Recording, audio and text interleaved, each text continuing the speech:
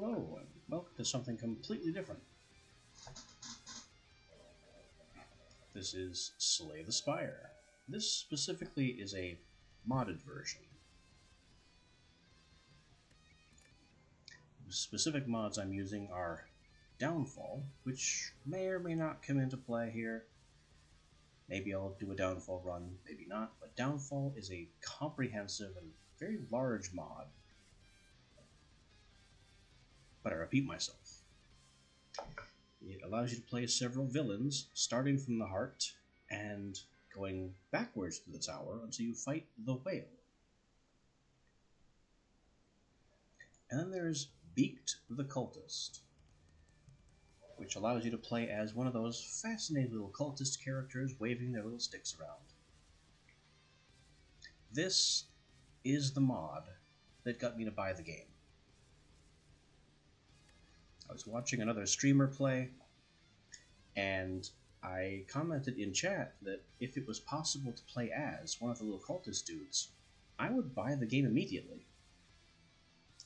And someone pointed out that that mod existed, and that Slay the Spire had a modding framework. So here we are. As a reminder, I upload all past VODs to YouTube, and I have a channel Discord available just below the main panel. So follow me here, like and subscribe on YouTube. Just participate and engage with my content if you like what I do and if you'd like to help me grow my channel. For now though, let's get right into it. We'll do a standard quest, and because we have Downfall installed, it gives us the option to do a standard or a Downfall. Downfall is, as I mentioned, a backwards run that starts from the heart and proceeds outward toward the whale, which is the normal beginning of the game, and you play as one of the villain characters. But I'd like to play a standard run right now. We of course have access to the Ironclad, the Silent, and the Defect, 3 classic heroes. I also have not yet unlocked the 4th character. I don't even know who it is. But what I really want to do is play the Cultist. I know this image is a little bit pixely,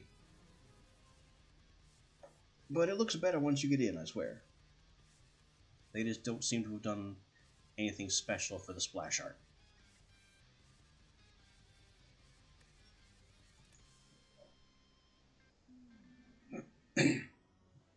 Yay, I have sticks! I love the way these guys are animated.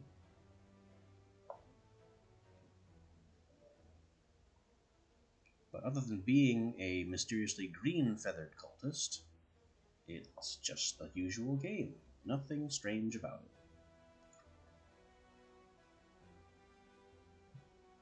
Except, of course, for our starting relic being Mending Plumage.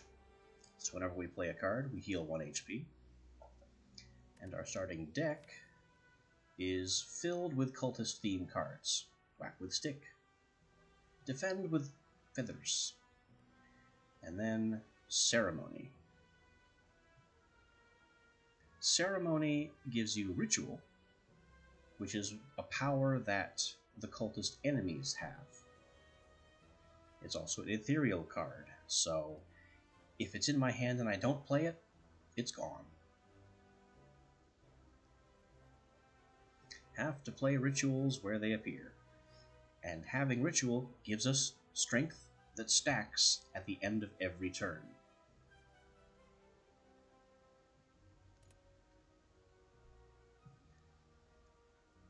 I think here we will upgrade. Can we get a better Ritual? Hey, that removes the ethereal property. Excellent.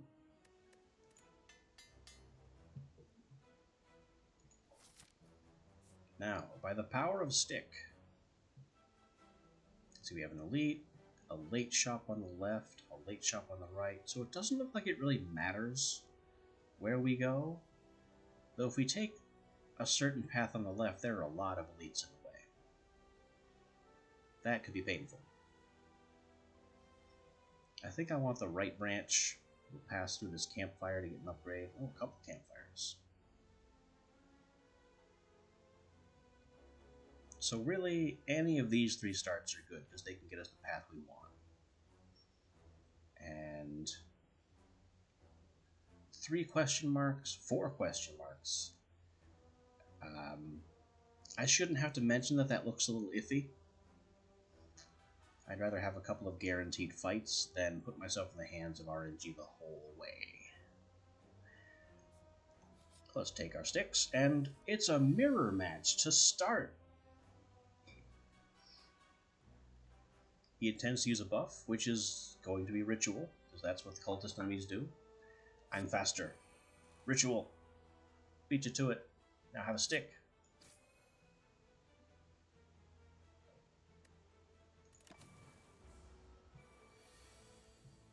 Unfortunately for me, his rituals are bigger. He gets 3 strength at the end of every turn.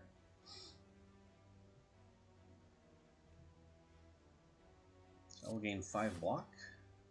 He's hitting for 6. That'll deal me 1 damage.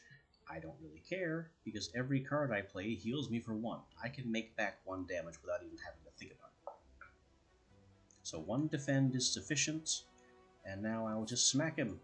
Smack him with sticks.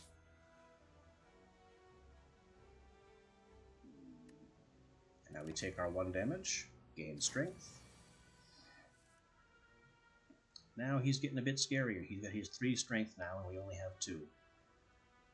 His rituals are bigger. He must be better connected to whatever god it's connected with.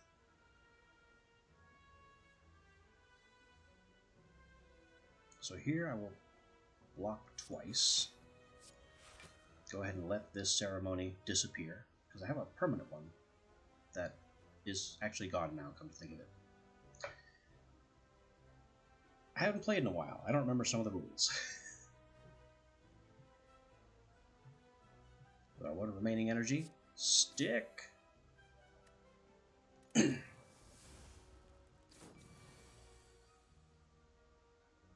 Now he's starting to really hurt, and I have no blocks in hand. I will cast another ceremony, and stick! This is going to hurt. Not much I could have done about it, though.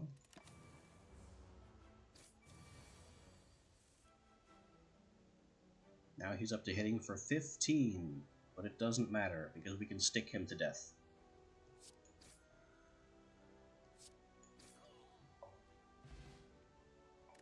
Take our gold, and see what we have.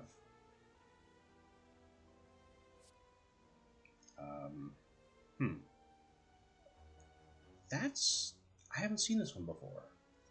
This would cost me a ritual, so I would stop gaining strength with that particular ritual, but gain plated armor, which is actually kind of terrible, honestly. No, wait, it's gain 1 plated armor at the start of each turn. That could go crazy. I'd like to have more energy before investing in something like that, though. Foresight, 5 block, plus a free energy. It's just a better block. And then this is one of the signature cards of the cultist. Anything that has Wither. So, redirect gives you block equal to your strength times 6. And with ritual being a core component of the deck, strength is in pretty good supply. But then all your strength disappears, and you have to rely on ritual to get it back. And then you have Wither. Wither makes some of the cultists' cards permanently worse. And it carries forward between battles. The only way to get rid of Wither is, I believe, with a campfire action. So generally I tend to avoid these cards, because while they are initially quite strong, they very quickly fade off and become dead weight, and force me to waste valuable campsite actions, which I could use to upgrade, to offset the penalties that they accrue.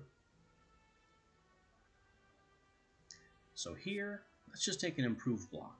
because one of our problems with that fight is that we ran out of blocks.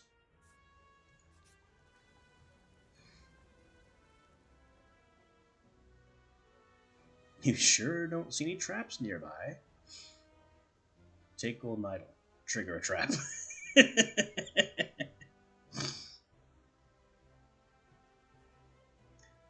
Whenever you're playing D&D and your DM says you don't see any traps nearby, that's a trap. So let's see what the trap is, because I could use faster gold gain. It's a boulder trap. And I apparently have several options here. Curses are a real pain. And 4 max HP out of 50, I'd rather take the 12. I can bet on healing that back with my Mending Plumage.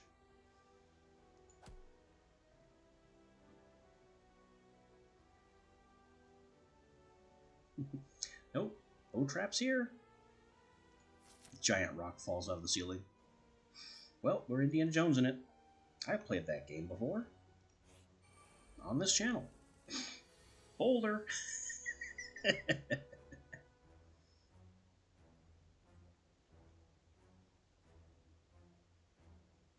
We have 12 damage incoming. It seems to like 12s. I took a 12 hit in the first fight, 12 hit from the boulder, and here comes 12 more.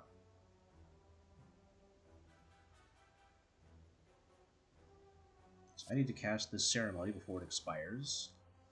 I can play Defend, and then I'm taking 7.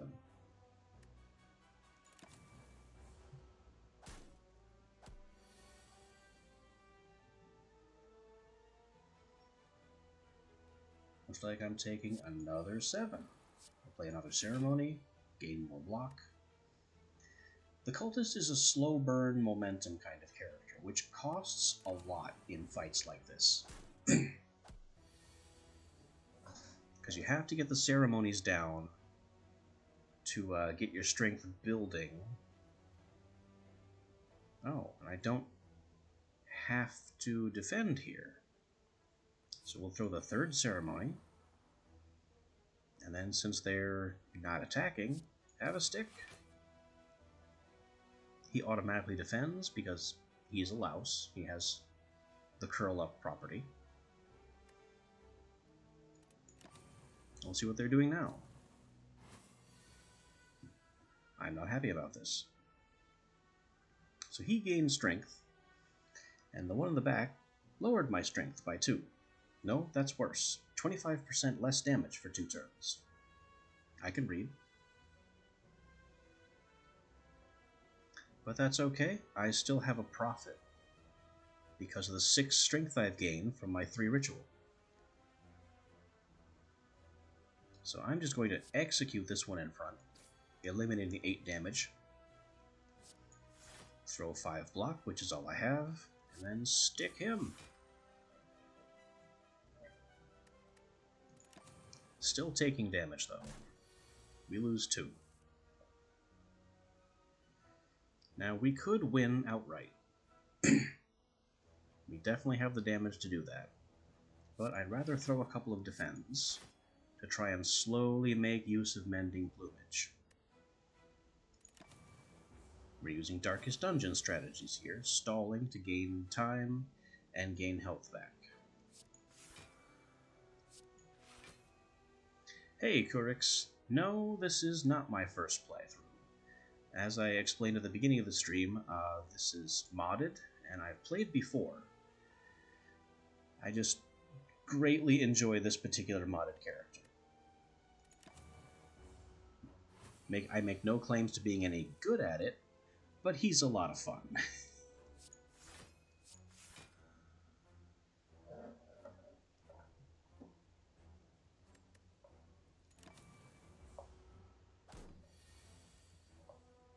So I'll just continue defending and stalling to see if I can make a profit. The mods in question are Beaked the Cultist. That's the one I'm playing currently. And then there's also the Downfall mod, which is installed, but not really relevant at the moment. I think it adds some question mark events to normal playthroughs. But unless you are playing a downfall run as one of the villains, most of it doesn't come into play.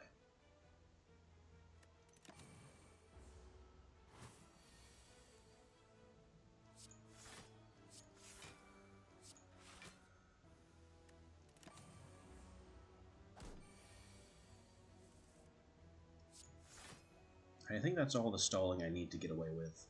This was an easy heal. I profited on health. Almost made up for the boulder. Let's take him out and move forward with our immense strength value and not caring about the weakness that he kept applying.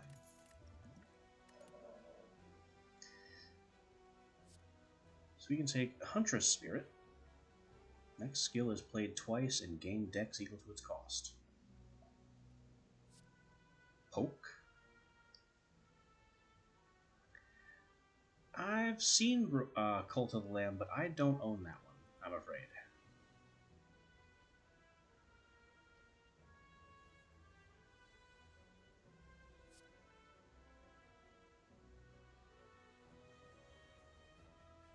This is another Wither card.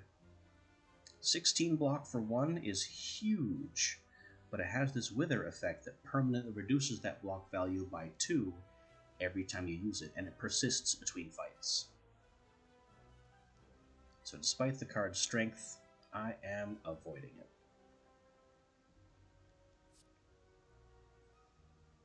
And I think I'll take Poke here. Card draw is always pretty strong, and if I've happened to draw an attack, I deal 5 damage for free. Yeah, cheers, mate.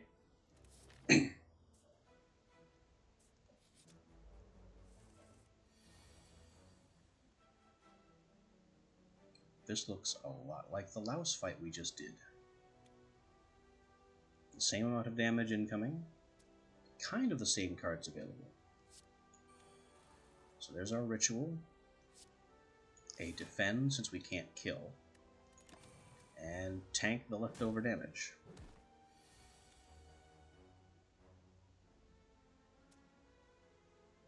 We got Poke. What are the chances that we'll draw a strike? Really low. So Poke would be a bad play here.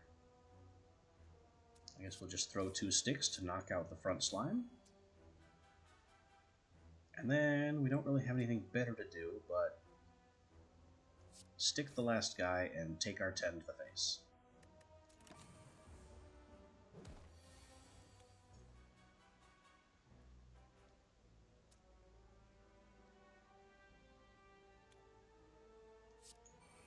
He's not attacking, so I can put Ceremony and Foresight, which is the same as Defend, but with +1 energy next turn.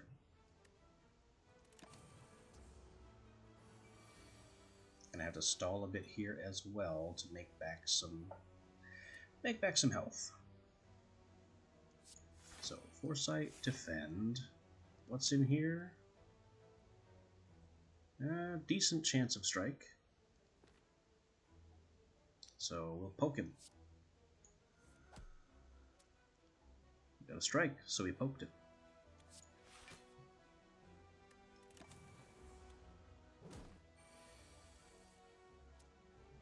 I am collecting slime cards, but I'm not really concerned about them.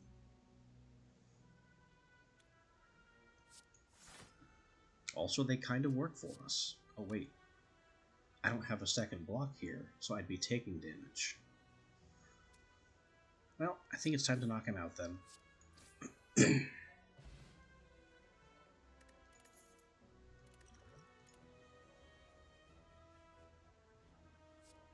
Transfer strength into thorns. It's an interesting thought. Ignore the next wither effect. Or redirect, which we've already seen. I like this idea. This means I can take a wither card and then make use of it without having it decay.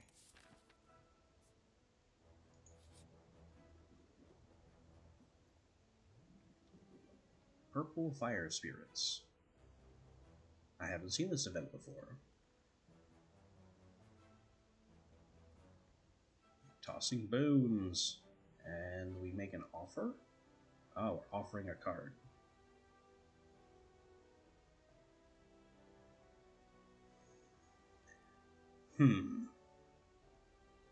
I really don't have much that I can comfortably throw away. My best option is to get rid of a strike.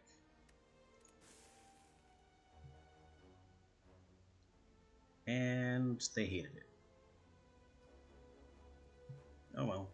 Still got rid of a strike.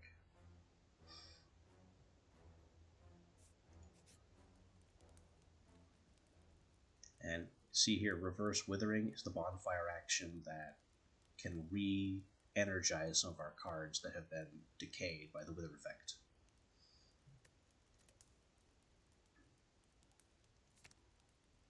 Ignore the next 2 Wither effects. That's even better. Poke. Draw 2 cards. For each attack drawn this way, deal 5 damage. And 8 block and 2 energy from Foresight. I think the Poke upgrade is potentially massive. 1 energy for 2 card draw is just strong by Slay the Spire standards, period. And then it has the potential of doing 10 damage, but I don't care because I've still made a profit on card draw anyway.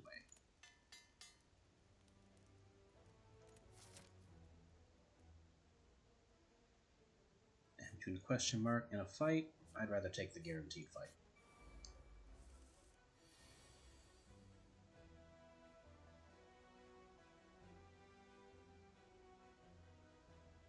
So our new Poke in hand.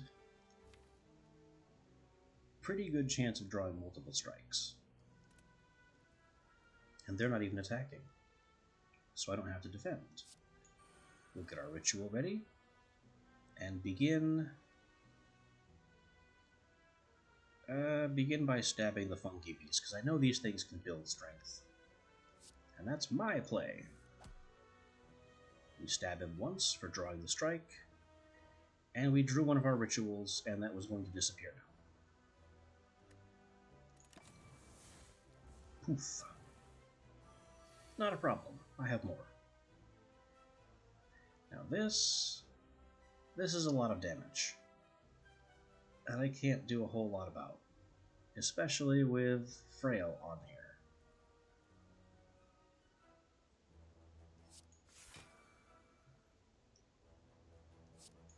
So I'll block what I can. Get a hit in. And take my medicine.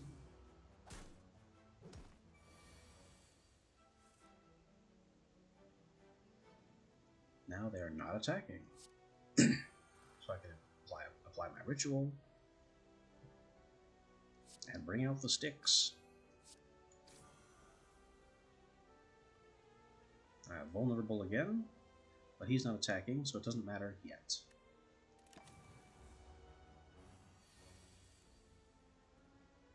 Still not attacking. Kind of wasting that vulnerable status, aren't you? Have some sticks. Have 30 damage worth of sticks. Do I want to? No. We'll defend, stall out a bit, gain some health.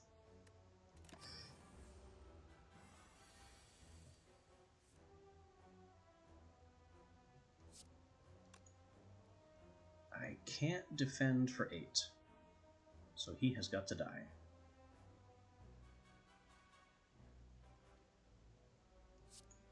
Well, we'll gain what health we can on the way there, and then smack him out.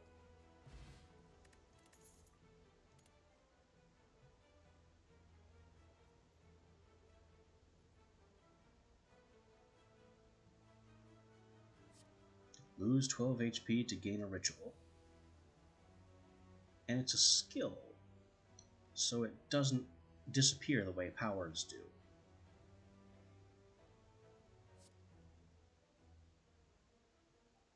I'm not planning to have any cards deplete.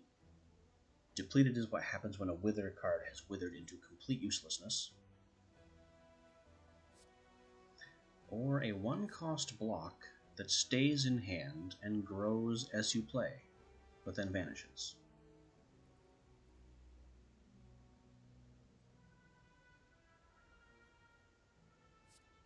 I'm taking the ritual. That's probably a bad idea, honestly, but I didn't say... I don't claim to make good decisions all the time. Can I smith it and make it better? That is certainly better. Now it's 2 ritual, making the 12 HP cost, in general, pretty worth it. Every time you play 10 attacks, gain an energy. Well, it's free energy. I don't see that happening very often. Now we're being attacked for 13 by a slaver. Most I can block is 10.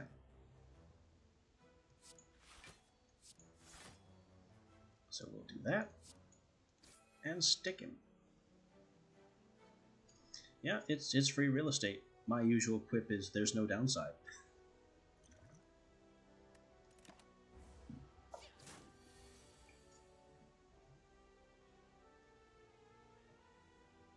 He's attacking for 8 and a debuff. I can only block 5. So we'll do that and get our ceremony down. And then take the punch. Due to the mending plumage and this guy's constant minor healing, health almost isn't real on the cultist. You can afford to make more mistakes than with most characters, but it's still not all gumdrops and rainbows. Especially not when he's hitting for 12, because I'm vulnerable. Also, there's no guarantee that I'll get any attacks with poke, since there's only 1 defend in my deck. But I do need it. I need more defend, so... We didn't hit him at all. We'll get 10 block down, and then a stick. These 2 ceremonies will both evaporate. But it's better than taking a lot more than 2 damage. Yikes. 19 is not a pleasant hit. Well, there's not much I can do about that. He keeps applying vulnerable.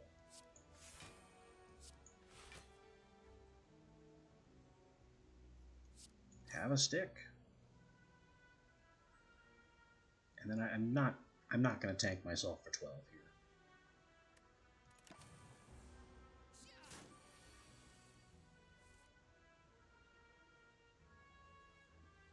Aha! The fool. He's not attacking. I have a debuff incoming, but I have no idea of knowing what it is.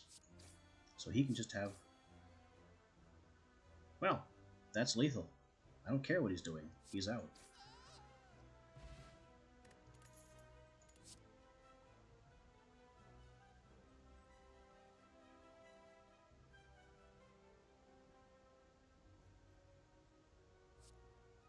"16 damage to all enemies, but withers." Interesting. Also 3 damage for free, but deals 6 damage for every skill. Also interesting for like a block heavy turn.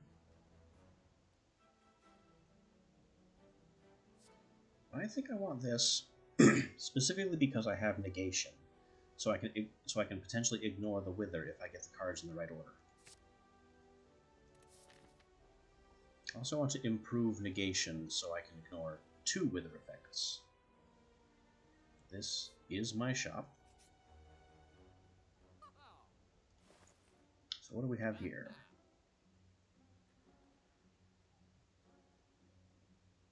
Blood for the Gods. Take 10 damage. Next turn, heal twice that much.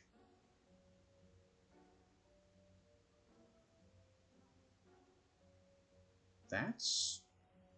I mean, that fits with how the cultist works.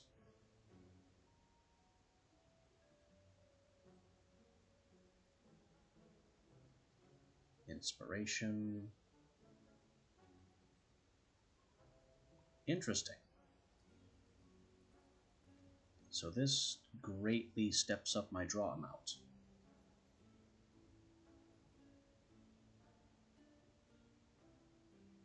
You have artifacts, 2 extra potion slots. You can play status cards to make them vanish.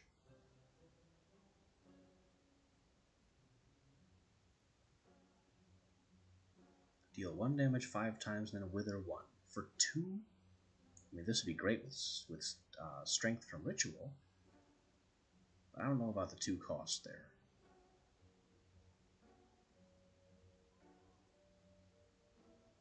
Yeah, let's grab the insight, and we can also grab Blood for the Gods as a bit of a delayed heal.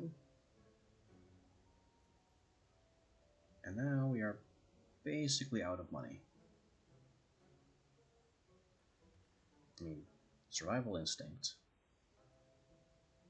to intangible and entangled. But again, it costs 2. If it had retain, this would be an amazing last-ditch defense.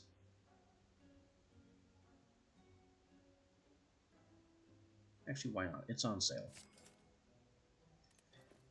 There's really no downside to having an emergency measure like that, especially with the inspiration we just picked up.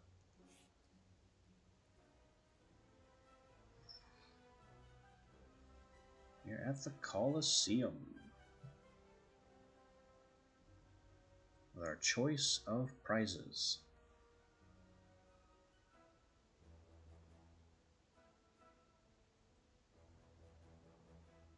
I don't really apply a vulnerable, so also applying weak doesn't seem to do much. Attacks that cost 0 deal extra 4. I don't have any of those. So I think I will take a free block for each card in my hand, which involves fighting Centurion and Mystic. These guys. The tank and the healer. Which are starting off really strong. That is some pain coming my way.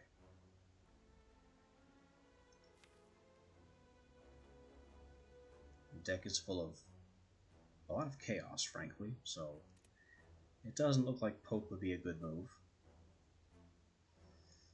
Honestly, the best thing I can do here is get one of my ceremonies going and block what little I can.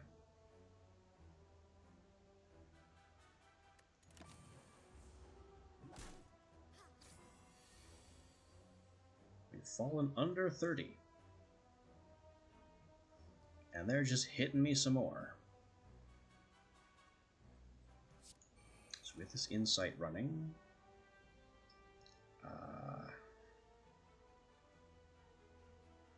invest in negation and play a block.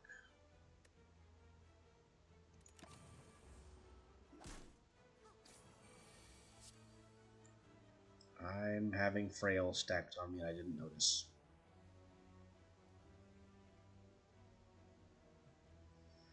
Well, now they are doing goofy things. So let's get some more ceremony going, now that they're not opposing me, and this is why I played negation. You can have that, and it won't wither on me.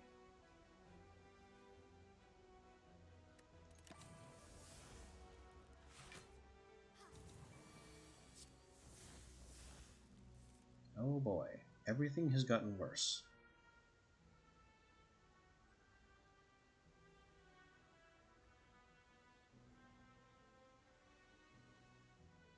At least I'm only taking 1 attack, but that's kind of copium right now.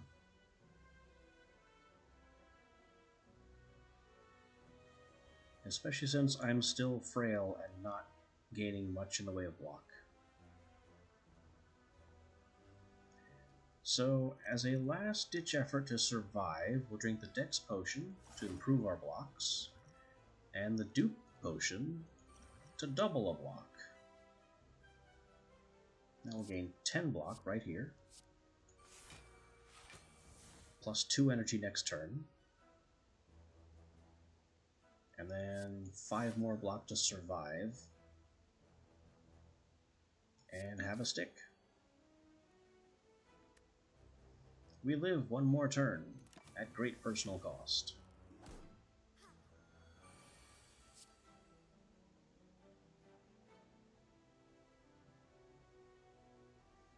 Here's poke again.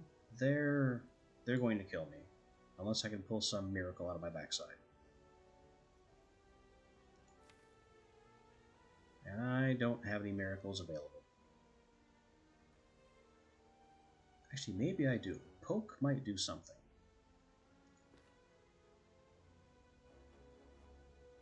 Poke could pull the inspiration and get me even more cards, or it could pull strikes and start hitting them.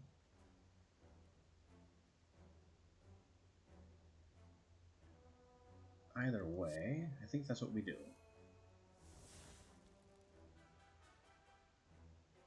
That is the worst thing that could have happened.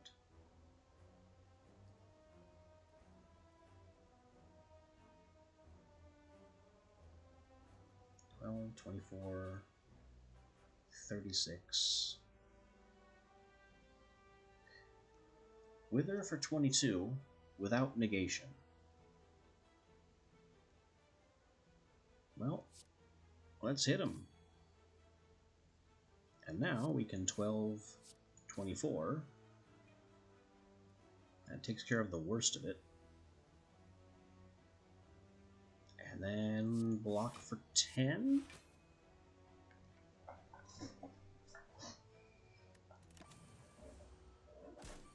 As hard as this guy hits, going down to one opponent is definitely nice. Windbringer is back. That's unkind. I'm not good with math, but I think we're dead here. 8, 16, 24.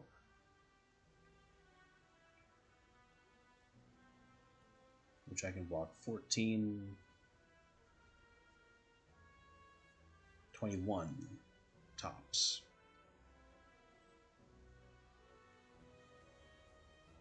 And heal for 3 for a net of nothing happens.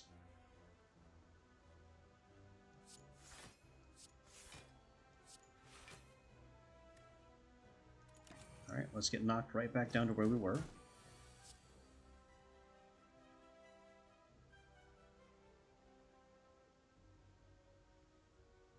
And now it's happening again. Well, we can block for all 14.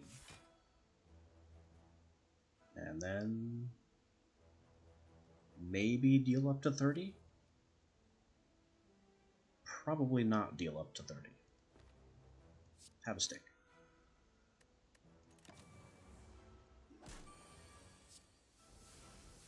There's 2 of our inspirations. 3 inspirations.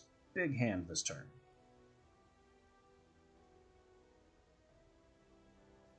With no defense whatsoever.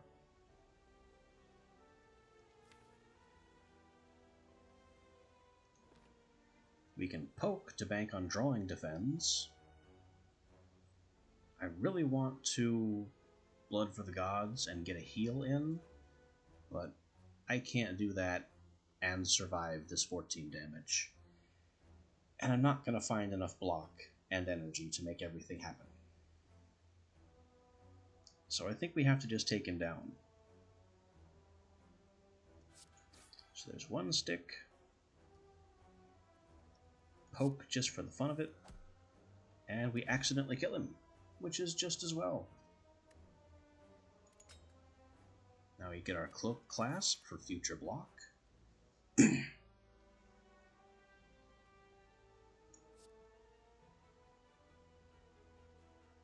Huh. That's really... Everything here deals with Wither. 5 damage X times. Apply X weaken vulnerable. Wither 1. Enemy loses 4 strength. Wither 1.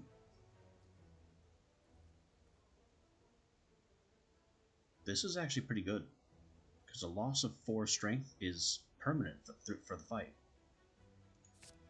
It's not like weakness or something that fades.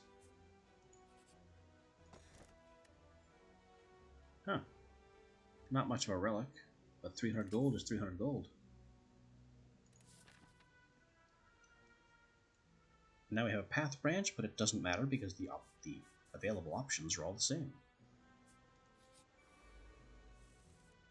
Oh no, not the thief. Insight will do us no good here, because the thief's modus operandi is to steal money and run away. So the game will not go on long enough for insight to pay off here. Neither will ritual, if any ritual comes up. So I just need to burn this guy down as fast as I can.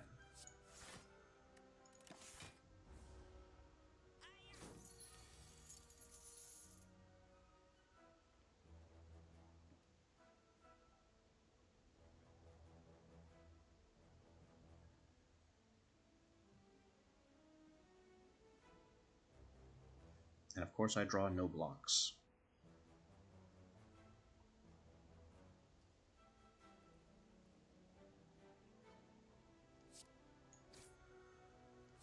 So we'll just push out as much damage as we can find. And we were given 1 free energy from the nunchucks. But all I can really use it on is this. May as well.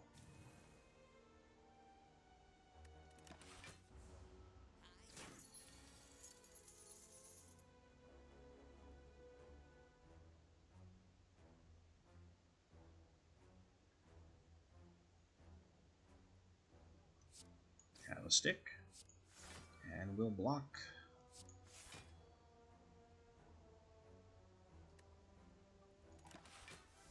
We get 2 free block from the cloak clasp, which doesn't matter because we were at our block cap anyway. And he's blocking, which means next turn he's running.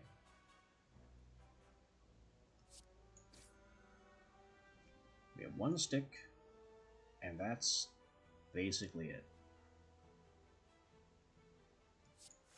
So we'll throw a block just for the point of heal, throw a ritual in case that makes something happen.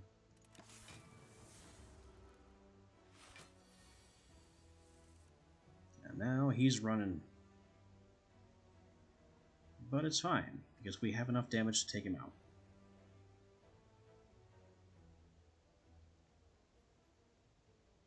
I will cast this just in, well, let's poke first. Worst case scenario, we only gain 1 health. Nope, we can gain 2 health. And then stick. Got my money back, got his money, skill potion, and what have we here? Draw 2, gain block, equal to their cost. Not a great block, but combined with card draw, it's almost good. 2 damage to a random enemy X times, and heal, and exhaust. That's kind of wild. Or at the start of your turn, play a random card of a random color on a random target. That is just wacky. I want to see what that looks like.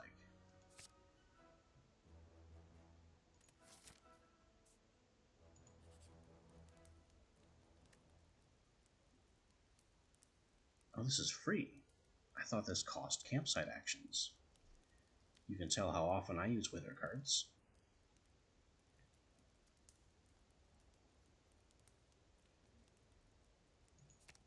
We will refresh Windbringer, so it deals full damage again. And oh, Insight Plus makes it innate.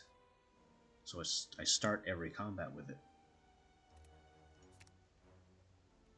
Blood for the Gods plus hurts more. Ow.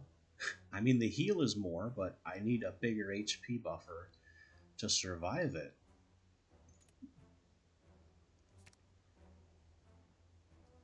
This just gets cheaper. This gets cheaper.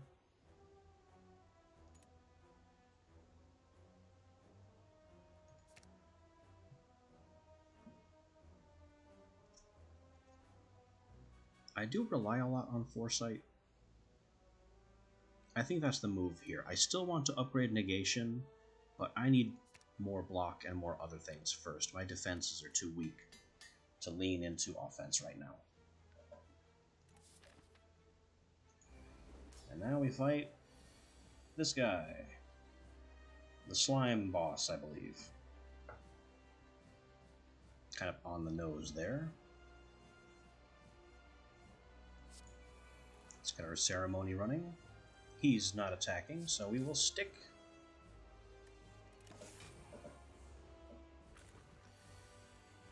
And that's a lot of slime. Now he's doing who knows what. We have poke.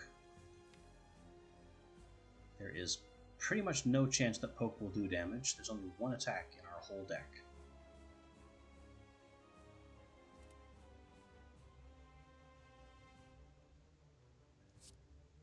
So we can negation for future witherproofing. Play this for 2 energy next turn. And give him the stick. Give him the stick! Now what are you doing? Preparing Slime Crush. That's gonna hurt. But that's why we have our emergency here. Congrats, you now deal 1 damage.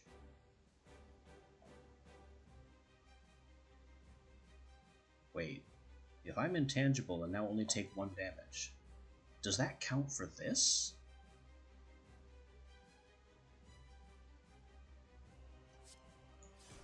Yes, it does. We found a synergy.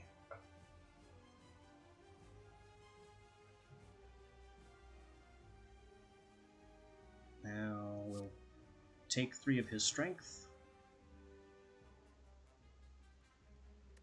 And that card did not wither. We take our 1 whole... No, we don't even take damage. We get the free block from the Cloak Clasp.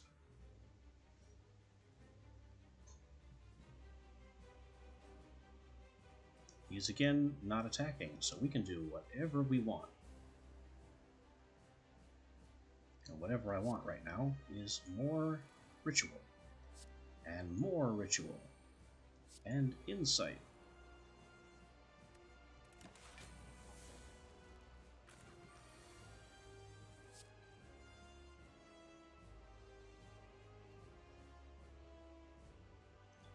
I think he's preparing another Slime Crush. That feels like what those question marks are. However, with what I have available to me, I don't really care. I can't do much about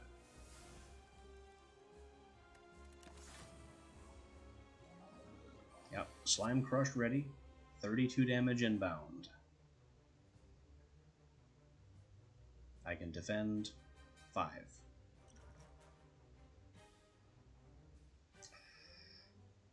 Well, I could throw Blood for the Gods.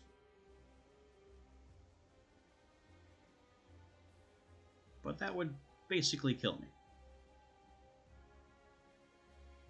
Unless I also defend.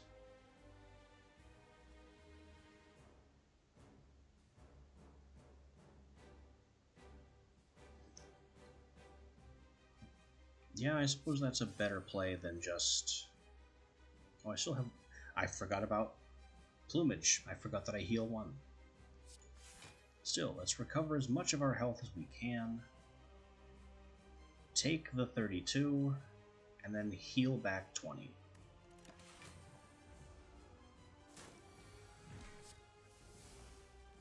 There. Still at 30 health. Still in pretty good shape.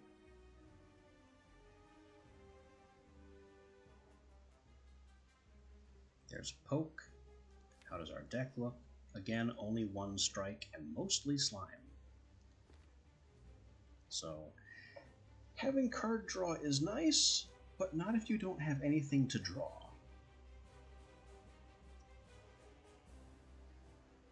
A little Foresight for the 2 energy next turn.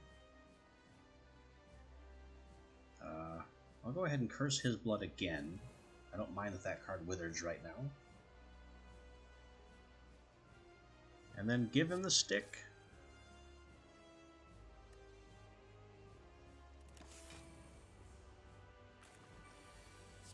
We get even more slime. It doesn't matter because we've drawn a ton of things. Alright, I want to see what Crazy Rituals does. So we'll see what happens here, and get some of these slimes out, but also stick. Now, he's not using Slime Crush. He's going to split.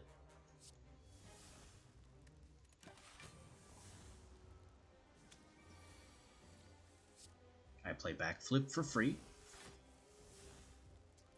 Now that's a hand. Cards everywhere. Unfortunately, the amount of damage incoming right now is kinda wild. And I don't see much potential for defense here.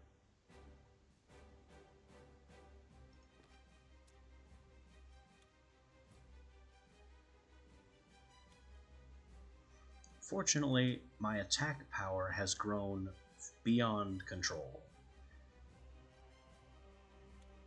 So I can just execute one of these guys. They won't even get to split.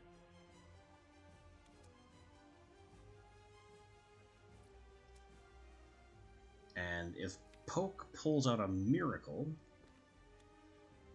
I could also execute the other one too.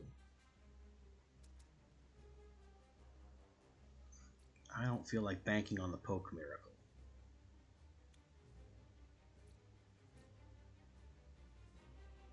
So we'll just obliterate the acid slime. I think that's the more annoying of the two. Oh yeah, you gonna split? You gonna split? Nope, you're out. Now 16 incoming. I have 5, 6, 7, 8, 9, 10, 11 from the Cloak Clasp. That's not bad. That could be worse. I think I can comfortably try for the Poke Miracle. Which doesn't happen. But that's okay. We have enough block that his attack is kind of silly.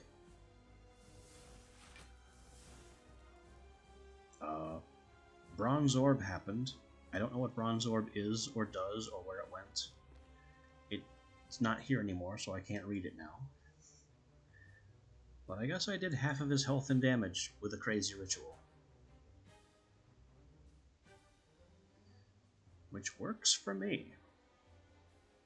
Let's gain 2 health from playing cards, and then knock him right out.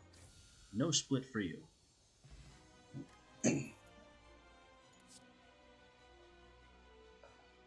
Killed the boss and managed to gain health doing it.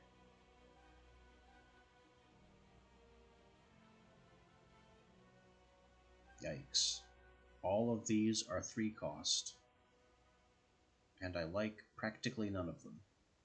Actually, I take that back. This makes our Mending Plumage heal for 2. So this could be amazing. As humble as it appears. Now we get a boss relic. Black Star. Incentivizes us to target elites. Maw Fillet. Specific for the cultist. Gain an energy at the start of each turn, but shops disappear. I like shops. I have money. And there's Snecko Eye. 2 extra cards per turn. Start combat confused. I forget. Does confuse fade? Well, let's find out. Nothing ventured, nothing gained.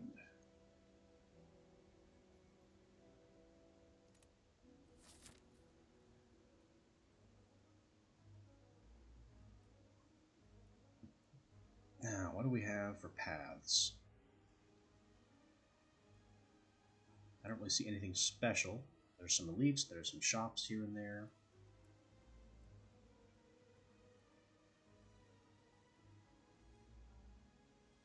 Let's go this way for the early shop. Spend some of the massive amount of money we've been collecting. It looks like I have made a mistake, and confusion does not fall off.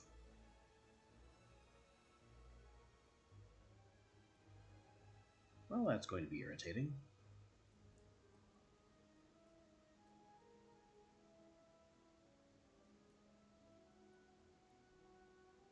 Now we can get inspiration and foresight.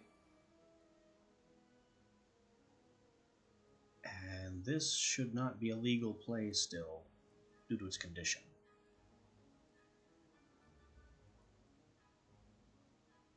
But I don't need to play anything else at the moment.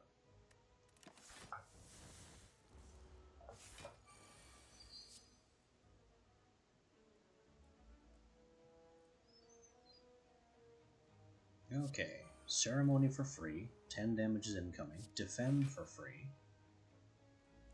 Cursing blood is down to -2 strength, it's withering away pretty badly. Crazy rituals, because that could do anything.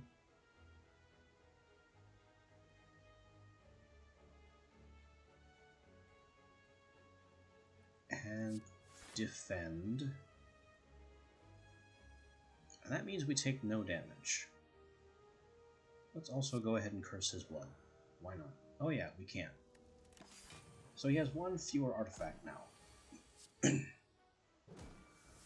I just dealt damage for free and gained artifact from Crazy Ritual. Free Ceremony.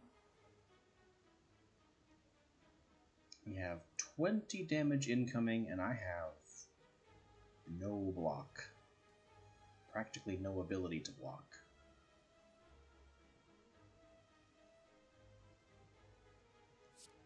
You can have a couple of sticks. Time for pain. Hey, 4 free block. And so much inspiration. I'm liking Crazy Rituals. It does so many wacky things.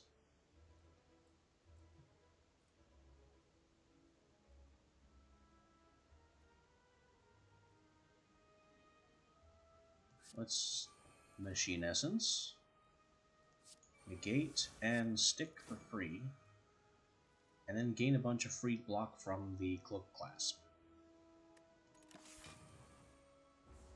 Haha! Who's foolish now? I don't know what I just played. I drew cheat from Crazy Rituals, but I wasn't able to look at it long enough to determine what actually happened.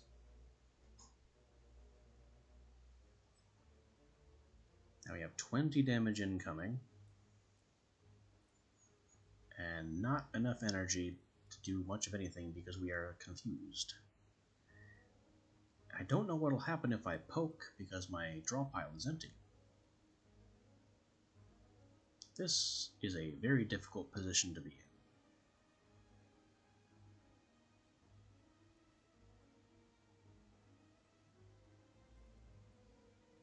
I could defend for a whole 6. 7, 8, 9, 10, 11, and then we still take 9.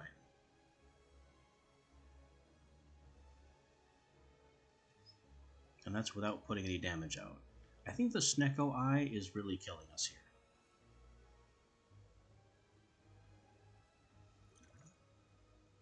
What does the skill potion grant? We can make it vulnerable. We can gain a silent card. Or we can have the incoming attack.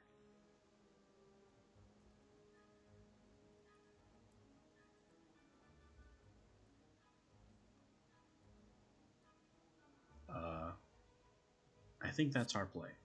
It's a crazy move. Here we go. A couple of defends.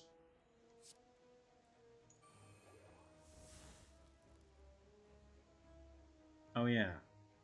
Artifact. So we just took an extra 50% of his incoming damage for nothing. I told you, I don't make any claims to be good at this. Whenever you play a collected card, gain a strength. What are collected cards? Do I even have any?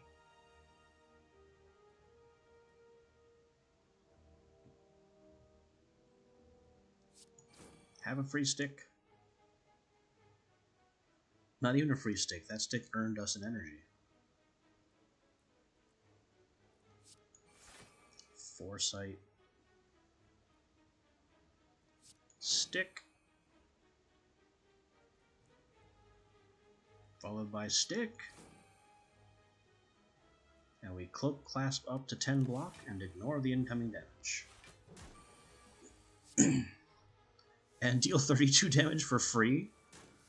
Wow. Crazy rituals, man. No idea what they could do.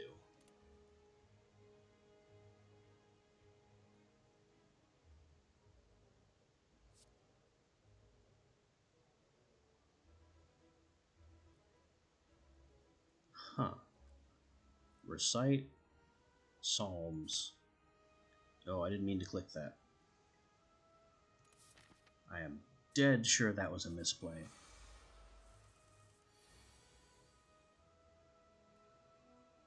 $20 damage inbound, but look at all the low-cost cards we have. Let's absolutely get Crazy Rituals running.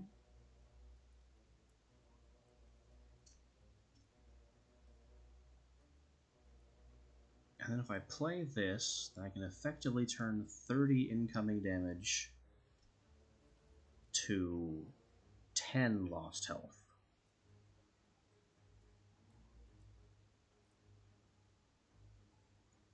It's not great, but it's a play.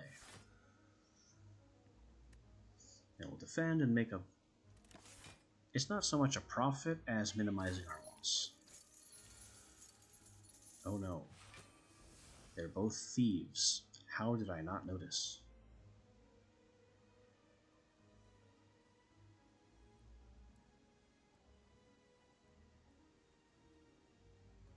And me without any real attacks.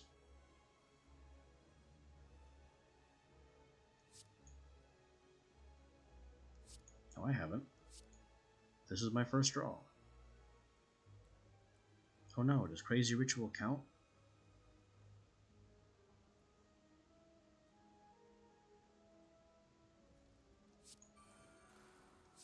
We are in bad shape here. I can at least block the damage, but I think we're losing money this fight. Gain 12 block. Block persists. I like that.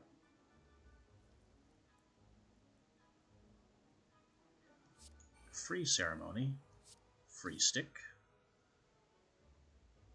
Free Negation, why not? And then does Poke do anything? Poke could hit twice. It does. That doesn't do a lot for us, but it's something. And we are taking a good chunk of damage here.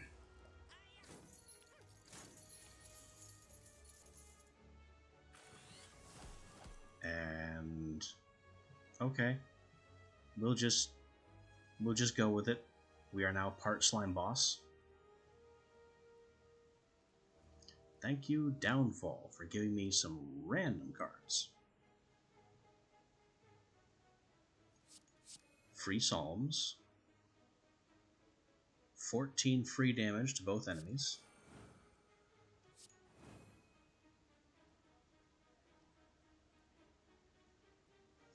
And no real attacks to speak of. They're all in here. Maybe I could poke.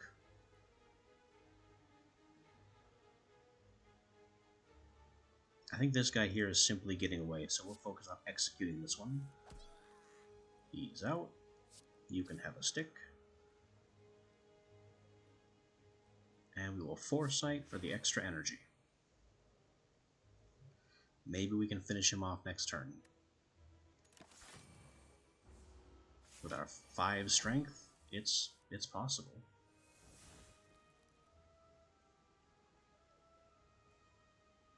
Now we have to get through, what's that, 31 health?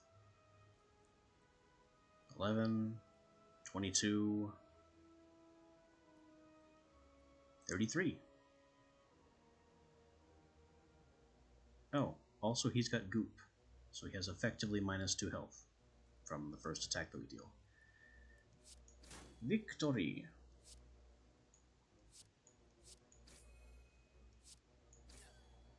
We get all our money back.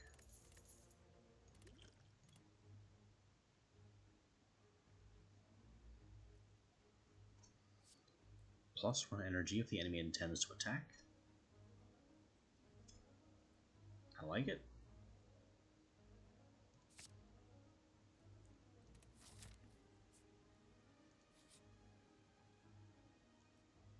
They want all my gold.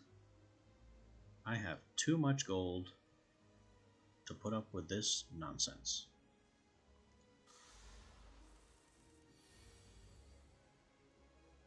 Why do I have an orb slot? Where did I get an orb slot? We don't ask these sorts of questions.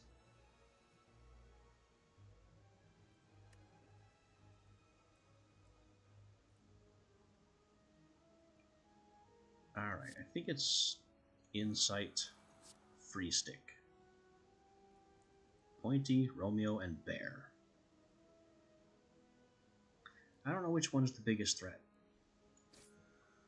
So we'll start with Pointy, take 10 damage that we could have done nothing about, and see what happens.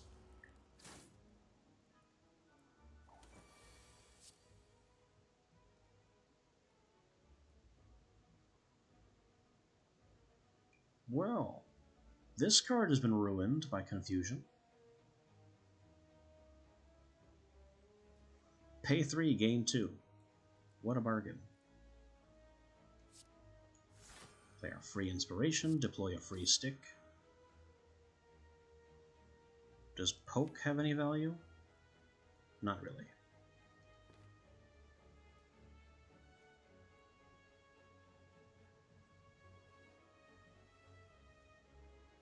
Best I can do is curse this guy for free.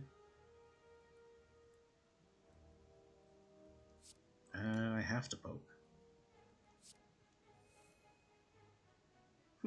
Free negation, sure, and defend. I can, however, execute this guy with a potion.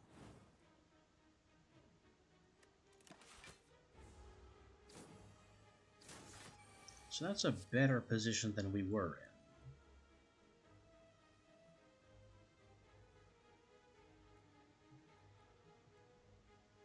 And now with our negation, Windbringer doesn't decay. We're weakened though, which is not great.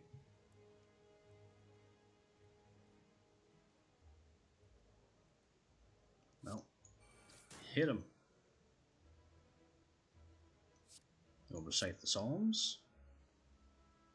Hit him for 6. And then, really, what have I got at this point? Block and crazy rituals. See if the rituals can save us.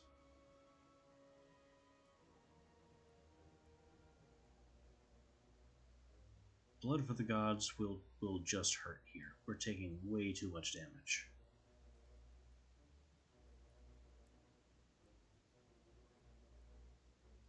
Well, it's still effectively +10.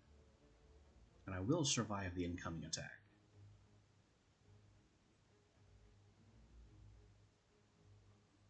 And I'll be in a better position for playing it than I would if I didn't.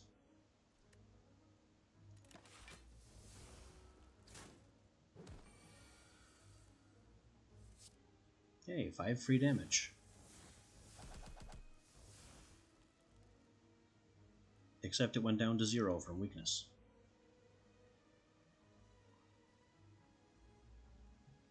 Free Machine Essence. We now heal for 2 every time we play a card.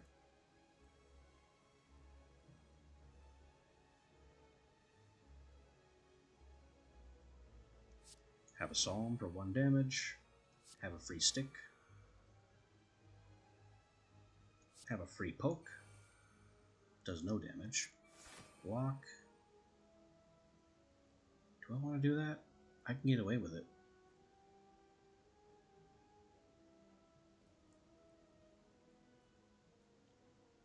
Yeah, I can get away with that. Ceremony up.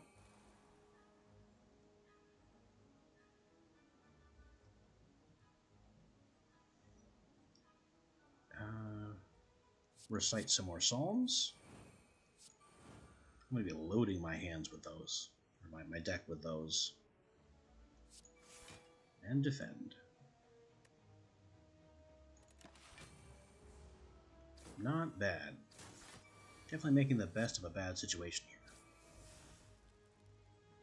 We dealt free damage with the Crazy Ritual, which had a lot of other effects that we don't care about.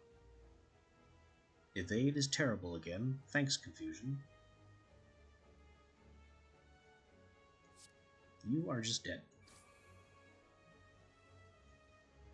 Now we only have the last guy to be concerned with and 5 energy to deal with him. Blood for the Gods makes us a prophet again.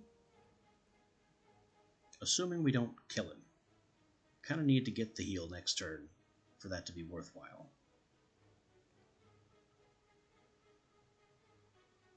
So to get there...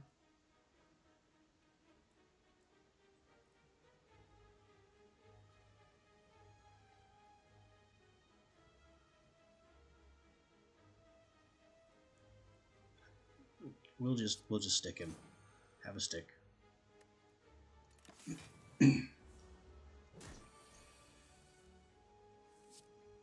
Hey, madness.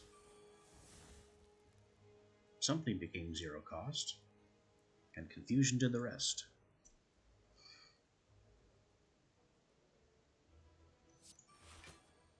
Throw some free cards just for the healing.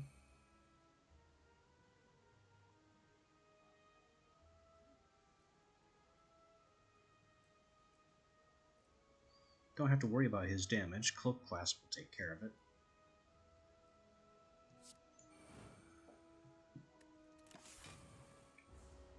So I can just smack him around a bit. We've managed to get to full health.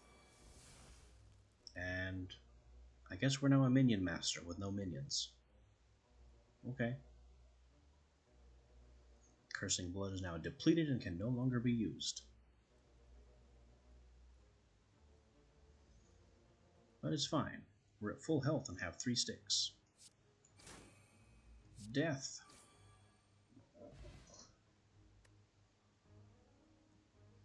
Now we have the red mask, which should help our first turn.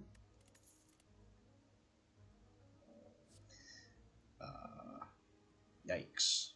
I know I said HP basically isn't real because of all the healing that we can do, but this is taking that to the extreme. Let's take a Tucking Feathers Plus. It's card draw, it's block, and Snecko Eye could make that crazy. Let's make the Confusion work for us. And now we can shop with all the money that wasn't stolen from us.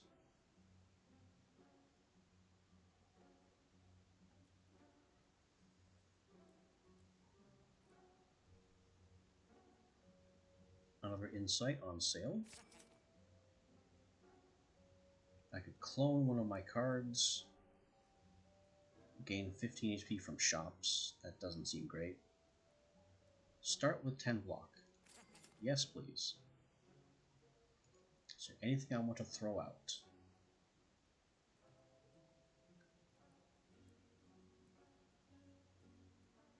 I don't... You know, Evade should go. Because Snecko Eye is ruining it.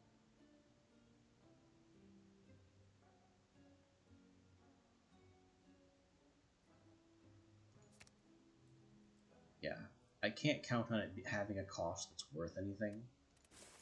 So it's just hamstringing us at this point.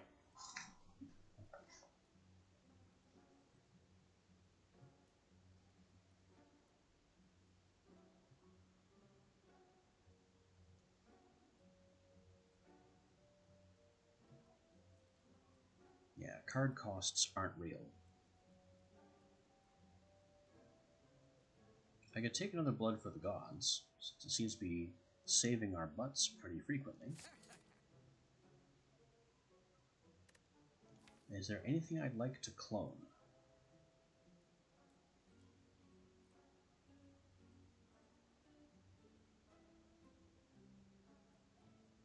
There actually is. Watch this.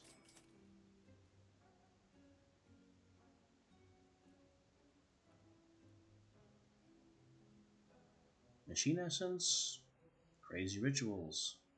Both would be a really good pick.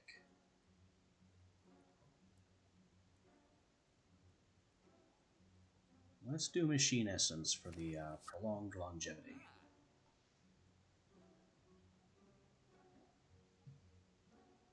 And I think that's enough shop. Unless potions?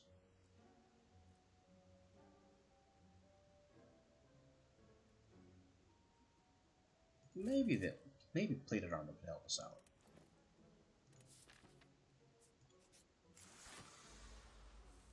Speaking of plated armor, it seems that idea was copied.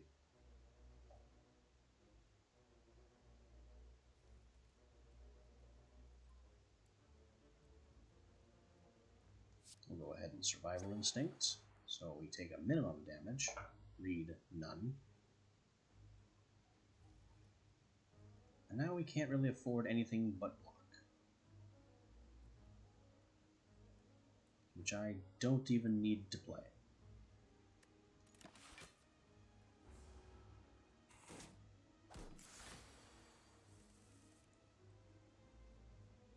Machine Essence for free.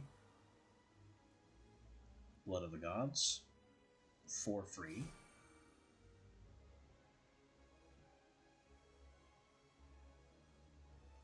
The costs here are out of control. And I guess negation for the future. Don't really have many other options at this point. Now we get slapped, but heal most of it back.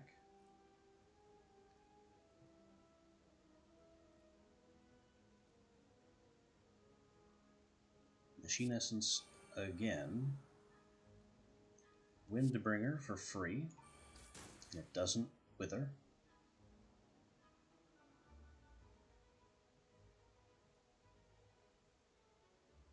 I need to bang on this guy to get his plated armor down. But I also need to not get slapped.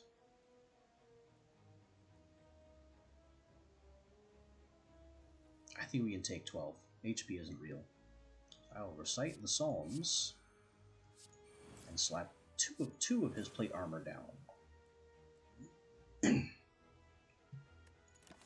Also, conveniently killing the rat in the back.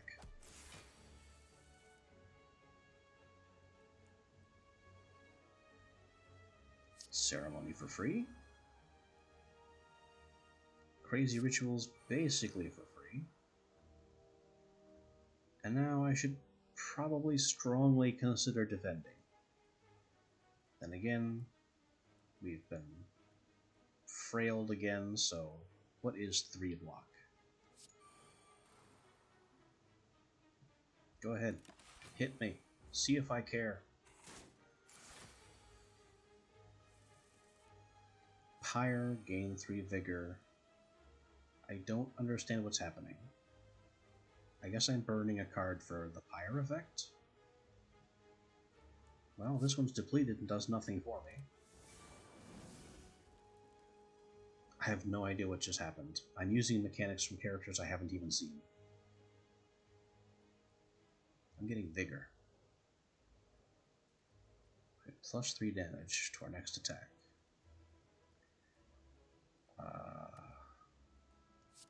Blood for the gods.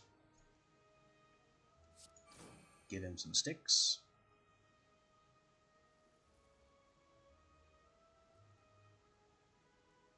I can block at full strength here.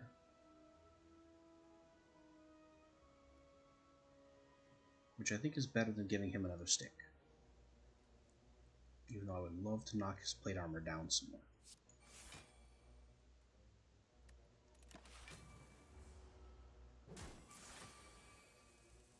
Have 8 damage for free.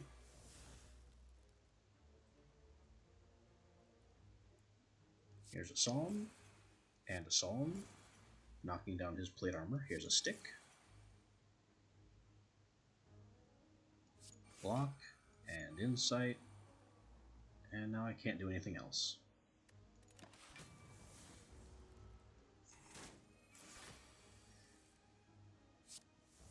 At the start of my next turn, enter Wrath. I don't know what that means.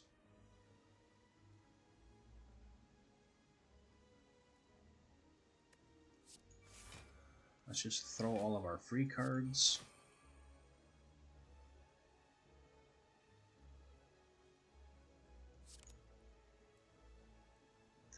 This is dead.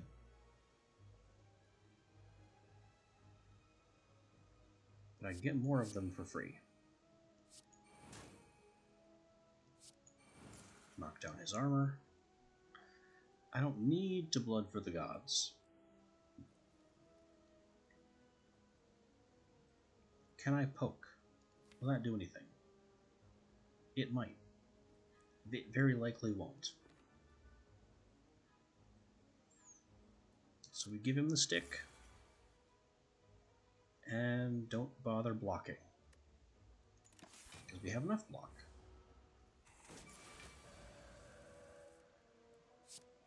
Now we are in rage mode. I don't know what that means. Wrath. Deal double and take double damage. Well, we have learned that Crazy Rituals has a downside.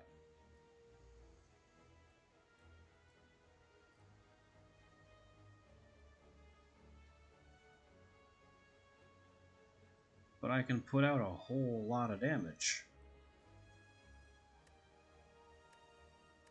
Except for this depleted psalm. So I have a free stick for 20. Now I can deal another 20. I think I have to use the Windbringer and let it wither a bit. Because I am not defending up to 36. So we'll just finish him off with the Withering card.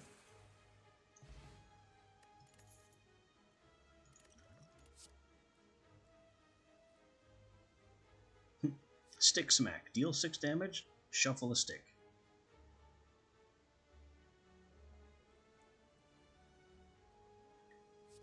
Yeah. More stick.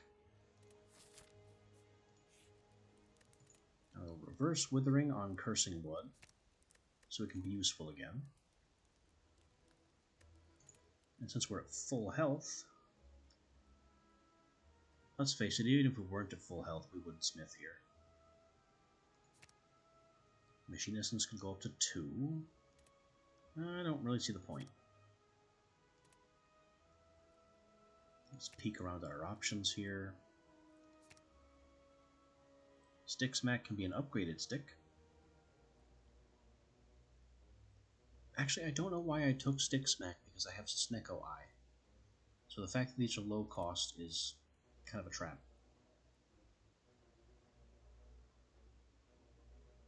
Let's improve negation like I keep saying I'm going to do. Make Withering less of an issue. And now we have an elite to face. Well, that's a lot of slavers.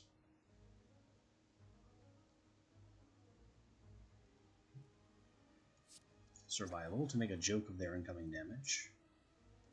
Machine Essence. Foresight. And we don't need the block. And I don't think... And drawing could cost us some ethereal rituals, so I don't really see the value in drawing things that we can't play.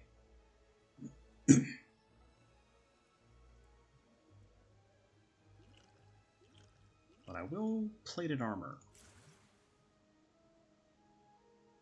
It's a goofy power, I don't like it, but at least here it will work.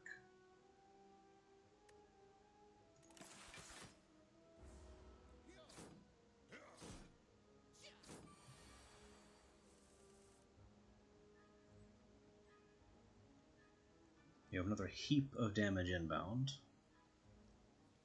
and everything that we own is weird. 12, 20, 27.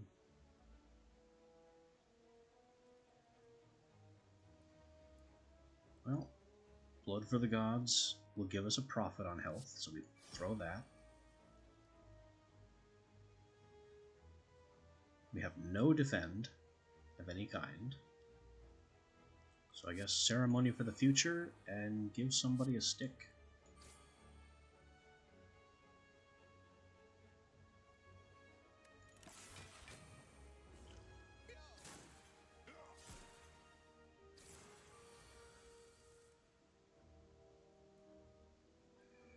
Alright, free ceremony, free negation.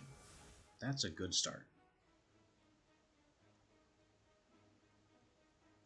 We have our other Machine Essence and Psalms, but they are dealing 32 damage.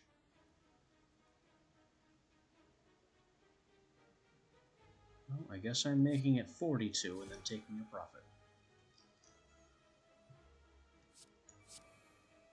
We'll hit him with the Psalms. We will chant you to death. Oh, that cost me my negations. Oh, that's fine, I suppose.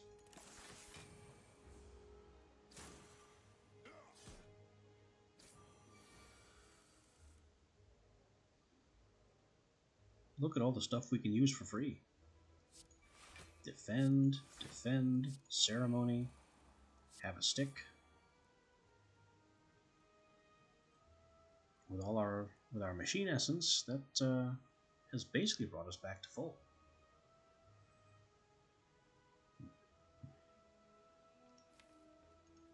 Poke might not help.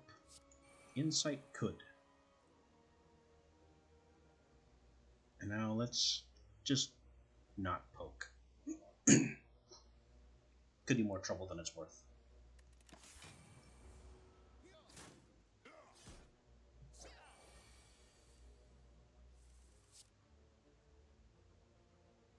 Now we've been hit with Entangle and cannot attack.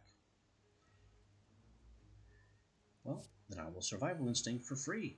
Can't hurt me now. And if Survival Instinct is up, then I can Blood Ritual basically for free.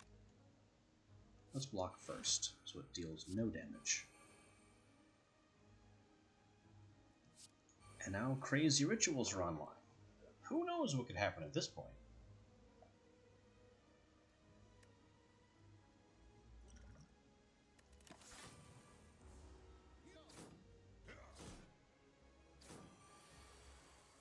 Apply 1 week and code. Okay, you get a week. Does that help? I don't know. We can go crazy with the Psalms some more.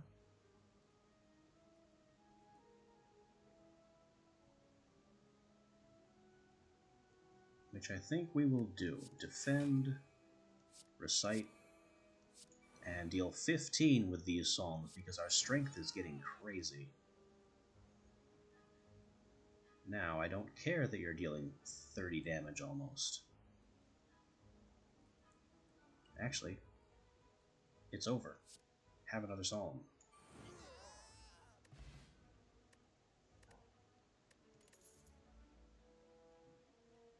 Shiny Bauble.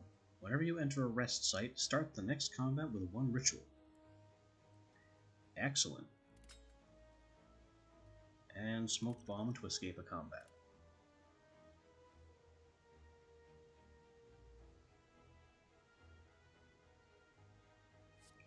More Stick Smack. maybe. Yeah, sure. More stick smack.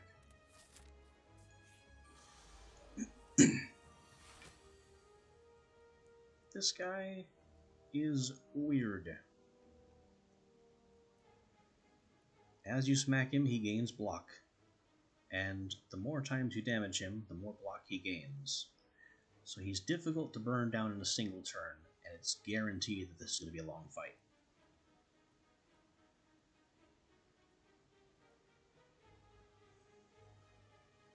So we're going to have to rely on Ceremony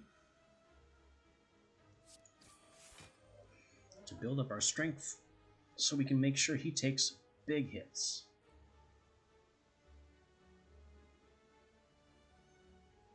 I could Psalm him, but that wouldn't really do much due to the... Yeah. Malleable means that hitting him a lot with a bunch of weak attacks is not the strategy.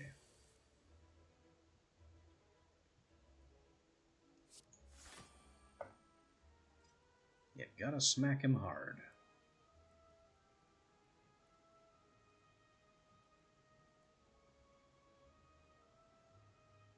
My options here are just awful. We can get stick smack going. And that's it.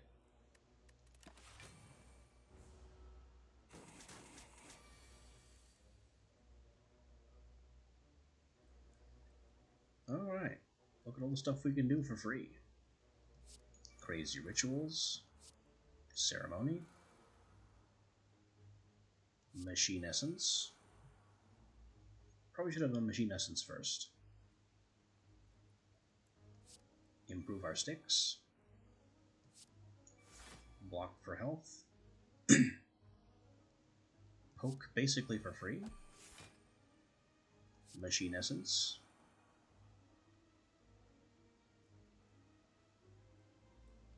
Now I kind of don't care what he's doing. We've been weakened.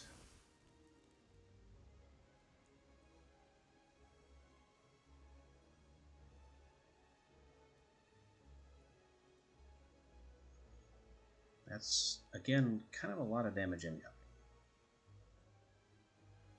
And us with no blocks.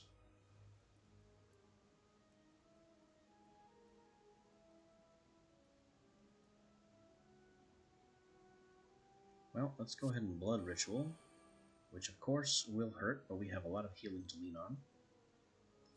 Insight for more options in the future, and smack him with a stick.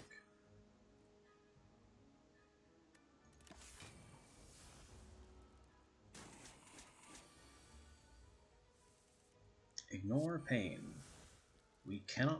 Our HP cannot be reduced this turn. Well then, Blood Ritual for free.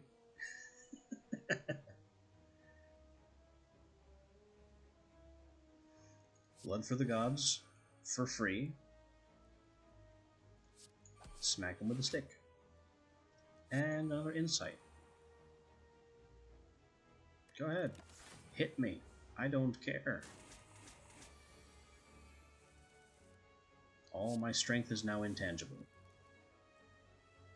I guess that's okay.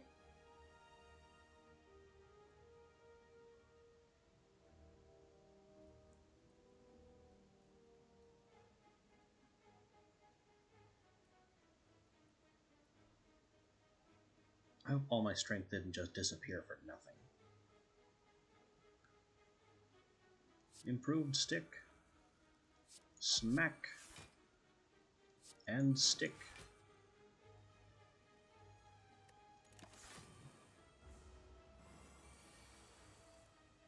All that intangible that we just gained from having strength vanished. We played Nirvana. I don't know what that did. I was too busy looking at my strength and intangible vanishing. Whenever you scry, gain 3 block. Well, I can't scry.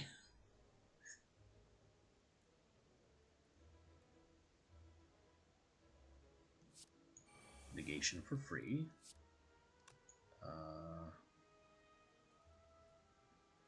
Stick.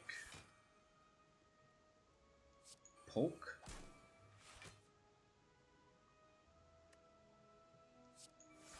Do a block, stick, recite the Psalms, hit him with the Psalms.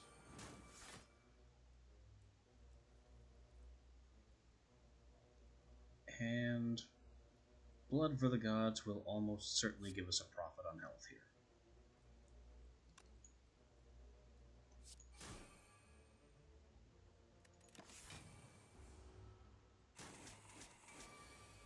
Yep, full health. We're gaining 8. Oh well. A lot of things just happened there, but they resulted in victory and we have full health, so I don't care what happened. We win.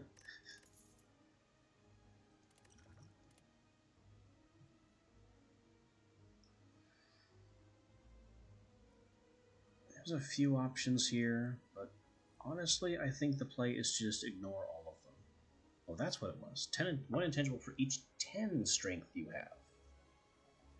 So that's why it only became 1 intangible.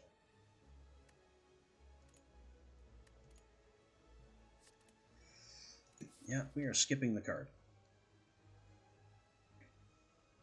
And then I still have money. So let's go this way for the chest, rest, shop. Looks like a plan to me. Huh. Adding attacks to our deck automatically upgrades them. Brilliant. We can unwither Windbringer. There is no downside to doing, since it's a free action and it's the only withered card we have. And we get basically a free smith here.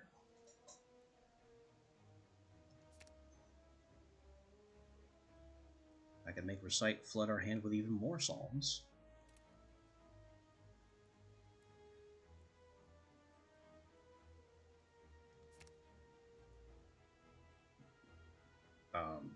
This is not great. Considering the wither effect, this is not worth spending a smith on.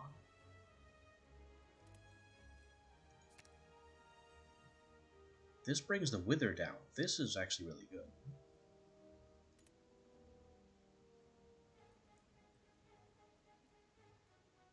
I'm not seeing a lot of other options. I mean, bringing the cost down here doesn't matter because Snecko Eye randomizes our card costs.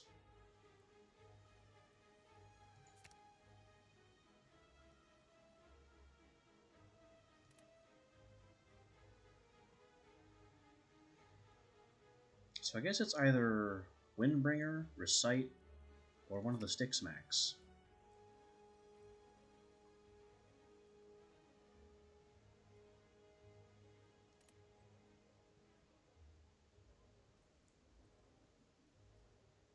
Let's do Recite, because when the Psalms are added directly to our hand, they are 0 cost, and Snecko Eye doesn't mess with them.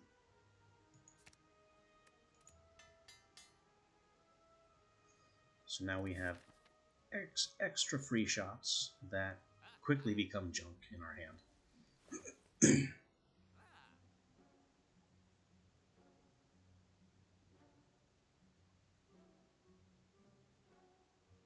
I could take another upgraded stick stack.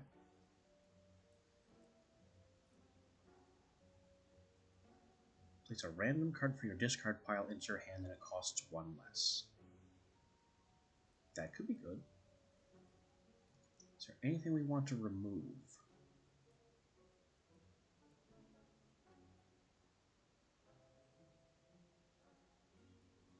I don't think so.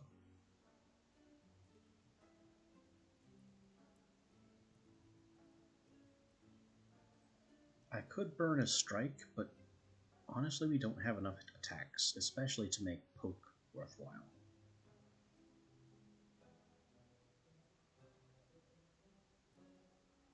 Actually, we can remove some strikes because we have Stick Smacks to rely on to replace them with. Take Maddening Murmurs. Kind of like the idea of it. And now we're broke.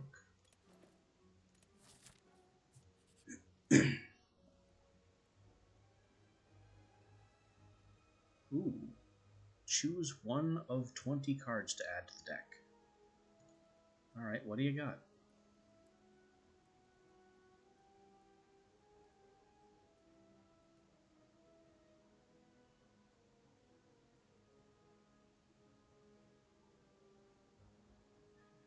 You do not appear to have all that much. This looks like the entire beaked deck to choose. Well, I could get a defect card. Deal 0 damage to all enemies. Strength attacks. Strength affects it double. Triple, sorry.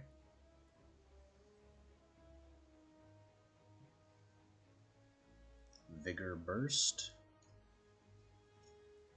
is kind of weird.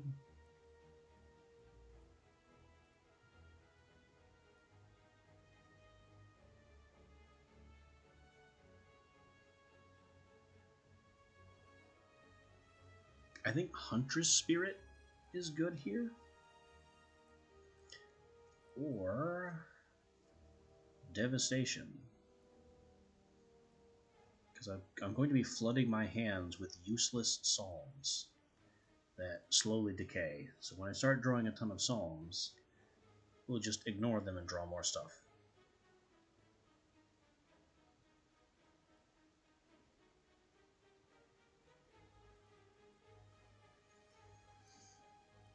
I think that's what we go with.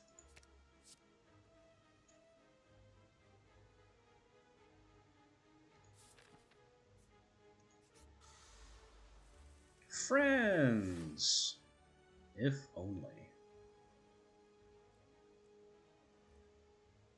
Well, they're going to start by casting rituals. And I need to make some decisions myself. So we will play Maddening Murmurs for free. Hit him with a stick for free. And now with our available energy, do we ceremony here, or do we Windbringer to get the hurt started? I could also flex and then Windbringer.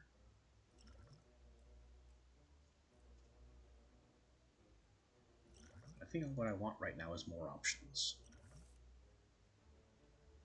That didn't help. Snecko Eye is still making everything too expensive.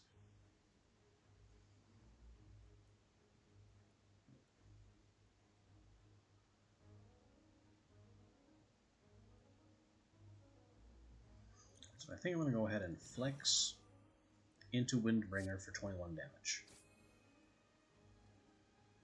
Which is about as strong a start as I'm going to get.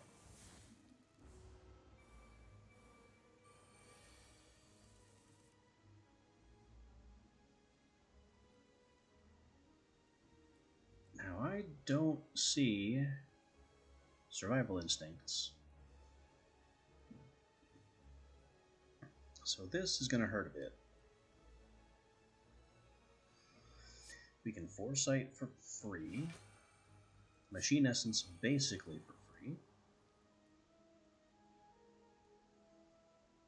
And then maybe the Psalms will help us out here. 5, 10, 15. Nope, still getting hurt a bunch. Well, time to tuck feathers and make Snecko Eye's cost randomization work for us. There we go. Now they don't deal any damage.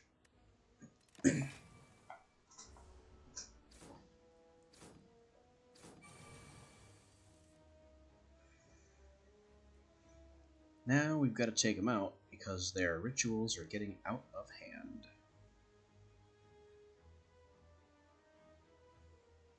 Or I could Survival Instinct to make their damage a joke.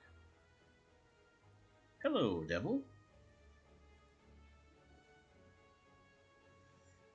Also Ceremony, since now I'm not taking any damage. And we'll get the crazy rituals running, because they are such fun.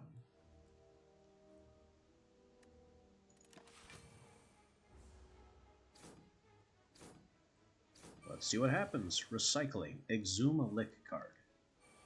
I don't have any lick cards. It does nothing.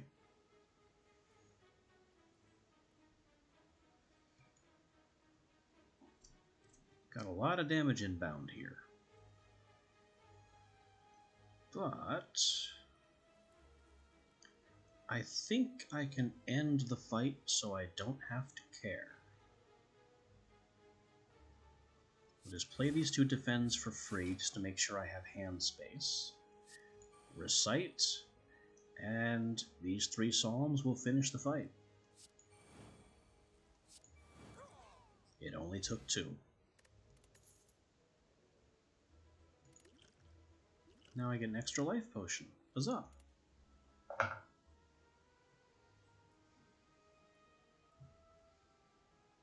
I don't like any of these. I guess technically this could actually help us.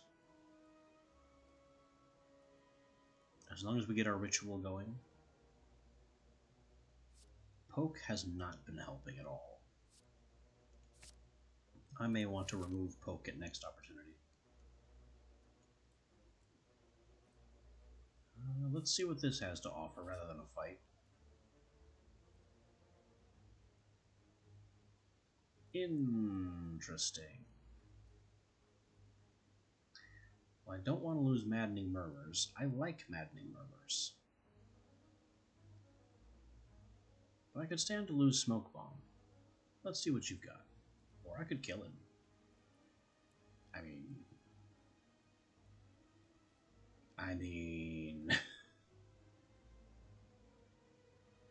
yeah. Let's beat up the suspicious man. Oh. I thought that would go to a fight.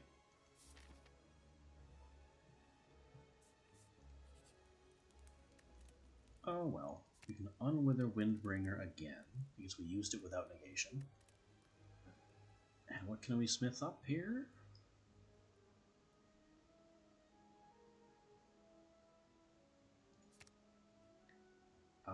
I feel like that would get out of hand. How about this? It from costing 1 less to costing 0. I like it. And now we face whatever this is.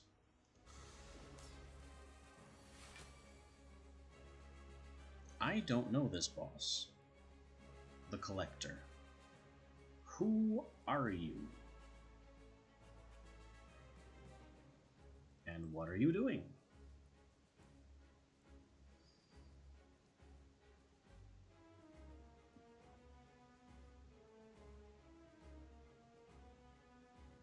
Well, I seem to have no good options. So we will negate for the future. And can we poke him? Maybe. Once, plus a strike.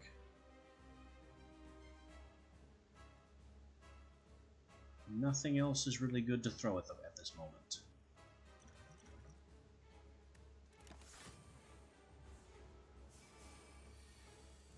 Oh no! Friends!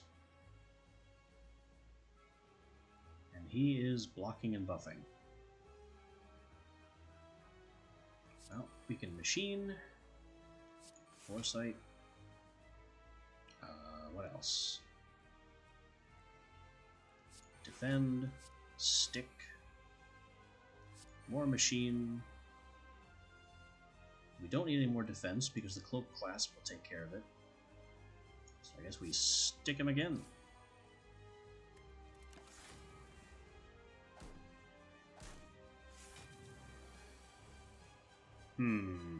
Strength for everyone.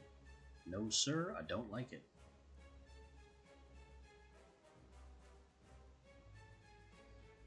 So, we are in the tangible. Throwing ceremony. This for free. And do I curse your blood?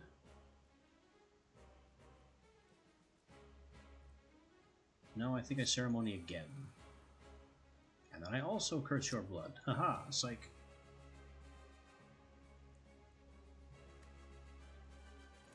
Now we take a whole 1 damage, which we will then heal immediately later.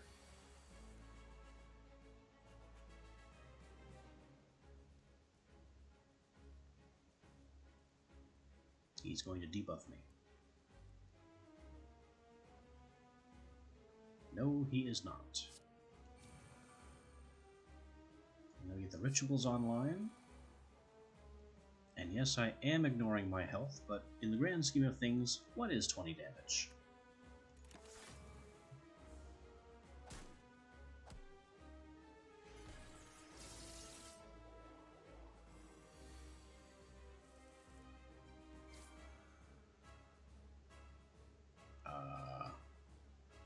What are we doing here?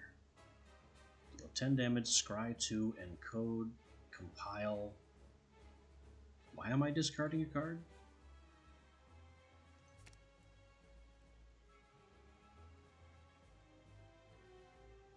Sure, that one can go. I don't know what's happening. Crazy Rituals is not always comprehensible. Maddening Murmur for free. And that's a lot of incoming damage. There's not a whole lot I can do about that. Not with Snecko, I'm making my costs ridiculous.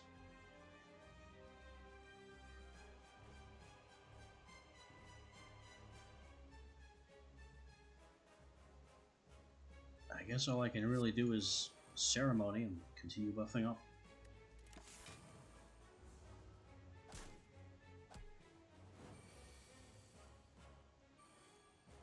Huh. Choose a card, then I don't know what's happening.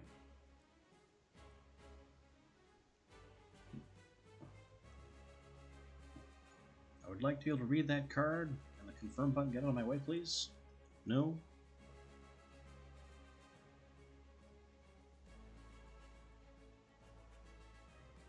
Well, one of these 3 cost 6 mechs can be exhausted, I guess.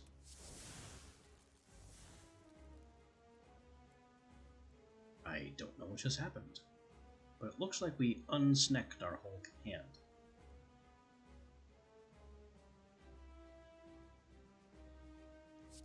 Block for free.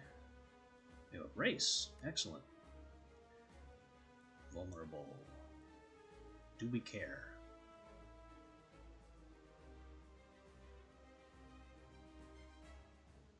Neat. Very neat. But we have no attacks to chain off of it. And that's not an attack either.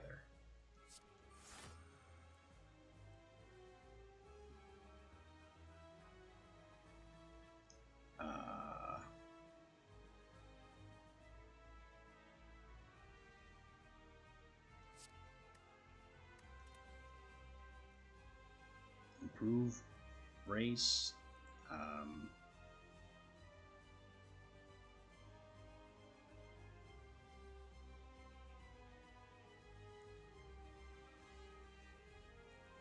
I really don't see what I'm going to do here.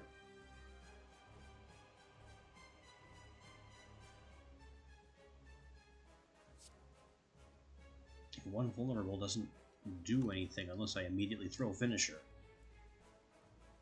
For a whole 15 damage.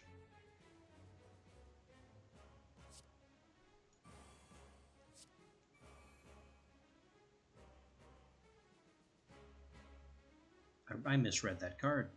I just threw finisher for 0 damage. Congratulations! You're a fool.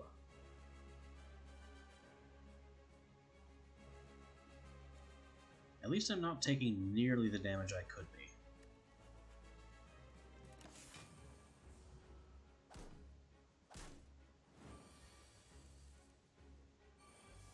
Okay. 6th seal has been thrown.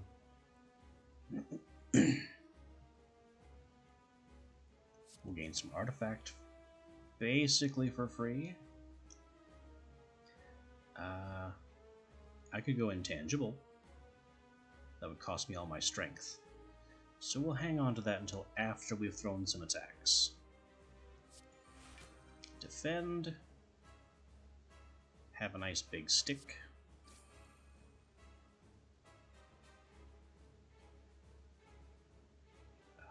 We will do this for the energy next turn, and then go ahead and Shadow Fade.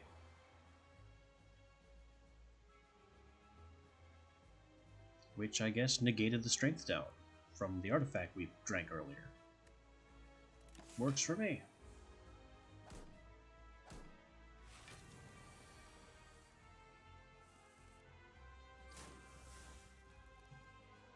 Deal free damage with a ritual.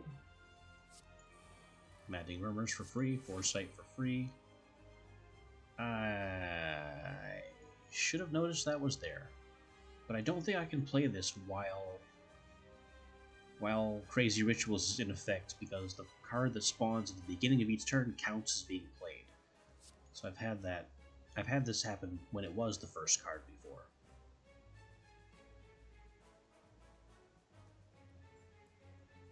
Well, that's okay, we stick for free.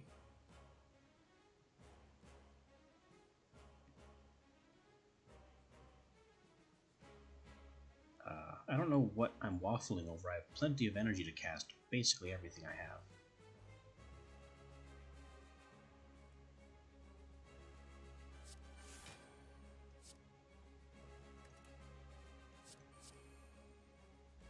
And okay, have some poison. Bouncy, bouncy, bouncy.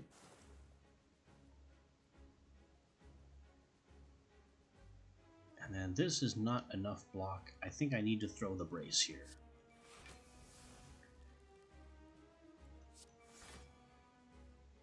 Will that even be enough? I'm not good at math.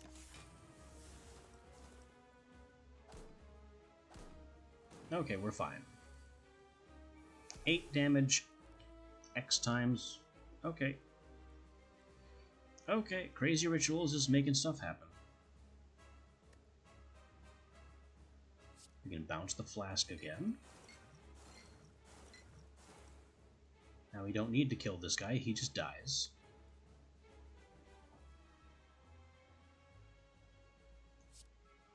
You can have a vulnerable for free, and then big stick.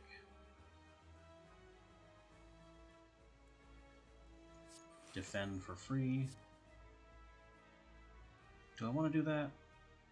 I kind of want to do that, but no. The better play here is to just burn some of our own health, so our strength can ramp faster.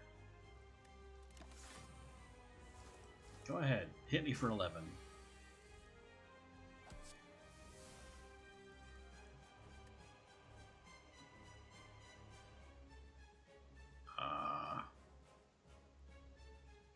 Okay.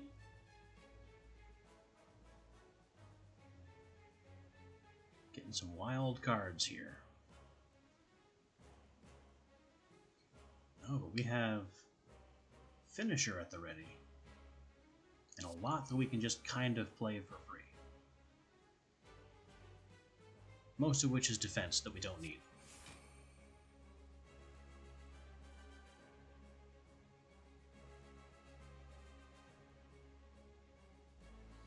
Again, Finisher with no available attacks. And no way to draw cards. Well, this is an attack. So you can take a nice big hit here. That's now in stasis and will help me draw more cards. And you can have another 60 damage.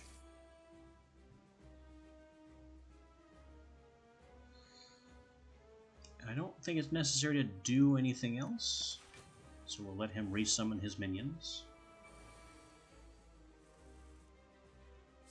And Warrior Essence goes crazy. Crazy Rituals took him out. I now get a free Hexaghost seal because I Crazy Ritualed a seal card.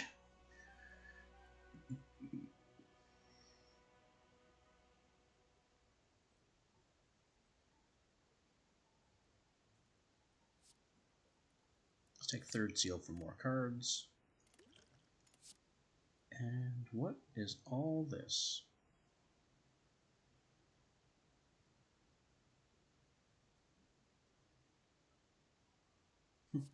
Double your ritual. Yikes. Ignore 4 wither, but it withers. I think my upgraded negation is enough. Let's do this. Costs 1 less for each boss killed. Cards cost 1 less energy. Let's see Snecko Eye mess with that. Choose any card of any color. Gain an energy and add a slime to your discard pile at the start of your turn. Start of your turn? If it was the start of combat, that'd be nice, but I don't want to ramp up that much slime. 1 strength for all enemies. You know, that could be worse. I think we will take 4 energy. 4 energy per turn, and all our enemies do slightly more damage. We heal so much that HP isn't real, so I'm fine with that. We're going up against Die and Donut. We have a late shop on the left, several shops on the left.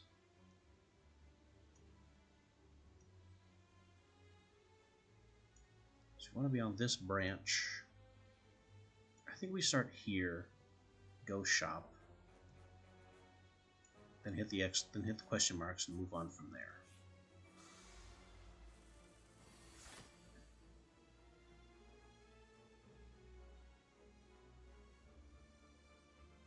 He just has a status called Strength Up, which is ritual, but better. You jerk.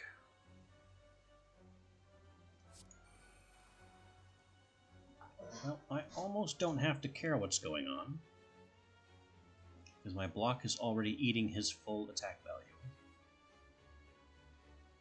So we will Machine Essence just in case things go bad.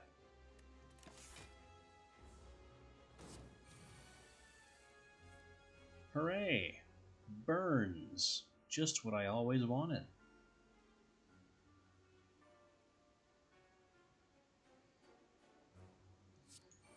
You now do no damage. And I can draw more cards.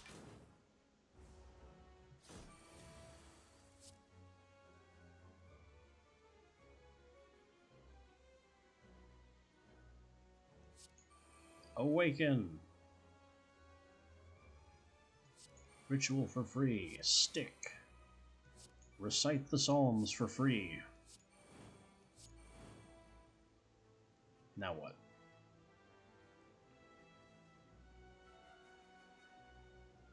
I think we Blood Gods for the health profit. Do we also Blood Writ? That'll give us a net loss.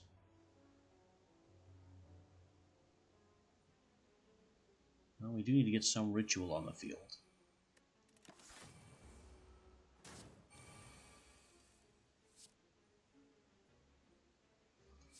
More Machine Essence. A whole bunch of free cards. And we're practically at full health again. More ritual. He's dealing 25 damage? I didn't even look. I don't care. My ability to regenerate is too strong. And it looks like Snecko Eye is still messing with us, despite awakened form.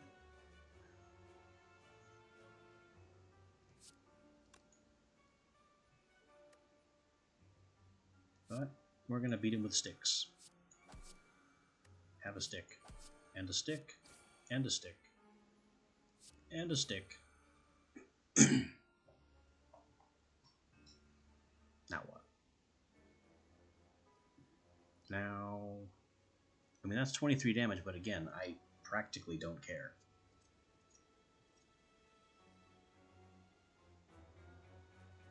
I'll just Ceremony. That's how little I respect this enemy.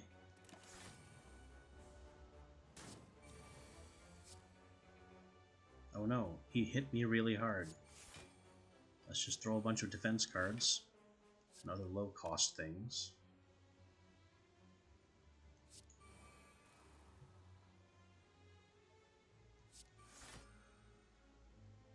There, now in all practical terms, I am fully healed up. Sure, he's doing 31 damage. I don't care. He's dead.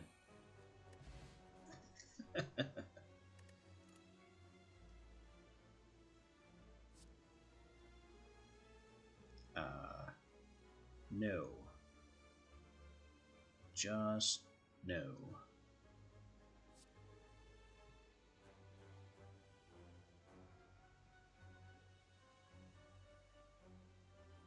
Wither -1? Oh, I see, I see. It exhausts more cards for the draw every time it's used. And I already have a Devastation. I didn't want the improved version. So this is just skip it. It's terrible. And here I could use another Survival Instinct.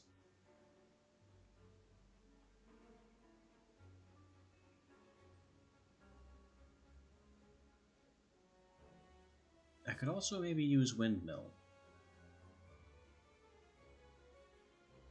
And we'll take this. We play a lot of skills. These other cards, these other things, don't need them. And there was something I said I was going to remove because it wasn't helping.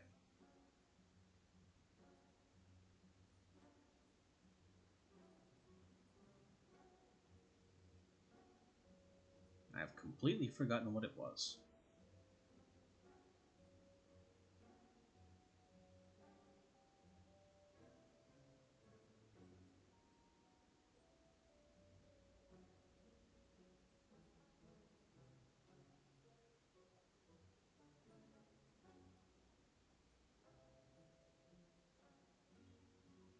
I think it was Poke.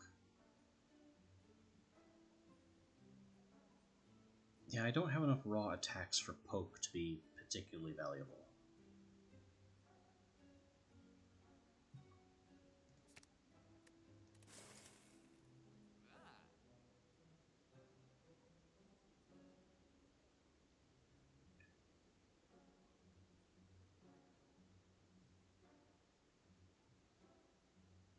Ooh, that looks really fun, actually. Can't afford it, though, sadly. I can't afford another Windmill Plus.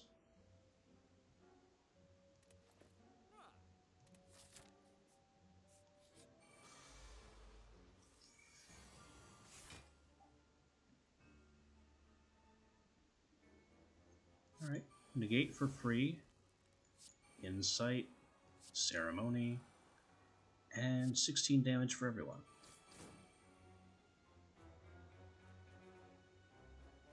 Maddening Murmur. Who wants a stick? Anyone want a stick? I kind of have to get this guy out before he blows up.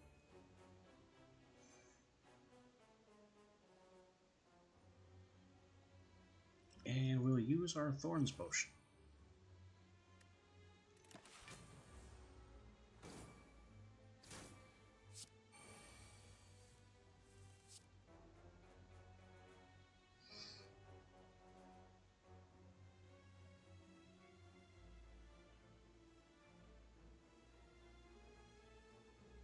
Ah, everything costs 3. Curse you, Snack OI. Now everything costs 2. Not much better. Have a stick.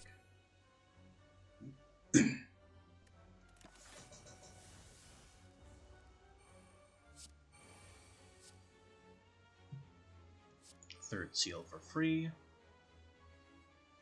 I actually don't need to play Blood Gods.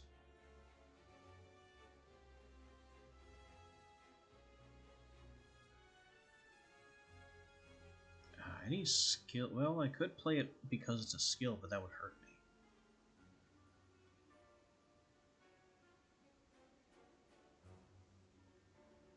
Let's get the rituals online.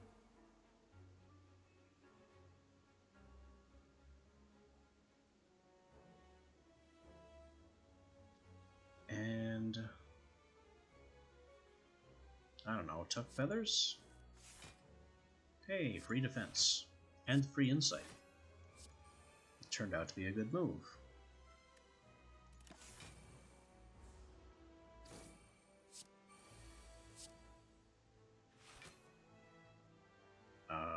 What's that doing? Put a card from your discard pile into your hand. Okay.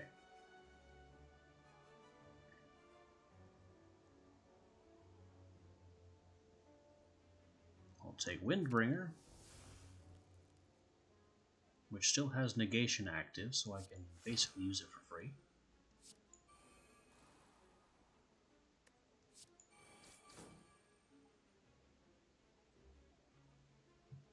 And we end the fight.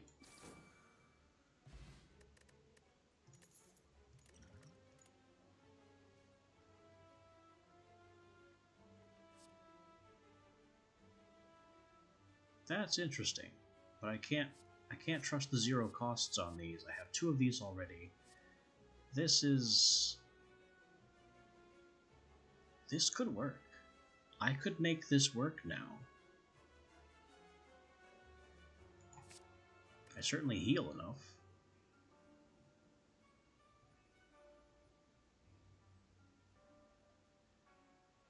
Next attack is played twice, gains strength equal to its cost. That could do something for us too.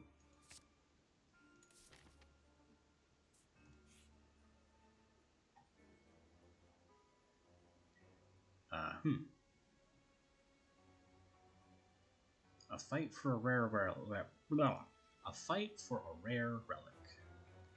Well, we have full health, and we've already beaten one of these things fairly easily.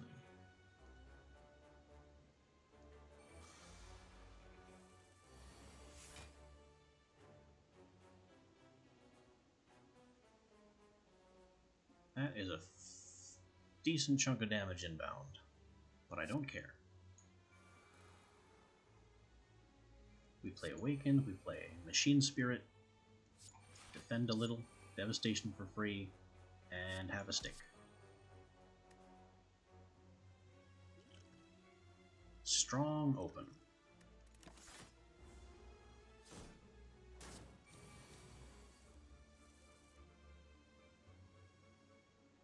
Third Seal for free.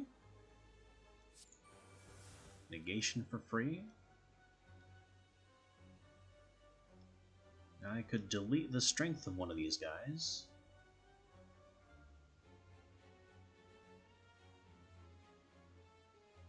But they'll just get it back, so what would really be the point there?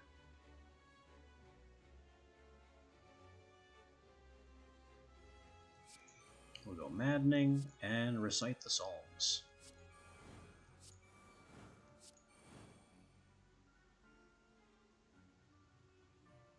And this is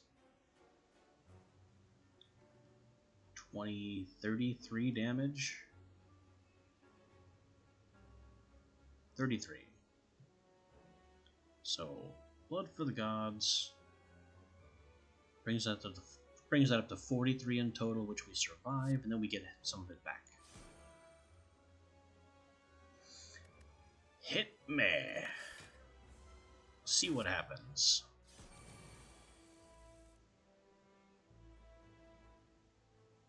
They are dishing out a ton of damage again. Make that no damage. Plus Ceremony. Is this negated by Ethereal? Yes. So we just got some free strength out of that.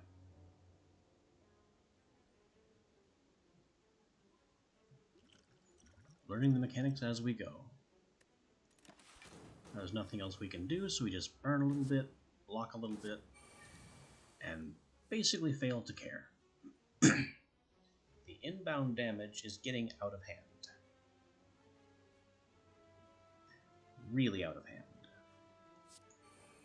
Machine Essence. Windmill.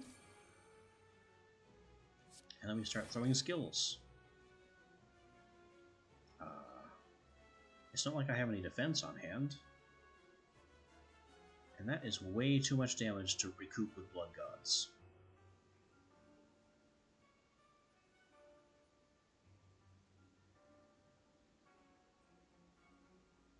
I'm out of skills too. Well, this is technically a skill, but that might also kill me. 45, 50, 57.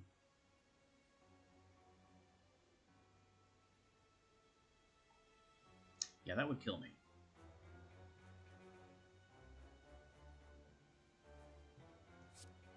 I can at least get some damage in.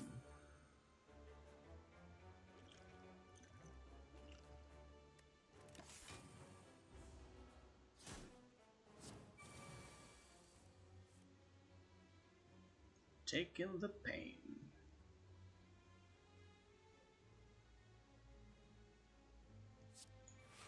Alright, block, and not that. Block. Oh, hooray, they all cost 0. Which I guess is as good as it is bad.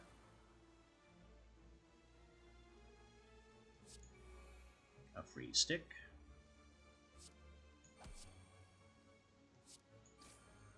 One down. One to go. We have all the energy in the world. I guess that can wither.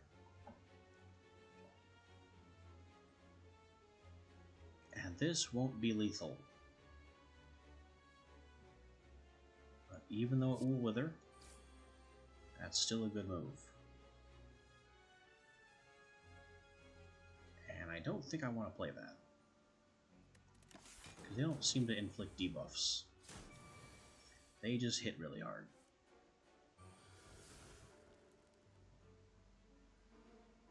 I just became calm, which doesn't do anything for me.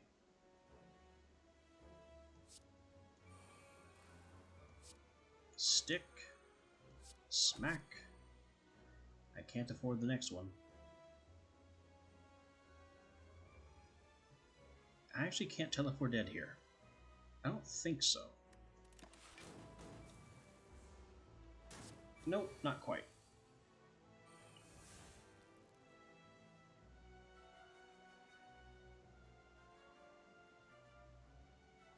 But we can immediately win. Which means I don't want to immediately win. I want to throw cards and gain health. I don't really have a choice.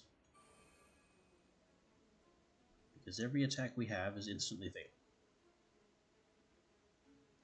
But I've healed a little bit, so that will have to be enough.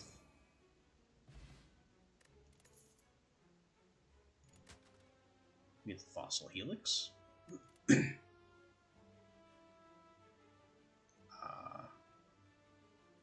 could take another Maddening Murmurs. And Mimic Huntress Plus.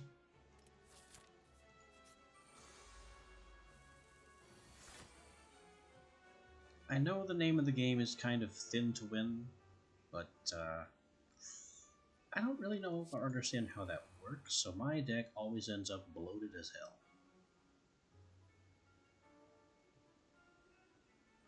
Let's see, Windmill. Negation, which is a skill. Recite for free. Oh, it has the malleable block property. And changes what it does every time I hit it. Well, that makes these 3 Psalms hilarious.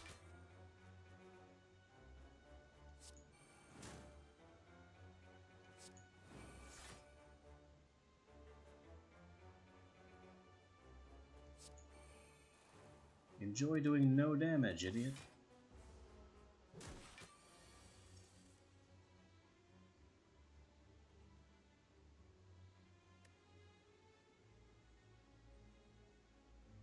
Your next attack is played twice, gain strength.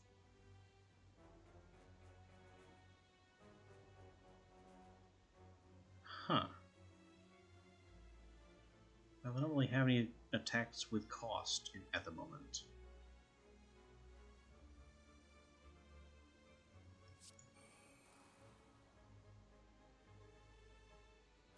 So I guess we play a little conservatively here and invest in the long game.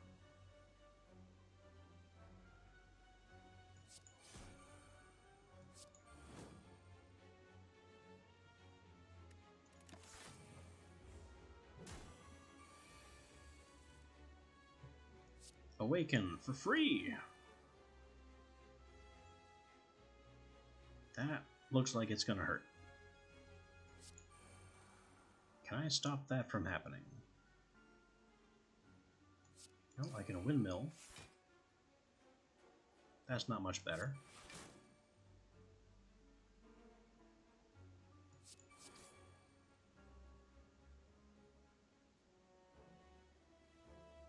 Huh.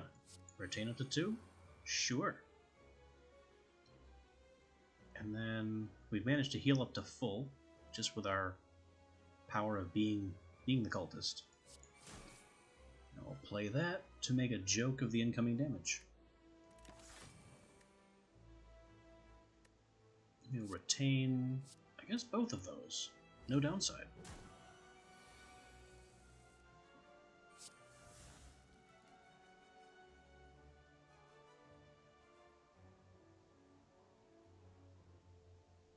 That's a lot of hits.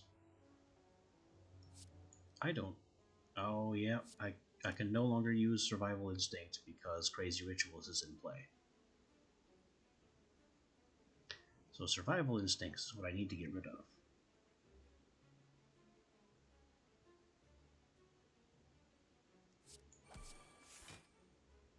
What I can do is beat him with sticks.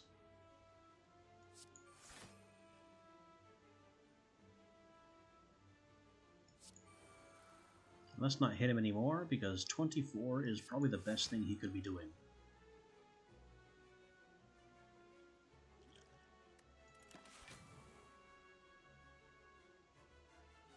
We'll retain this. And a stick.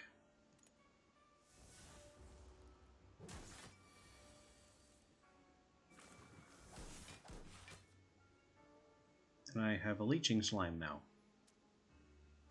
Let's not question that. Gene Spirit, Foresight for extra energy, Ceremony, and now we're broke. Stick? Yeah, he blocked it. I know.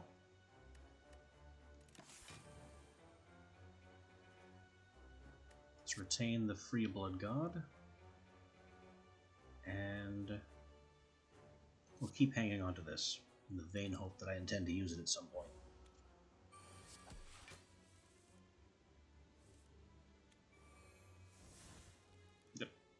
Okay. Crazy Rituals gives me 5 temp health.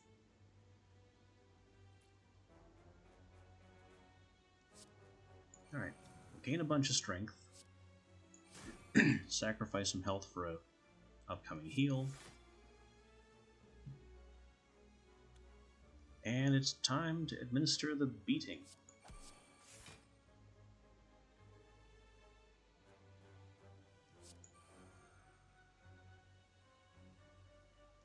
Stick.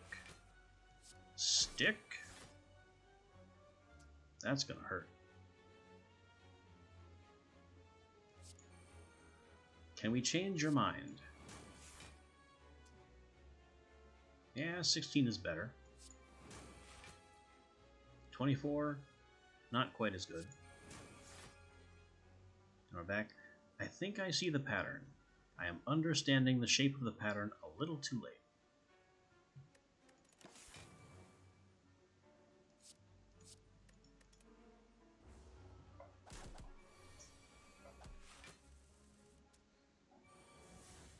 But everything is fine.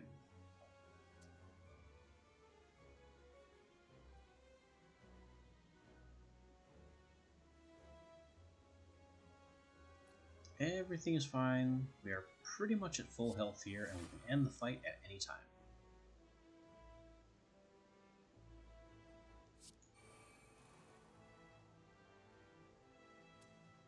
Which I will do. That's not how that would work.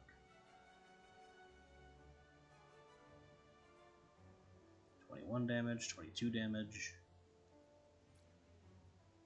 And we don't have the energy to just end the fight anymore. We can basically end the fight. Here, just have a boatload of damage. will now ignore whatever you choose to... Oh, well, it's over. I must have got energy out of the nunchucks.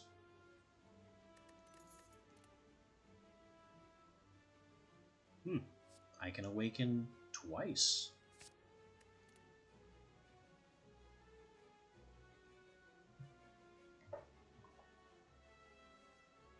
As for this, I mean, Dig Deep has potential if I would cast more rituals. But I don't see the value in those.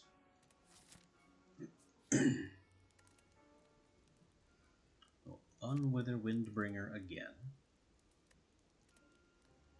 And can we smith one of those new cards we found?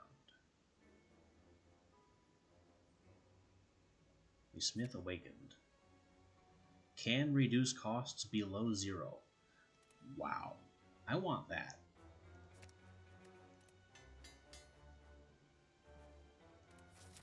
At our next rest site, let's do that again.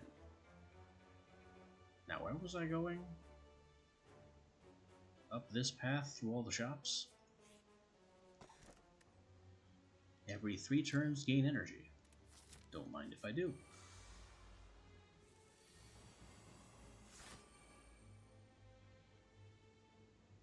Also, I don't know what's happening here with the fossilized helix.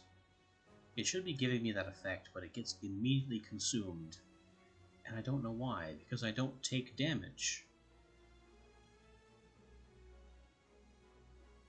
Where did that come from?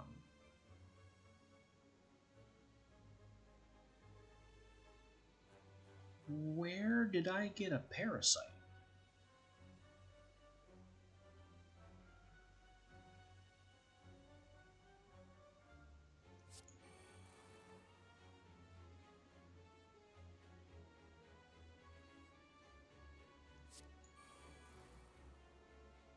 Well, no one's attacking me, so I can do whatever I want. Including using my block to blood ritual. Except the HP loss was blocked by the helix? I only have a dim idea what's going on at this point.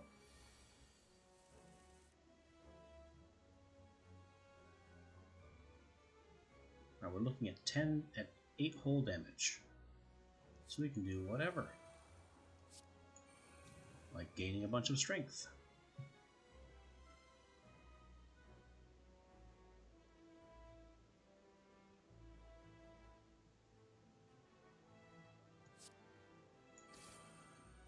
And doing that.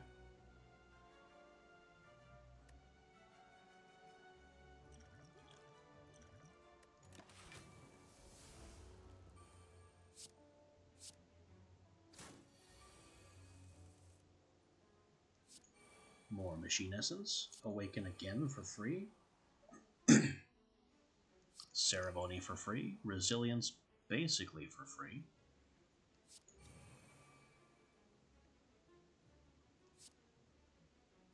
Windmill. Strike and Windmill. Yep, just throw them both.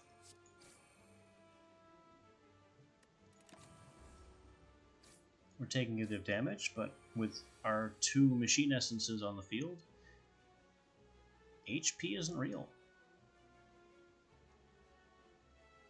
I actually don't want a Survival Instinct because they're not attacking. I can Windmill for better than free. God, that's hilarious.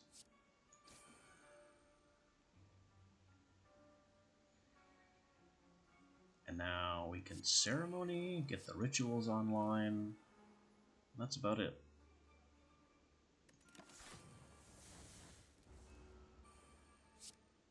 We can kind of do whatever we want at this point, because we have a list of buffs up a half a mile long. Also, where is my negation? I haven't seen it in several combats, so I haven't been using things like Windbringer. 27 damage stick. The Psalms. I think the Psalms could just end the fight.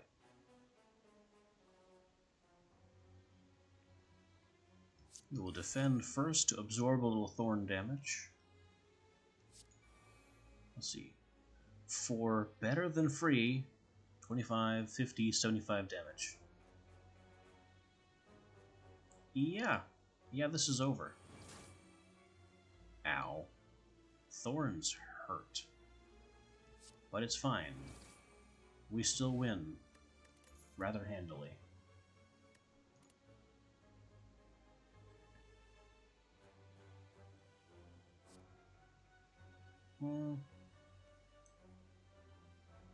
I could take another Windbringer. I'd feel better about using them then. And... I meant to take Huntress Spirit earlier.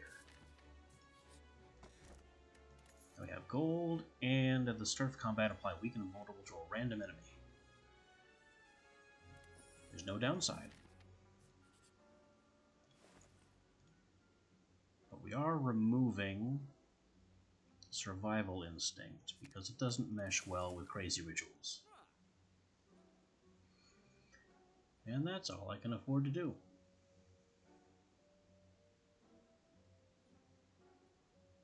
Which I guess is okay. There's not really much else here that I could afford that I would want. That I could have afforded. This, though, this would have been amazing if I had looked at it first. Oh, never mind. Without playing any cards? No, that never happens. Hexing might have been cool, too. But, let's face it, we just didn't have the gold.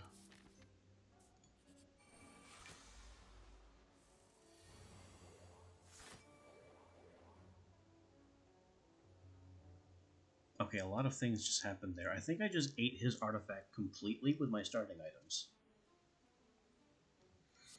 Negation, Awaken. Maybe I should have Awakened first. For potential negative cost. Insight, Ceremony. It's not like they're doing anything useful to attack me.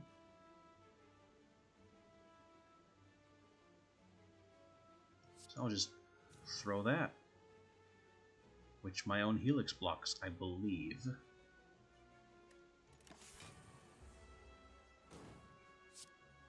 We already have 10 strength and 1 ritual. A lot of cards here that can just be played for free.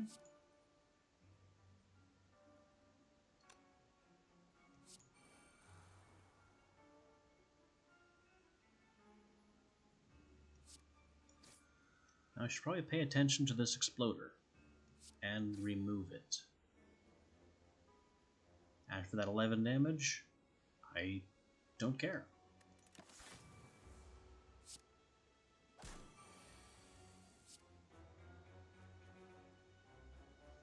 Now we have...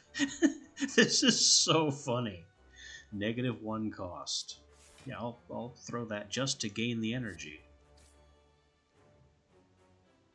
Not even because I need to or want it. I should have thrown this first.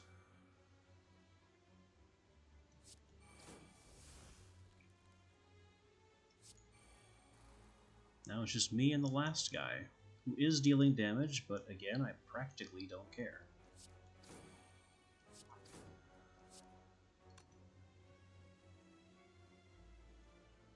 Go ahead, hit me for 22, see what happens. I should maybe be more concerned with my health at this point, but I'm really not. This is still absolutely goofy. Have a stick. Should have played Machine Essence sooner. There's Insight. Can I safely play this? 11, 21... with my block? Yeah. Make a profit on health this way.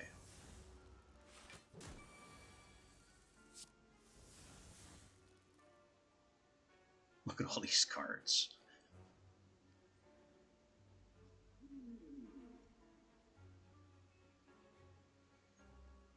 Now I would like to earn some health back before I finish this fight.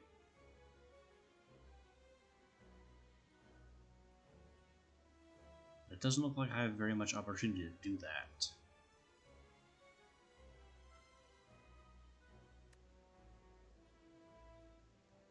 So I guess we just execute and be happy with our 30 health.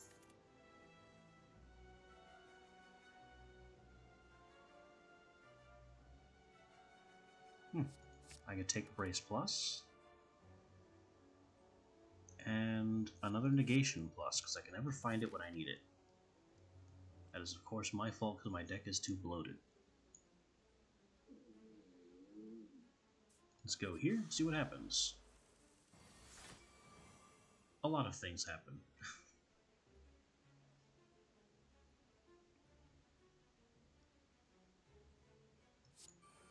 We'll throw some stuff for free. Some things for better than free. Have some poison.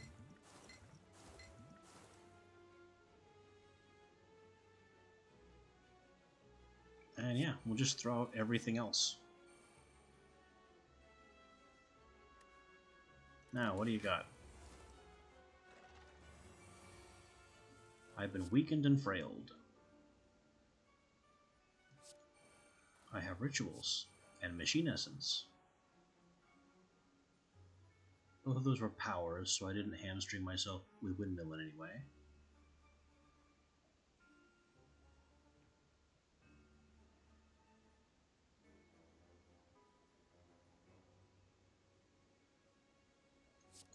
I can play all this. He will hit me, and then I'll gain health back. So 36. 40. Don't you feel useful? Now have 9 damage from the crazy ritual.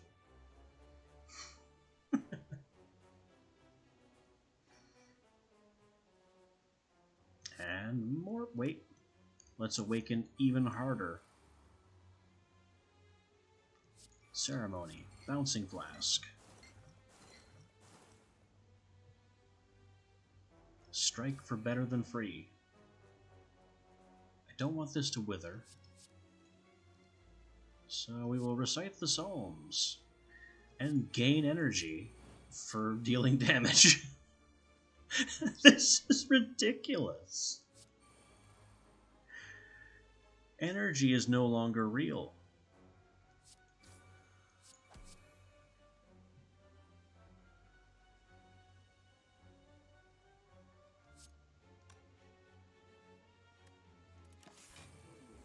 What can you do at this point? You can give yourself strength.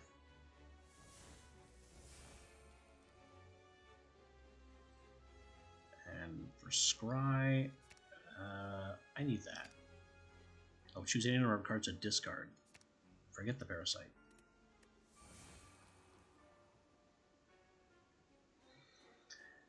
Okay. What is happening with this 29 incoming damage?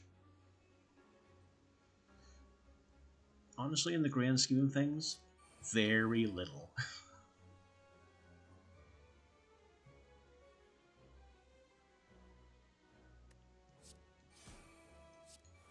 I'm basically going to completely ignore that this thing is attacking me at all.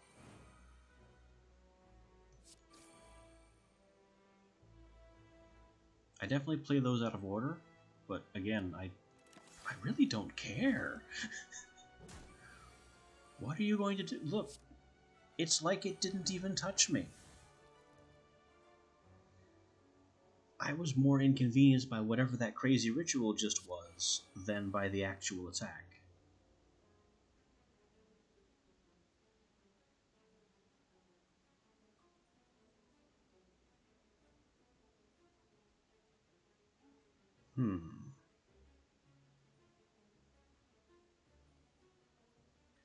On a -1 cost cards on the field.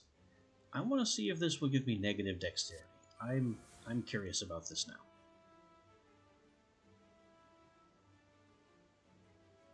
You can just have so much poison. Yep, that was dexterity down. Lesson learned.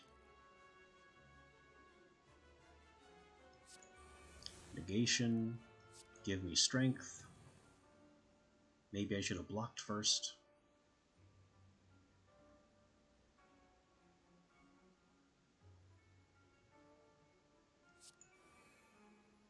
Smack.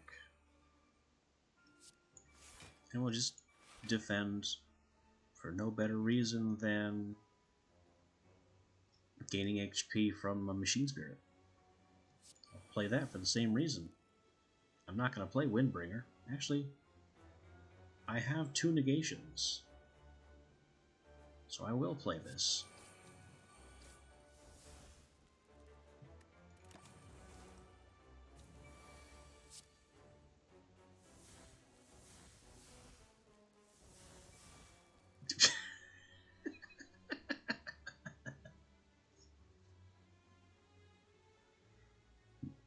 I don't know what this card is doing. It's asking me to discard something.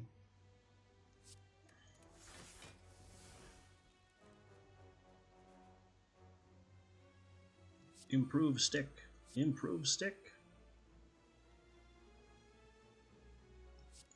Mimic Huntress for no good reason. Oh my god.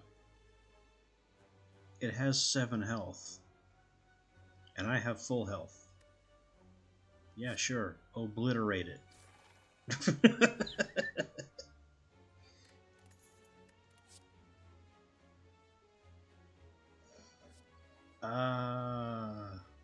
No. No. We rely too much on gaining health constantly. Your next power is played twice. Heal for 3 times its cost. Yes. And then neither of these. We can't trust these with Snecko.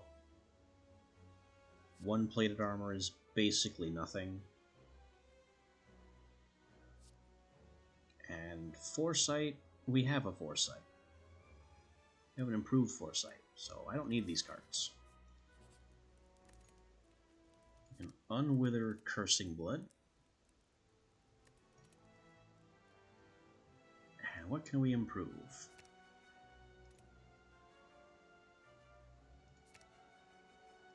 I can make Machine Essence better.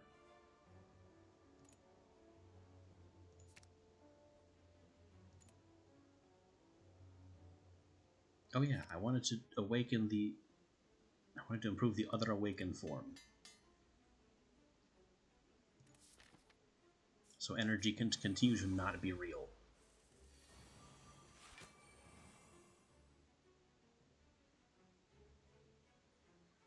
Alright, we have some damage incoming, not enough to concern me, so we'll just throw some stuff. I'll even defend. Suboptimally, because nothing matters.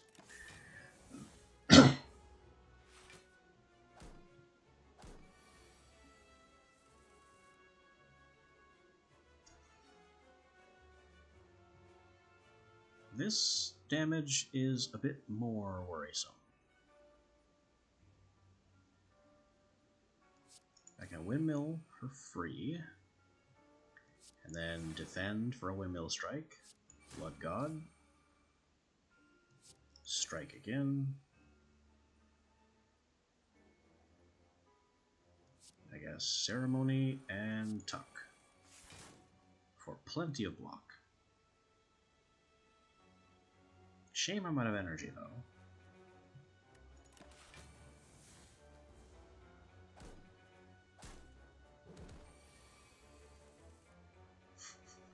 And it's like they never attacked at all. I awaken. Negate for better than free. Defend for better than free.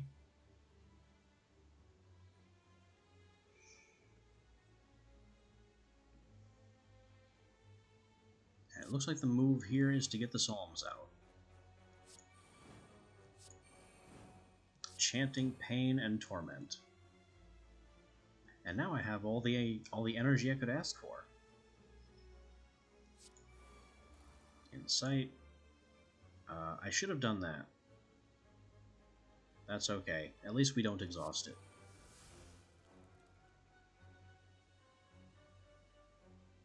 I'm a moron.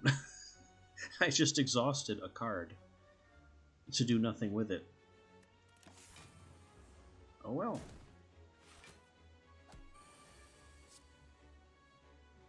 We'll have to trust that that mistake doesn't come back to bite us.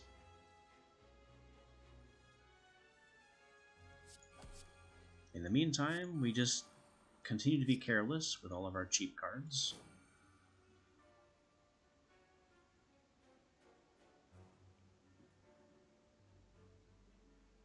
Let's gain a bunch of strength here.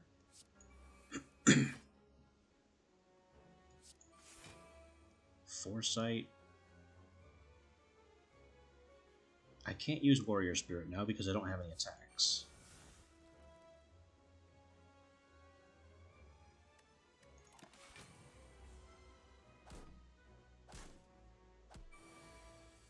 We're taking a little damage, but we really don't care. Windmill the guy in the back. I think we go for the kills now.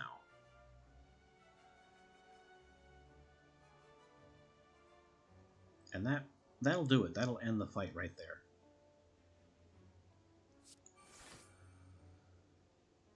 Which means before I do that, I want to play a bunch of random cards to gain what health I can.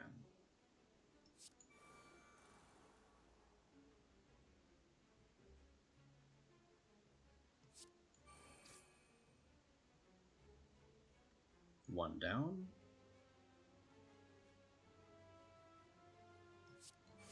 Play Brace just for the heal.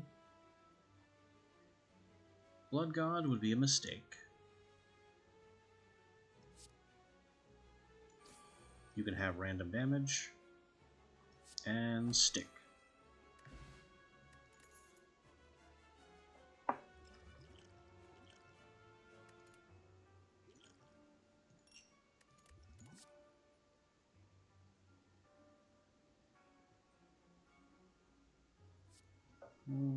Another Brace plus. I mean, they hang around in my hand and just slowly get better. What do we improve now?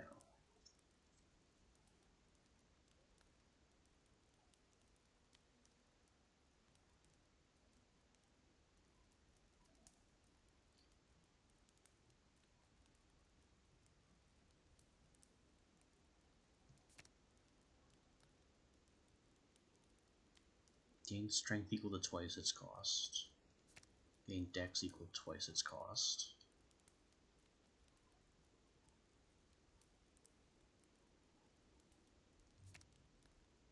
I think we boost the machine essences just for extra comfy. Because these things are what's really helping us to just survive anything.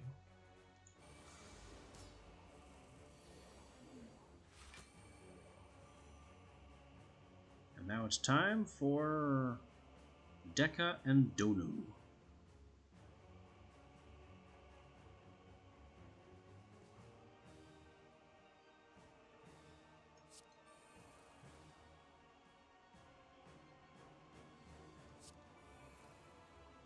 Throw some buffs. Completely ignore the incoming attack.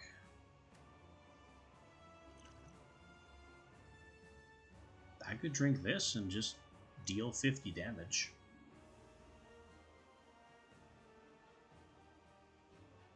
We'll hold off. Maybe there's a better moment.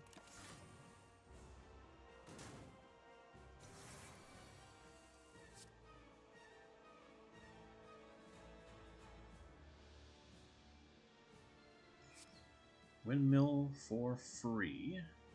I don't know which of these guys is the more threatening.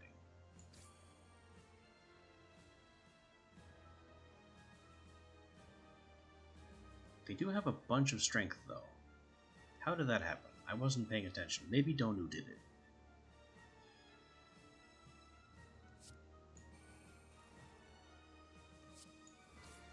We'll pull out the Psalms.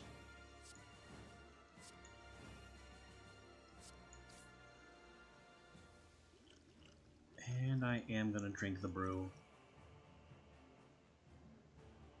the next time. So it only works on one attack.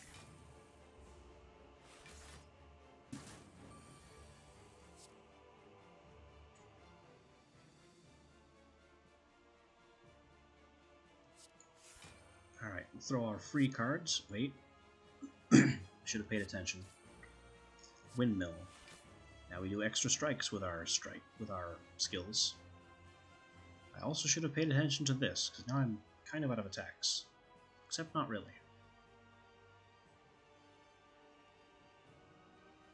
We can gain 2 strength that way. And that might be our... I mean, it's not our best move, but the best thing that we can do with Warrior Spirit.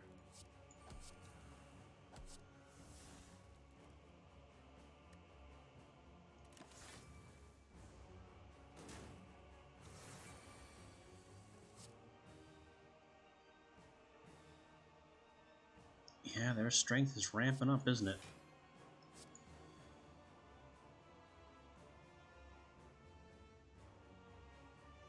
And me without any defenses.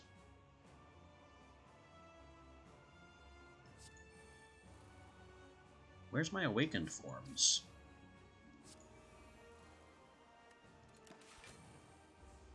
So we just do what we can with what we have.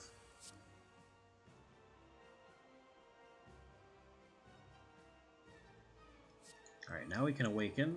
Now costs aren't real.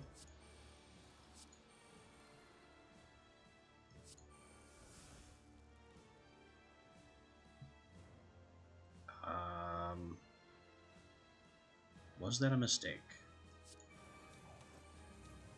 That was kind of a mistake.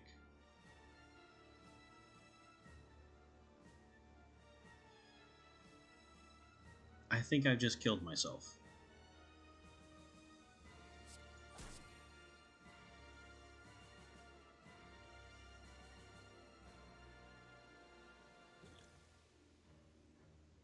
Also, my extra life potion is gone. Don't know how that happened, so I've definitely killed myself now.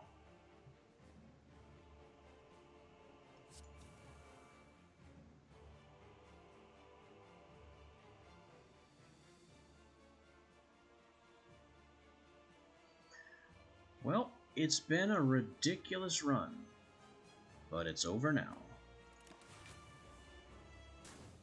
Smack.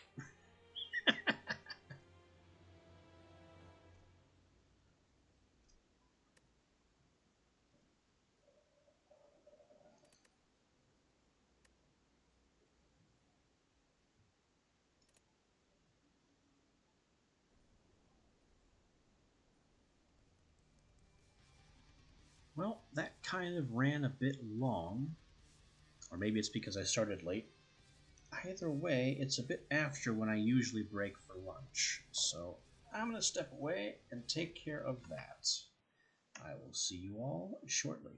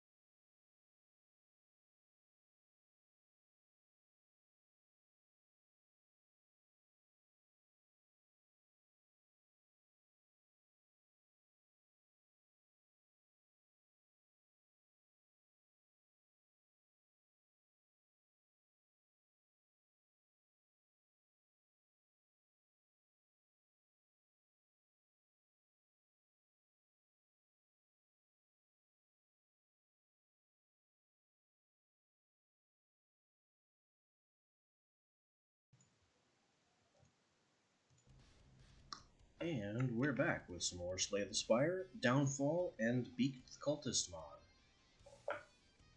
We've just played Beaked the Cultist, had a grand old time until we made some very silly mistakes because I got too comfortable and stopped paying attention.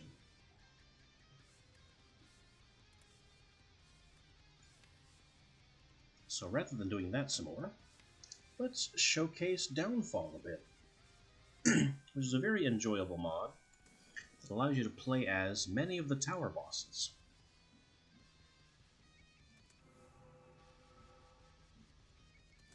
We have the Slime Boss, who we fought and defeated as Beaked. The Guardian, which has a very interesting... A lot of these have very, very interesting and unique mechanics. Hexaghost. The Champ. The Automaton, which is a personal favorite of mine, as I'm a programmer myself.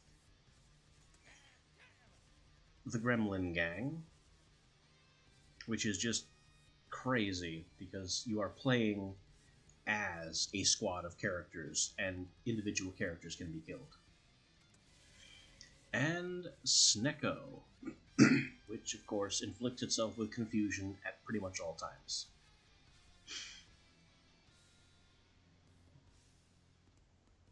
And then there's something I still haven't unlocked yet.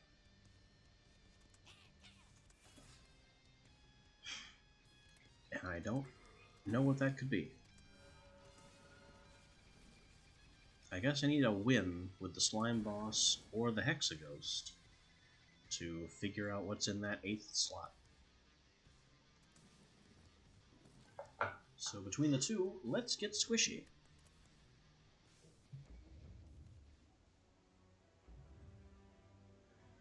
Because we're playing as a tower boss and fighting against the heroes, we start at the heart rather than at the whale.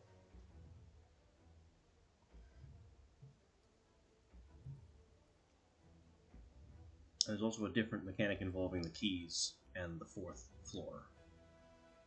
What we have for our starting relic is Heart of Goo. So we can heal 2 HP when we consume up to 8 total per combat. And Consume is a bonus effect which activates when an attack is used on an enemy who has goop. It's just a bunch of special mechanics. My starting deck has a bunch of strikes, a bunch of defends, split, goop, and tackle. Tackle is an attack type that the Slime Boss is known for. It's a higher damage attack with some recoil to it.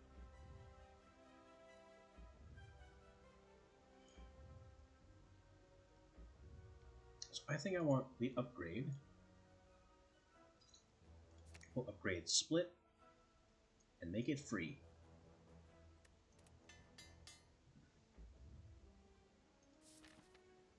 And the map is upside down. We start at the top and move downward now. Other than that, it's still basically the same. We're still looking for a late shot. And we're going to be fighting the Defect. So we want to be way out on the right branch to get this shop. It looks like there are several campsites on the way. And if we go here, we can have some choices still. Looks like we're starting with basically the same fight we started our Beaked run with, a pair of louses. But this time will be different. We will spit on you for some goop. Goop means that he now takes increased damage from the next attack specifically. It's like a cross between strength and vulnerability. With that being done, I'm going to throw some defense and let it roll.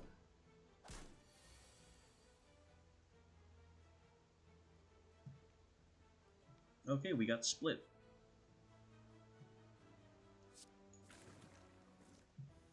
Now we have this guy.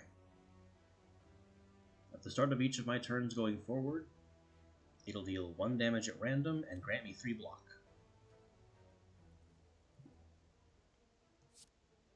I don't need to defend because they're not attacking. I can slap this guy to consume the goop, and then heal. So we'll go ahead and do that. And it's dead. Just immediately dead. And why tackle if I don't have to? So I guess we'll just end turn and let him grow.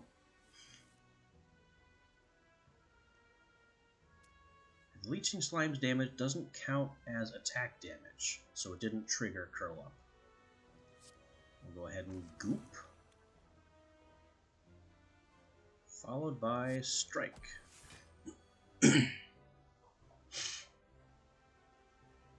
Now we're at full health, it's buffing itself, and we don't need to do anything else.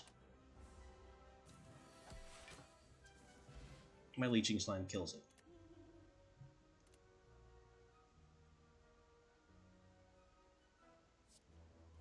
That is a weird power. Tackles are upgraded, but the recoil damage gets worse. Apply a goop, gain a lick. Lick is more goop. Or I could spread the goop.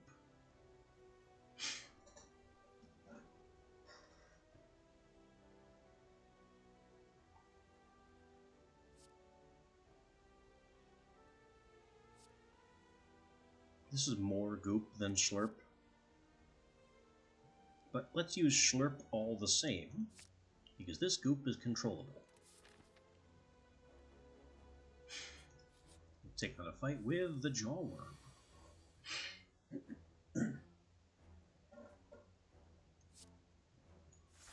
To defend, and we'll goop him. That is basically 6 damage that we can apply later. So it's like a delayed attack, kind of, that has other benefits. Speaking of other benefits, more goop. More goop. We'll split into a 5 damage minion.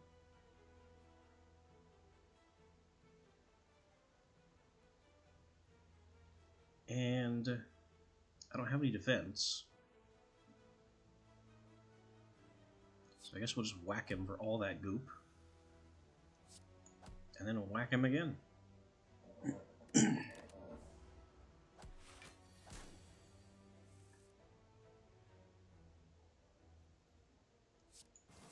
Here comes more goop. And now he's just dead. I have stacked so much goop that any attack will kill it instantly.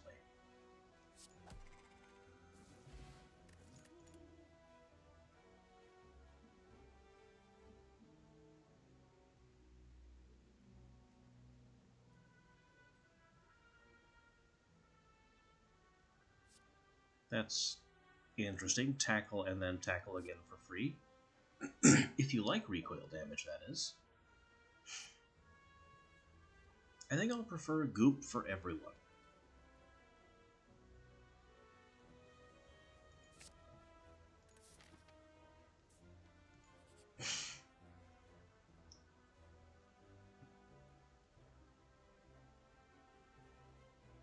This guy appears in normal runs, but here in Downfall, it's a little reversed. Anything we want to remove? Not really. Actually, I may remove the tackle, since recoil damage just isn't my style. The other option is to deck him and just gain souls. Souls are the new gold.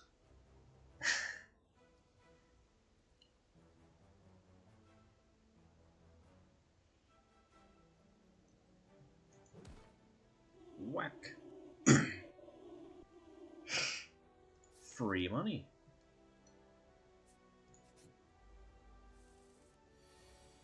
There's our cultist friend. Love these guys. Goop him and smack him. And no need to defend, he's just using ritual. Now it is time for more goop. And weak.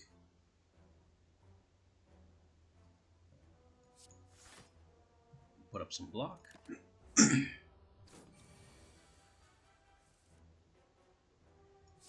More goop. Now we have a slime that deals 2 damage and applies 2 goop at the start of our turn. So it's basically 4 damage. It's just a little different than 4 damage. Now we can either block for 10 or trigger the goop. And frankly, I'm fine blocking for 10, but we'll let the minion trigger the goop. It didn't trigger. That doesn't count as attack damage either. Good to know.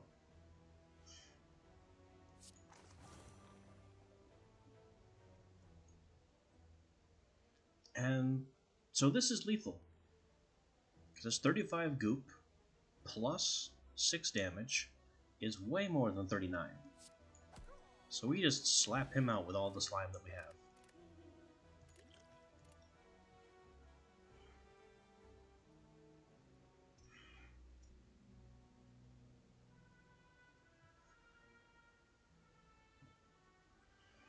Some of these cards refer to other mechanics specific to the slime boss. So this is deal 15 damage, take 3 damage, that's just a tackle. And then command twice. The first slime in the pack attacks twice.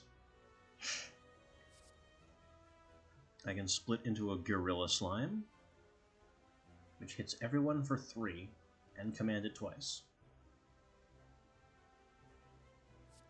I can deal 8 damage, and if I deal damage to someone who has goop, I gain a lick, which can give me more goop.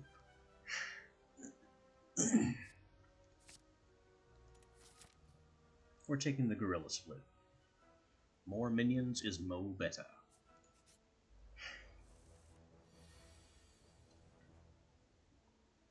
Alright, so we immediately get a new friend. It's a gorilla slime, 3 damage to all. Goop him, and then throw 2 defends. It's not like I can do anything else.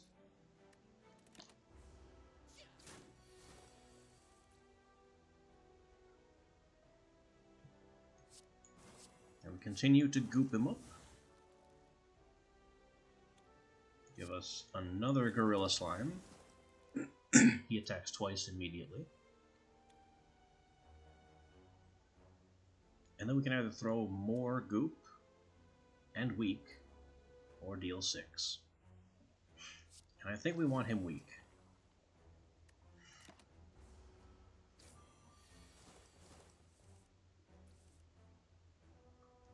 More goop. Now it only takes 2 damage to finish him off. 33 goop, 35 health. Whack! He is out.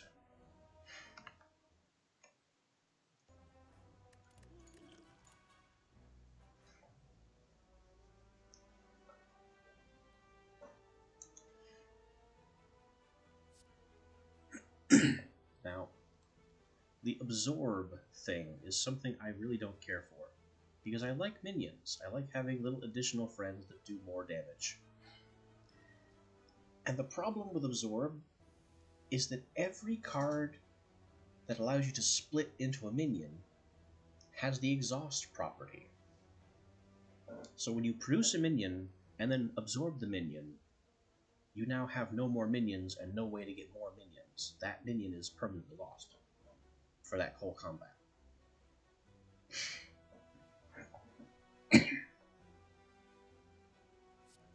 So that makes this, with the block and the blur it grants, and the strength that you get for recombining, it has potential as an emergency measure, but in most combats, it's just going to be deadweight.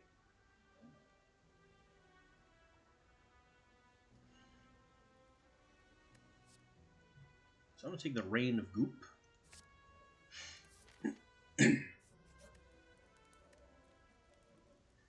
I can either smith or just calmly obtain the ruby key.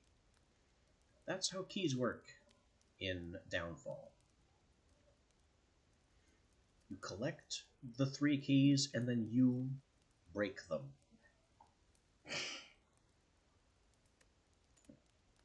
Let's see what we can smith.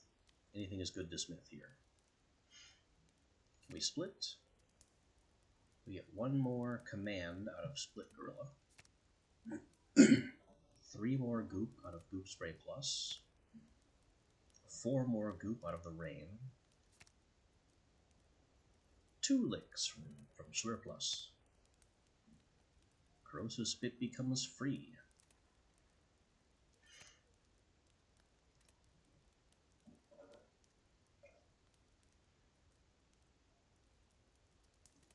I think we'll just claim the ruby key. So now we have that.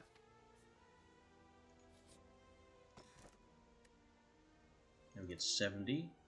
And we can either... this chain means we pick either or. So we can either take the Eternal Feather for free healing at a rest site, or we take the Sapphire key. And honestly, 2 keys pretty much immediately is a really good start. Now we'll carry on toward the shop as was the plan.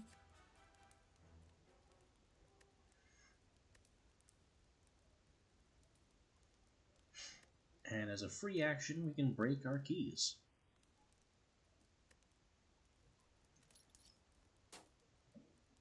We can break both of them for 100 souls. So now we have 1 strength in boss combats, and 10 health for boss combats. We've done the heart a favor by shattering those 2 keys.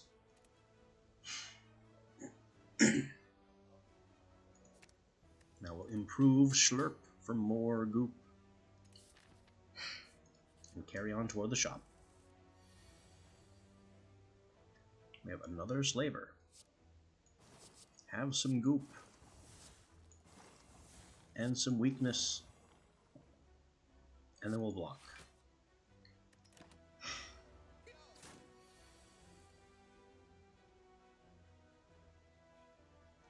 Even more goop. All of the goop.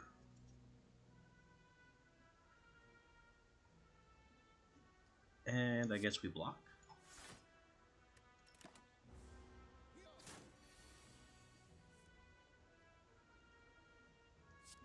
Goop! Now he has 50 goop and only 46 health. Which means he's dead.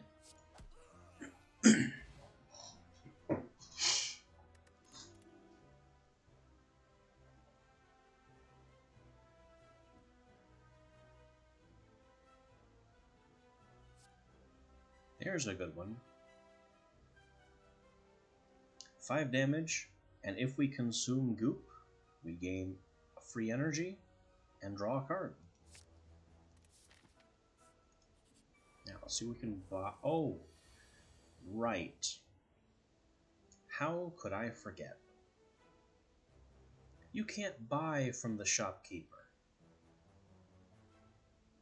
You have to fight the shopkeeper.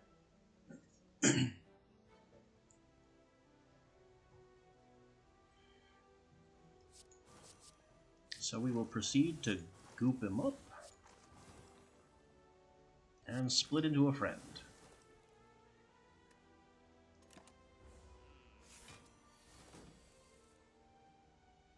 He immediately blocks for all he's worth and is not able to block anymore.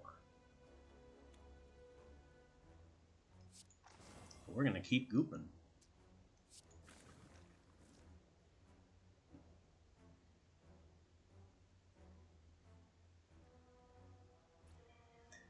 And sure, we'll defend from that whole 5 damage and then slap the goop off. Or do we want to? Yeah, 32 damage is pretty big. Because he has Barricade. We had to remove that block because it doesn't fall off on its own.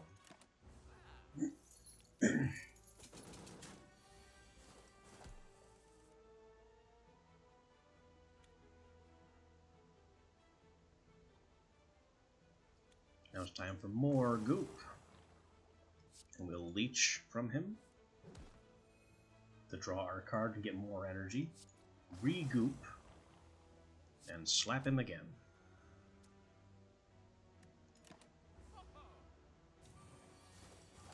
Now he is stealing our money. And his intention is to escape. So we're going to get one last hit on him, and then he's gone with our money.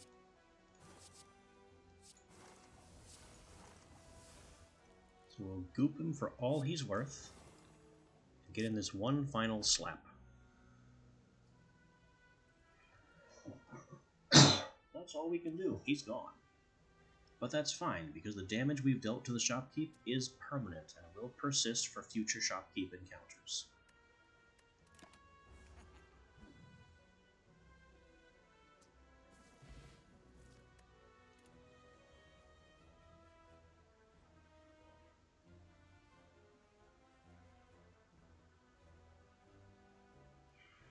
Okay, I don't know if you can read these, but my choice here could not be clearer. Oozbath is something, certainly. Another Rain of Goop would be good. But this is the real pick. It's just a strike at 6 damage, plus 2 damage for each exhausted lick. Now keep in mind that Schlurp gives us 2 licks, which we then immediately exhaust. So that thing's damage is going to scale.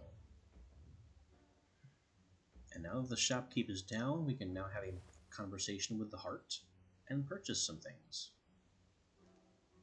Is there anything we need to remove? I don't think so. Maybe a strike, maybe the tackle. I'm not hugely concerned with removing things.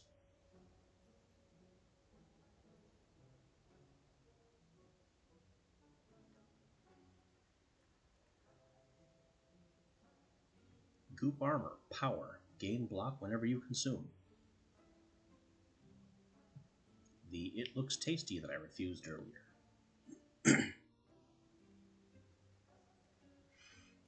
Another Schlurp that we can upgrade for even more licks.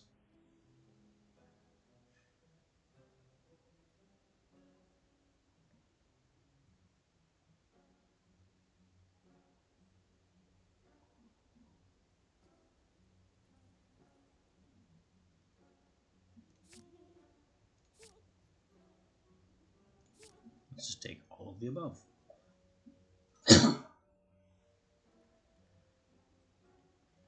And I don't know if this counts as, like, a lick for the purpose of the other card.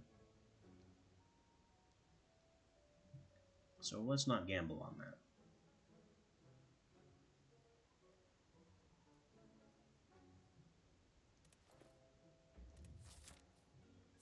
On we go to the next fight, and it's the Goblin Pack.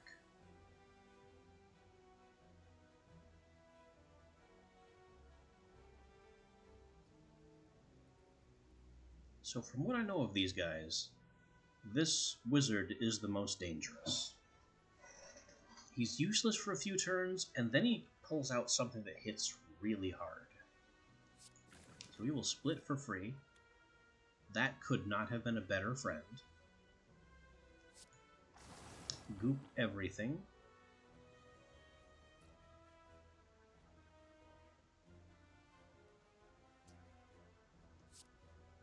Slap the wizard and defend. I can also Explosive Potion, which would kill the wizard outright.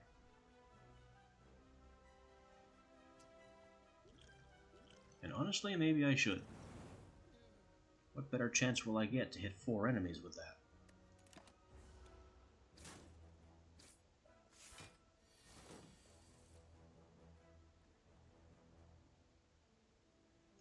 Goop for all.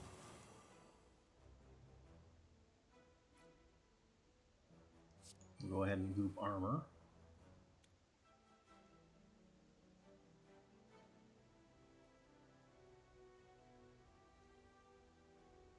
with my last energy, execute this guy, gaining health and armor.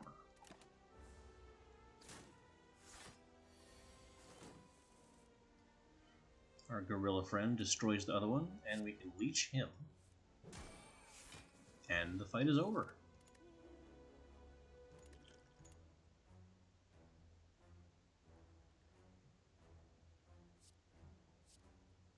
Leech energy or goop spray.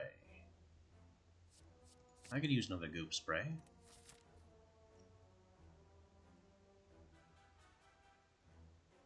Now if we take this middle path, we get an extra campfire. So the more upgrades, the happier we are. Now it's 3 damage for each exhausted lick.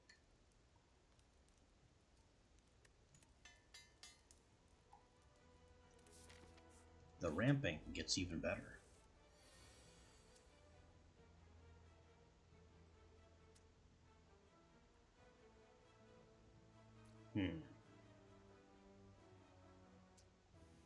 I should play defensive here, but I see a very good attack combo, so I'm going to use it. Here's the goop. Tasty. Lick. Strike the goop.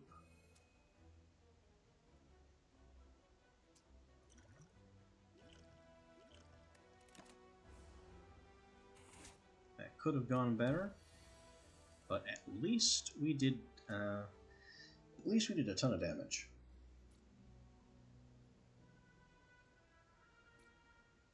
We have 1 exhausted lick, so that's why this head does more damage now.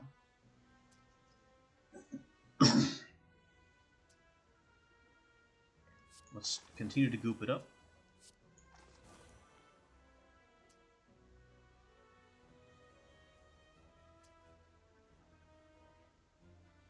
And finish this guy off.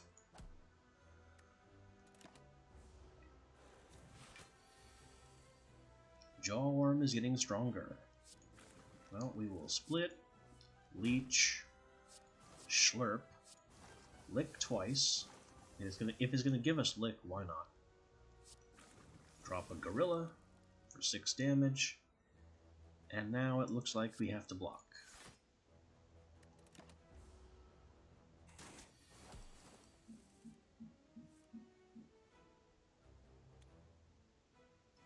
Compound the goop. I mean, it's dead. It doesn't matter how much more goop we apply, it's dead.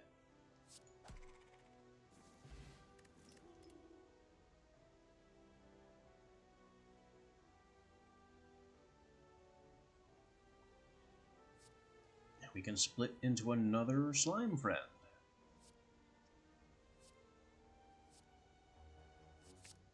Which is better than another leech energy.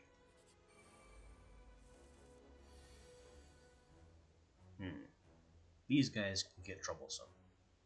At least they're not attacking initially. So there's our bruiser. Here's some goop.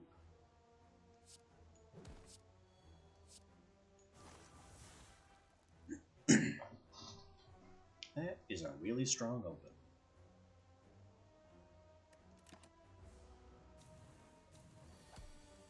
They gain strength, but no one cares.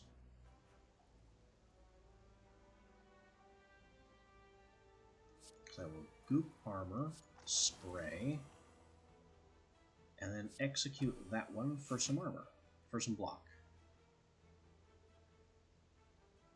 Unfortunately, we're still taking a bunch of damage, but there wasn't much we could do about that.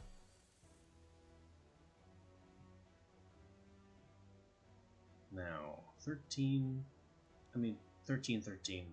it's dead. We've killed it.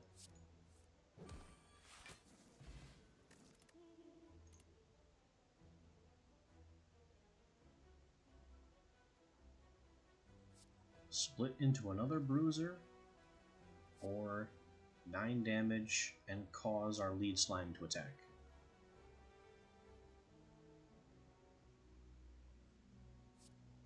I think we need to take as many splits as we can find. Because if we ever go over on splits, then the oldest slime gets reabsorbed.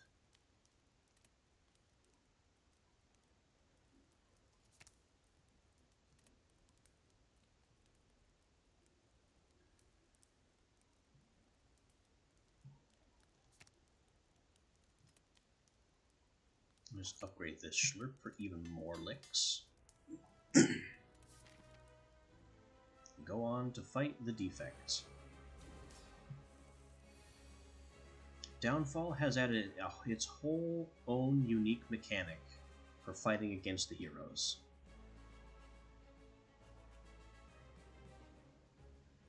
So he has artifacts,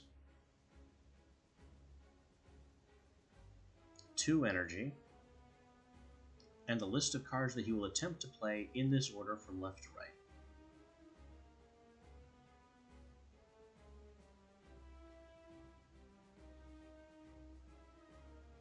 So all he has right now is the Fossilized Helix protecting him, and he's going to play Buffer to protect himself again.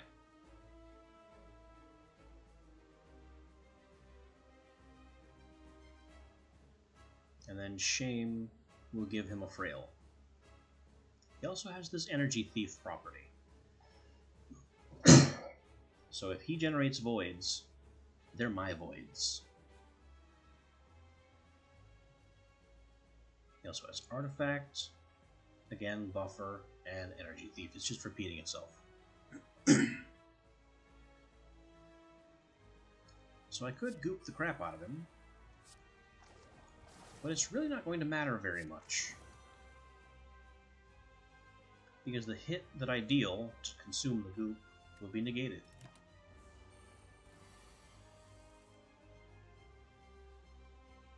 Now he has 2 Buffer. He's going to gain 4 block, plus 3 block, and he's going to give me a void.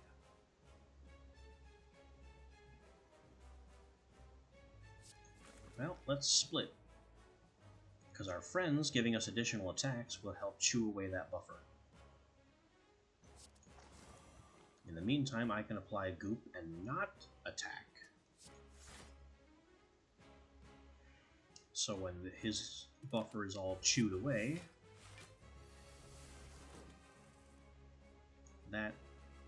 Oh, I have to get through the block first.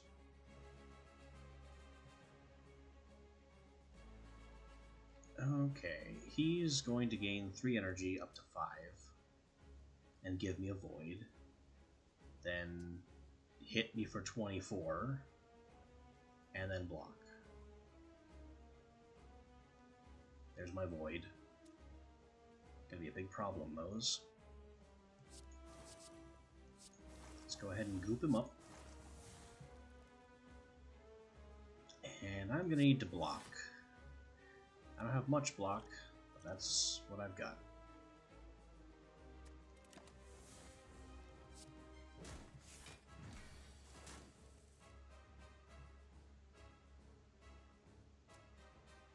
Split again. Now his buffer's gone.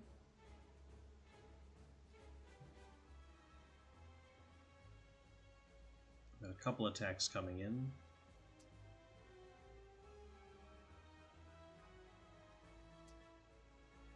I could stack more goop, but with only 1 energy to my name, I think it's time to block.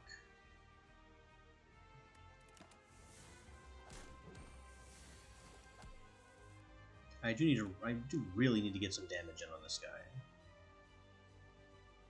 I like how it says 10 damage to all enemies. I'm the only enemy. I guess if I was the Gremlin pack, it would suck.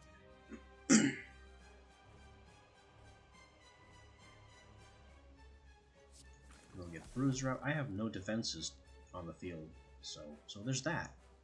That's happening.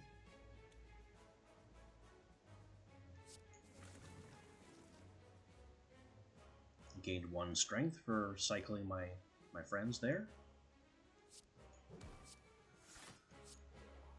Give him the big hit from all the goop, and then fail to goop him more.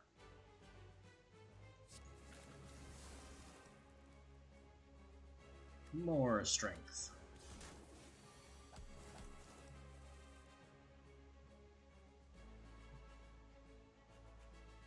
And now he has a dark orb that he can stack up. And he's dealing 24 damage. I think I'm dead.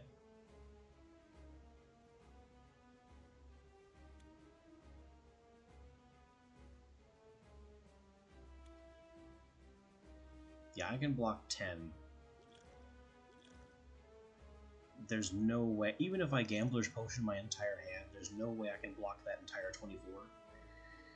And there's no way I can deal 100. So we are just out.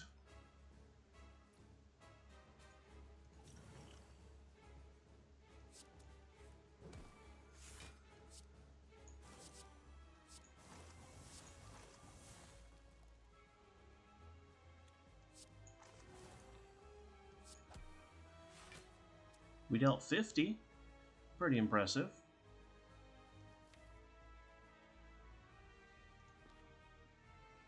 But now we're out of energy and have no more options. Death.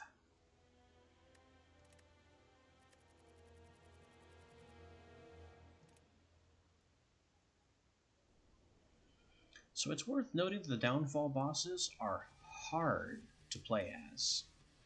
They have fascinating and fun mechanics, but whether or not you have mastered how they work, they are very difficult to play. And fighting against the heroes is really punishing.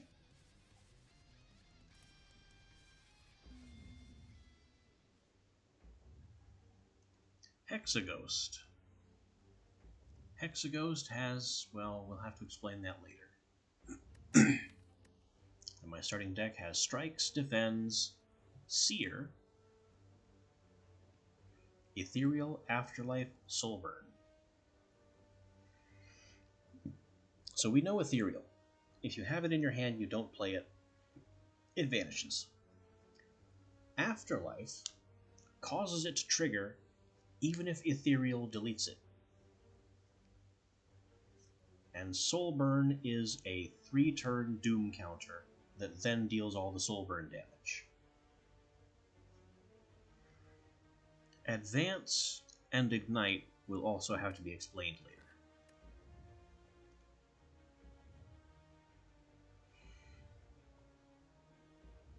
All we can really do here is gain 6 max HP. The other options are terrible. Now our map shows us the late shop is on the left branch.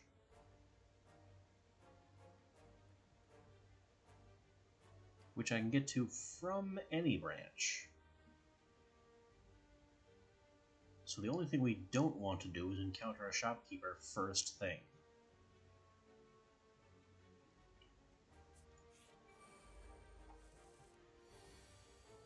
We have the same 2 louses. It's been our opening play every single time.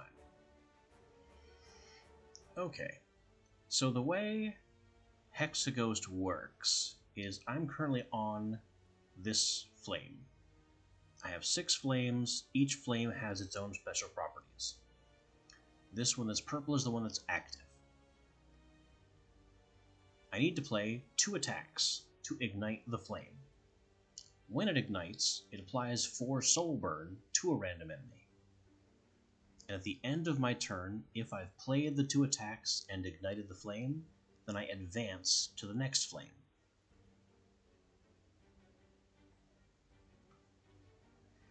This is why I have cards like Kindle, which instantly ignites the flame without having to play its requisite cards, and Float, which allows me to advance to the next flame.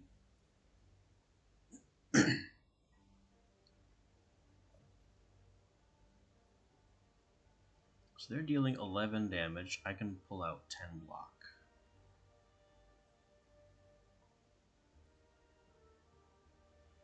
Let us Kindle to ignite that flame and apply Soul Burn, and then apply our 10 block.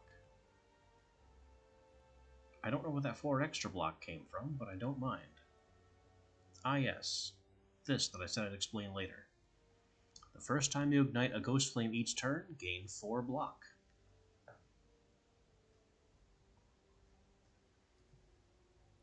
So we could play Float, but there's no point, since we'll be advancing the Ghost Flame next turn anyway.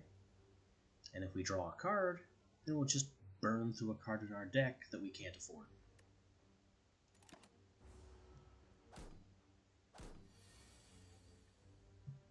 Next Flame ignites when 2 skills are played and deals 3 damage to a random enemy twice. I happen to have 2 skills available. So I will Sear you to make your soul burn even worse, and defend. Now I get my 2 free swings out of the ignited flame, and I can strike for even more damage.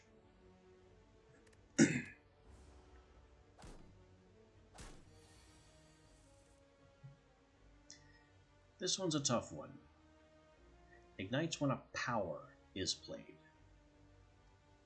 We know how powers work. They're typically expensive, can only be played once, and they go when you play a power, it doesn't exhaust, but it is removed from the games in some other way. I don't know how to describe it. It's basically like you place the power face up somewhere off the board where you don't have to look at it. And the card is no longer in your deck. I don't even have any powers, so the only way I'm igniting this is with Kindle.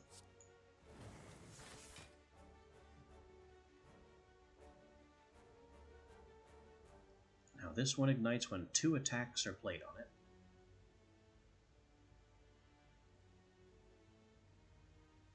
So if we float, strike, strike, then we can ignite this too, but it won't really matter, because if we do that, then we win anyway. So why not? We'll float to the next Ghost Flame, 2 attacks trigger it, strike, and strike.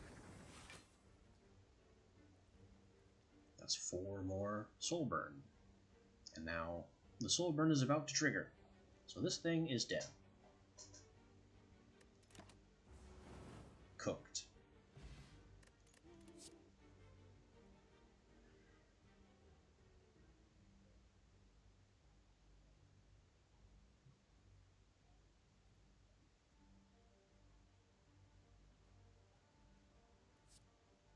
If the current flame is not ignited, gain an energy, gain 12. So a 12 block with a discount of 1 if you haven't ignited your current flame. Not really a good investment, I don't think.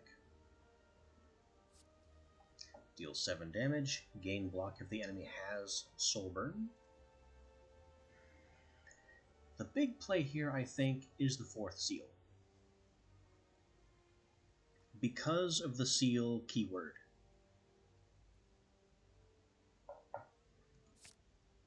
It definitely is advantageous to the Hexaghost to try and collect and play all 6 seals. I don't remember why, but maybe we'll find out.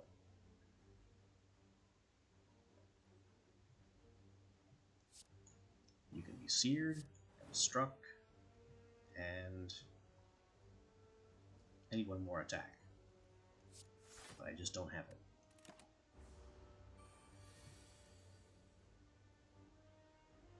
Played conditions carry over from turn to turn. So now I can strike again. It ignites, worsening his soul burn. Defend, and Kindle will do nothing. So we strike again.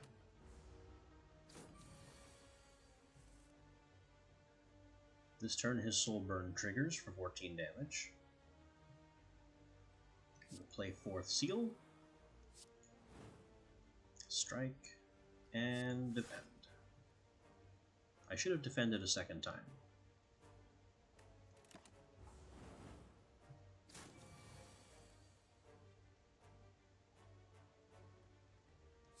Now we're defending, the seal attacks, float to the next seal, Kindle it.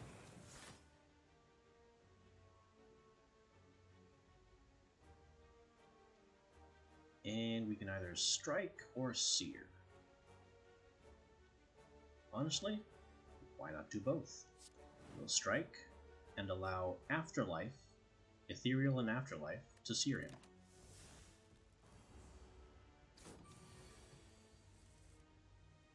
But he's dead anyway. 15 damage? No, you're joking, mate. You're dead.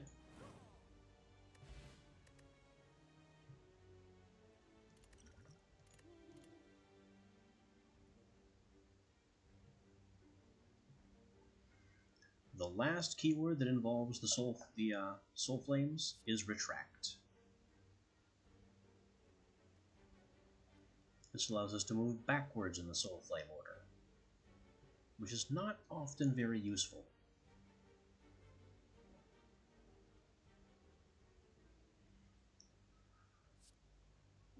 Ghost Shield is 7 block that we don't have to play, and if we don't play it, we also gain 1 blur. Rain of Embers, though, is pretty big.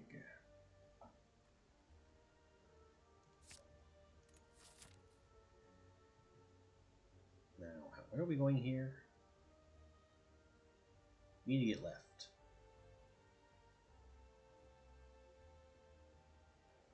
I kind of lost sight of where we were headed. You spot a loose brick. The heart awaits. Receive seer and store a card. Okay.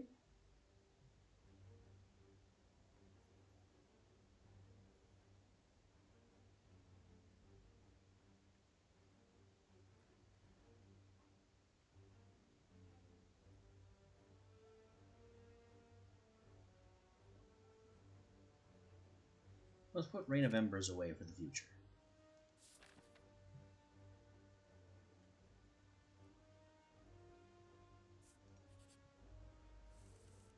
We face a Jawworm. 4th seal, 2 strikes, ignite, soulburn, 4 block. And we don't float.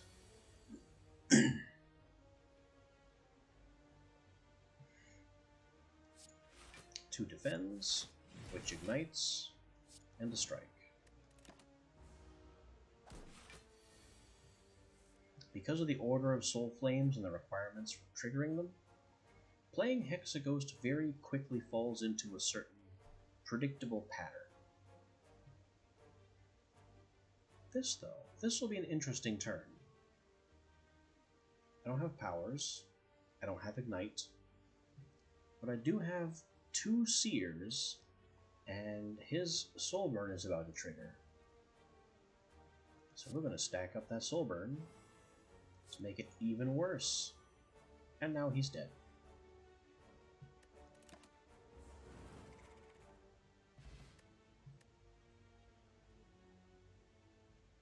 Inferno Potion. Ignite the Inferno Ghost Flame. Well, that's a potion. Vexing Draw. 2 strength and 2 dexterity. Add 2 burn plus. No. Burn is bad. I could take the Rain of Embers that I threw away already. Nightmare Strike. 10 damage for 1.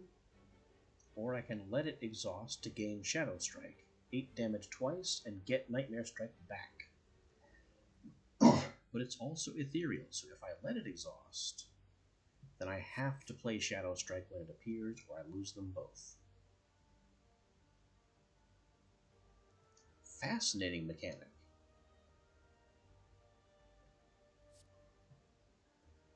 But I like this.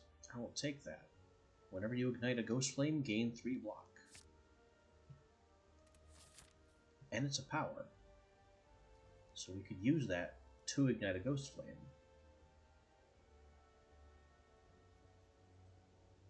Let's see. I don't think I want the elite. I think I want to go to the campsite.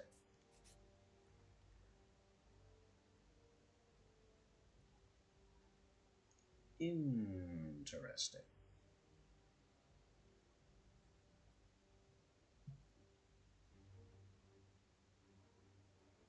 Okay. 2 cursed haunteds seems really terrible. I don't want ethereal to be added to all the cards in my hand. I don't know what cursed key or calling bell are. I don't know what blue candle is.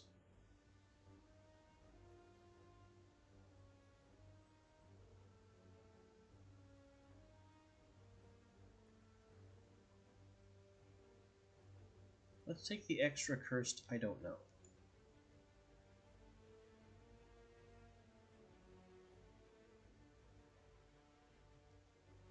Cursed key.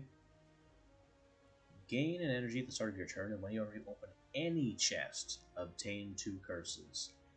That's awful.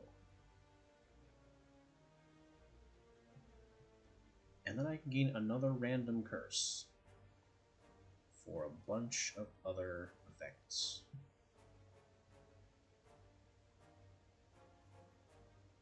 This is... wow. This was a terrible idea. Let's just leave that ghost alone. Let's see, do I smith? Do I smith the fourth seal? And make it stop being ethereal? Which is a big problem with the seals. Do I smith Radiant Flame?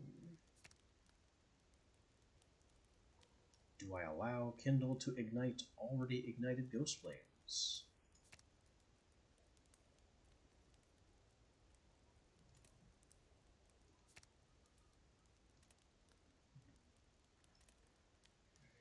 I think I need the Ruby Key.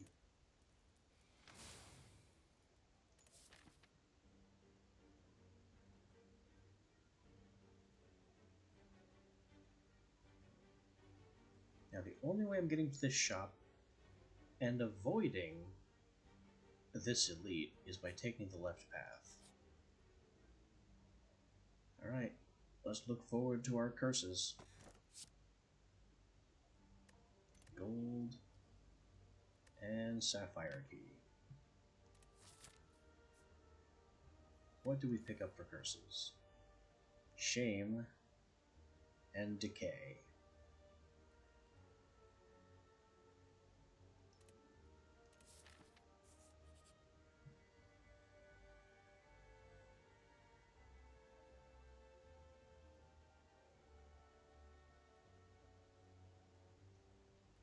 Flawed is not a curse I want. Wow, that looks bad.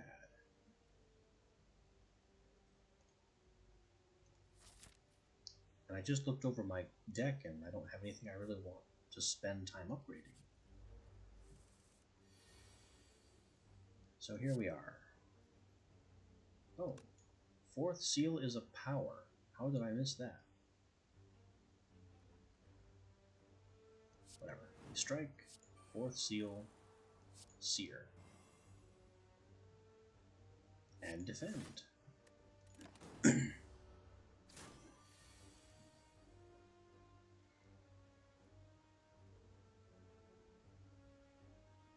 Play Radiant Flame now. Strike to ignite. Gain a bunch of free block. Seer again. And defend because we can. So about this potion. Ignite the Inferno Ghost Flame. That's the last Ghost Flame. All you have to do is spend 3 energy when you're on it. And it extinguishes at the end of any turn. Now what it does is it deals 4 damage to a random enemy for each ignited Ghost Flame, then they all extinguish. So that is how the chain goes. Apply Soul Burn, deal 3 damage twice, gain 4 block and 1 strength, apply 4 soul burn, deal 3 damage twice, and then blast everything. And then it starts the cycle anew.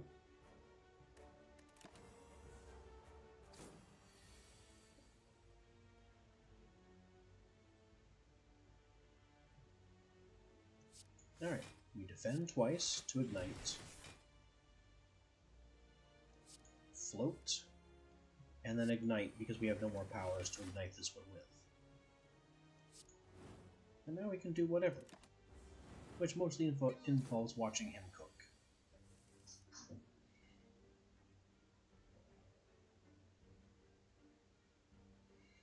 And the fight's over.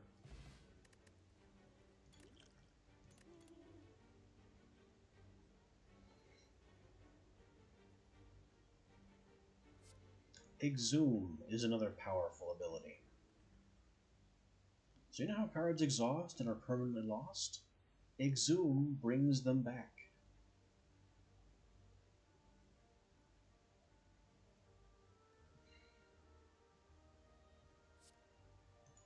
So we'll go ahead and take that. Our ethereal cards will start coming back from the dead. 4th seal. 2 strikes. Free soul burn. And block. Hey, you don't have any money. Yeah, they get a little angry when they can't loot us.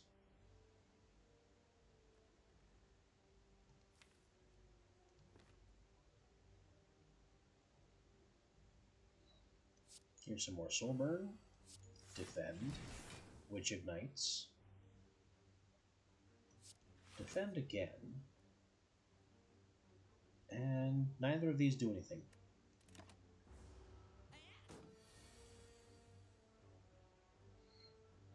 Radiant Flame, which ignites and gives us block.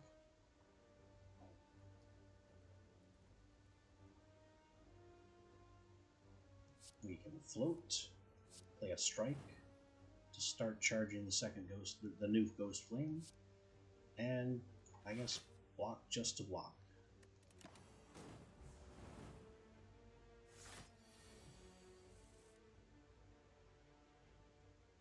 Now he's ready to kill us. He's not interested in running away anymore. So we'll strike to soul burn. Add more soul burn. And improve our block.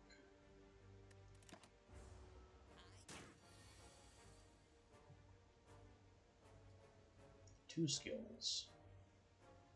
Well, we'll just plain ignite. Advance. And he's dead no matter what happens at this point. One strike kills him. If I could spend all 3 strikes, I'd activate the Infernal Flame and really kill him.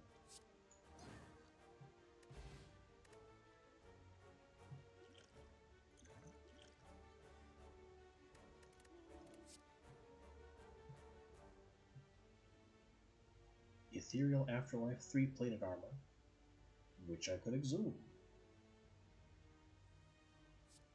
Retract, lose 5 HP, gain an intangible. Huh. That's a card, alright.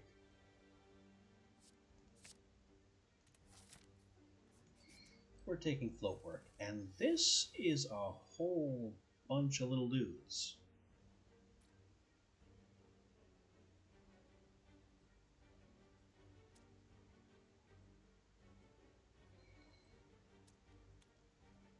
Five, 10, 15, 18, 21 damage coming in. Well, yikes. Kindle, float, defend, defend. That is pretty much the best I can do.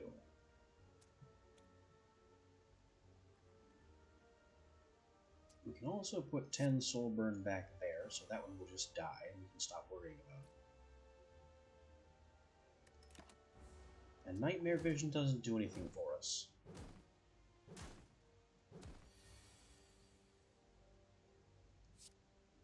Right, fourth seal. Ignites because it's a power. I should have played Radiant Flame first. But I did not.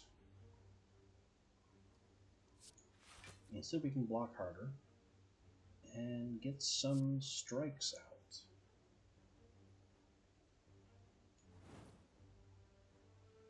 Now the back two are dead when they're soul burn triggers. I may as well Radiant Flame. And if we drink the Brew of Sharpness, one of them kills themselves.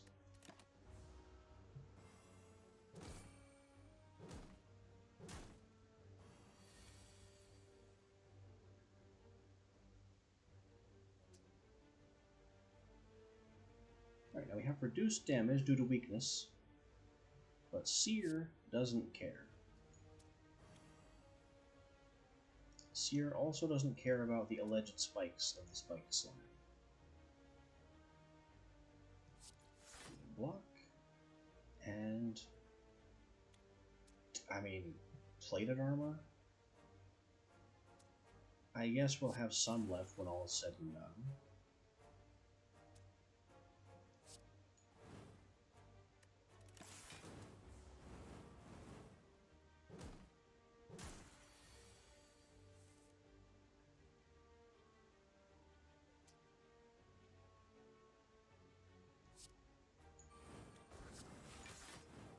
Throw out some strikes, execute, and we're gaining a frail, which is bad. But it's okay now because he's just dead. There's nothing else we can or need to do, except make it worse. Now I have a question. We need to play a skill to ignite. Does this count as playing the skill before or after it advances? Basically, I want to know if Float in this situation will ignite this Ghost Flame. Let's see. There's no downside. Unless we're on... No, this one's purple, so we're currently on this one. Float. It ignites. Lesson learned.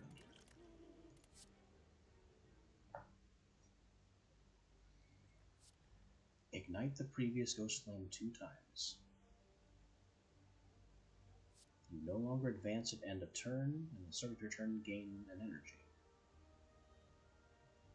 Ignite the current Ghost Flame, then extinguish it.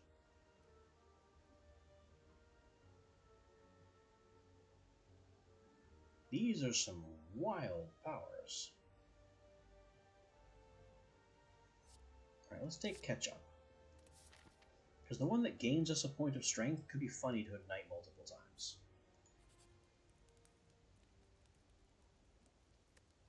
We can break our keys to gain our permanent buffs. And what to smith?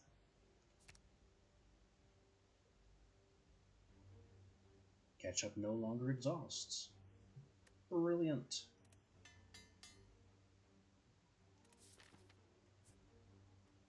Now we'll tangle with the shopkeep, who is going to rob us.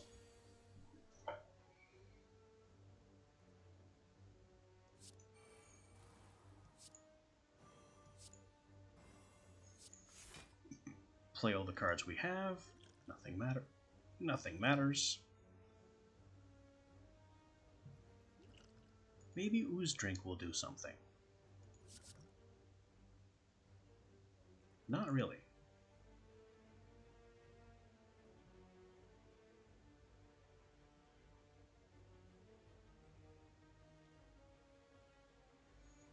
We give him 4 more soul burn.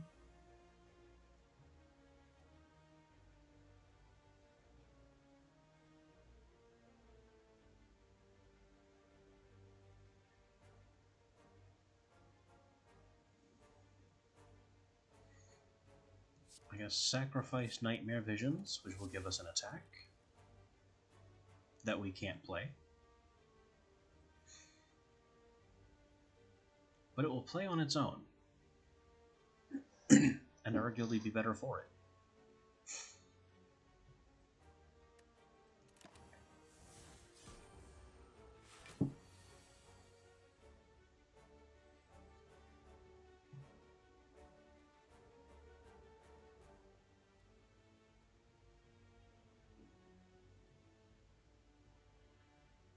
I still don't have 2 attacks on me. So strike for 12 with our Vigor.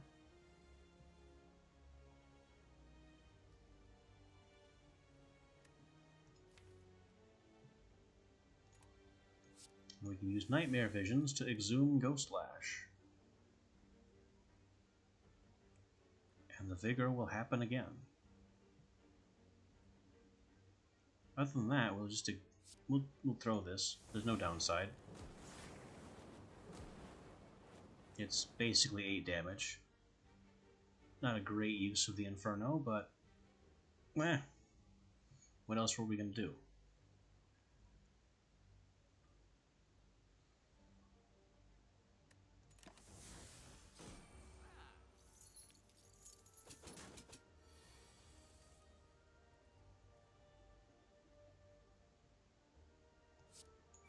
Strike. And strike.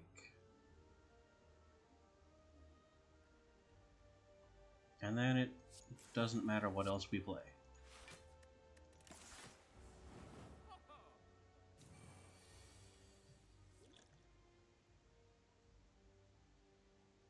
Now he is leaving and I have no attacks. I can ignite and float. That's pretty much all I have. There's the strike. Radiant Flame. And the only thing I could do at this point is drink the Inferno Potion. But 4, 8, 12, 16 damage? Come on. Is that really worth it?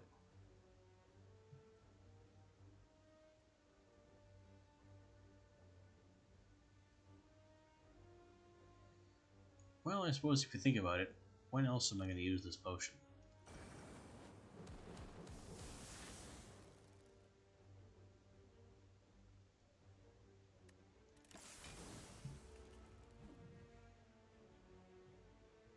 I don't know what I just blocked there.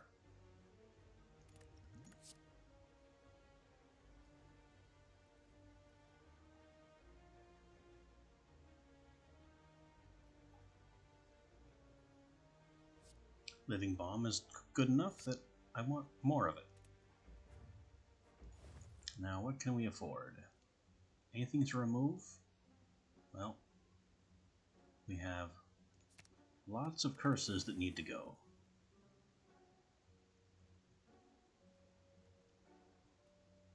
There we go. Intensity.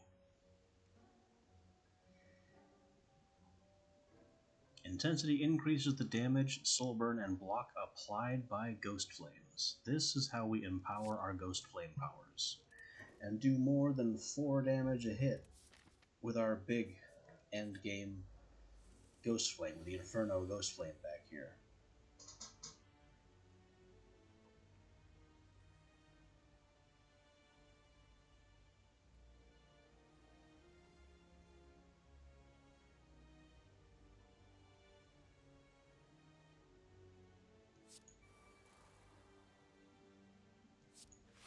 Seal, block, strike,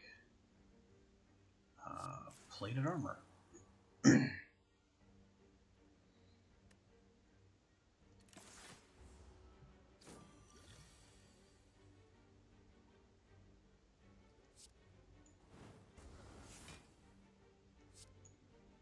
Strike and sear.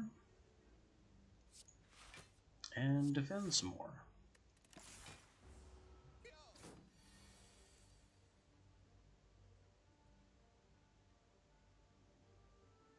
More soul burn.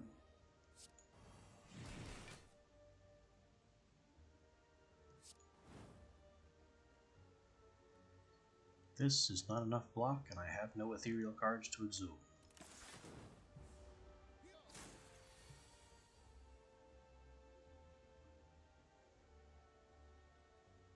But we can throw both of these powers.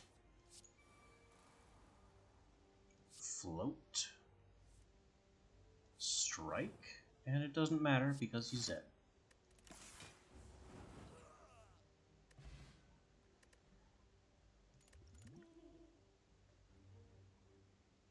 Snecko oil. I've had enough of confusion.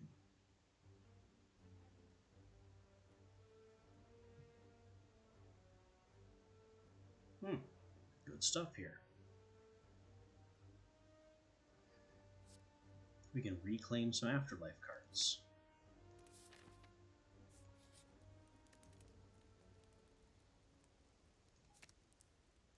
Exhume 2 ethereal cards.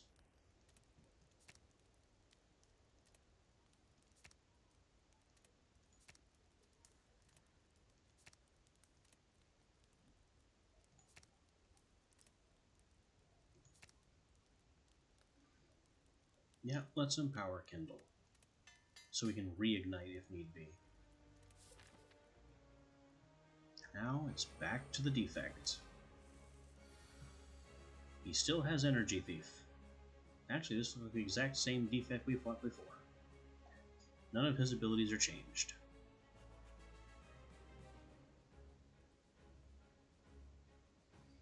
And I have no attacks.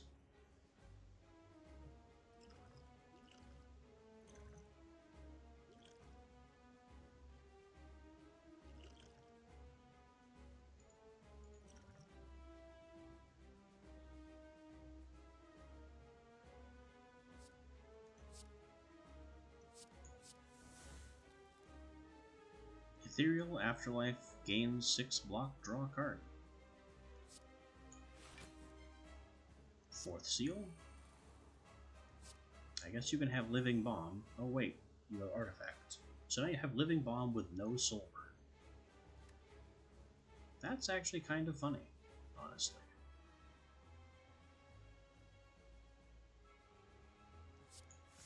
We can keep defending, which doesn't do anything.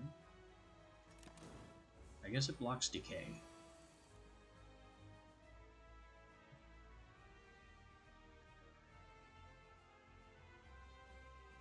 Now he's blocking and giving me Void. And I still have... well, I do actually have attacks.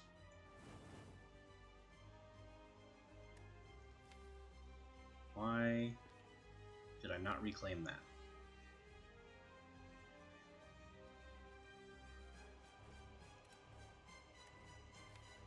Because it's not Afterlife.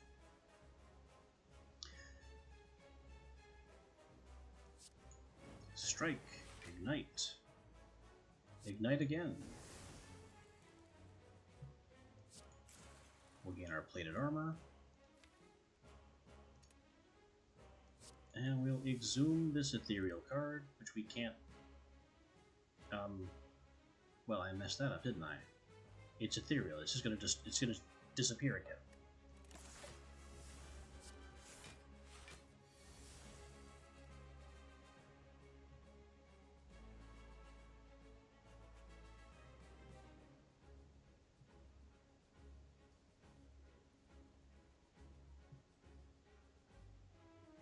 Alright, have some more Soul Burn. Courtesy of my previous Soul Flame. We'll Sear. Defend. And I can't do much about that 24 damage.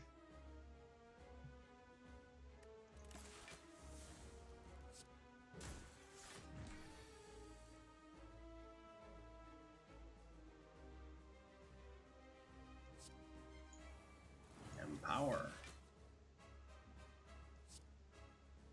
Should have thrown Radiant Flame first. Again. More Soul Burn. Also should have used my duplication potion.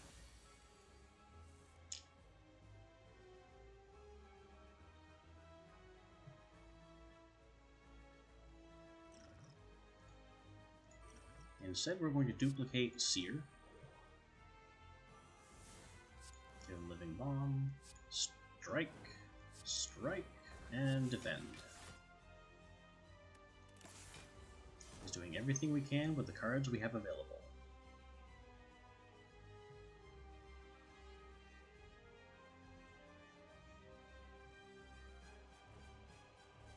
Use Catch Up to give him even more soul burn.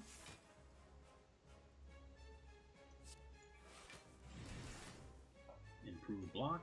That's ignited this. And we can float. And now we just need to spend 3 energy, and the Inferno Ghost Flame goes wild.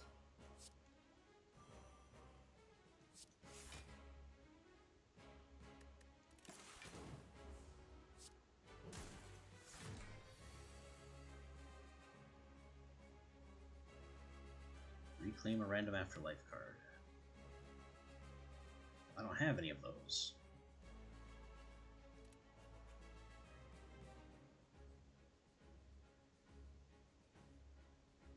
Well, it's still 6 damage twice, then an energy, then ignites the Inferno Ghost Flame. Hit him.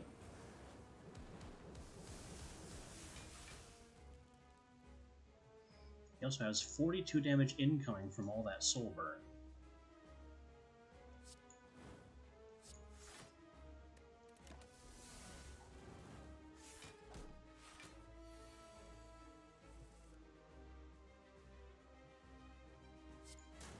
Strike and strike, which gives him soul burn. Kindle for even more soul burn. Living Bomb for slightly more soul burn.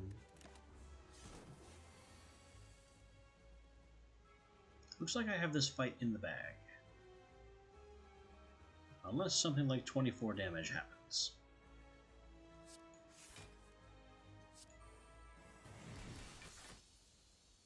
But we got him. We got him with the Soul Flame.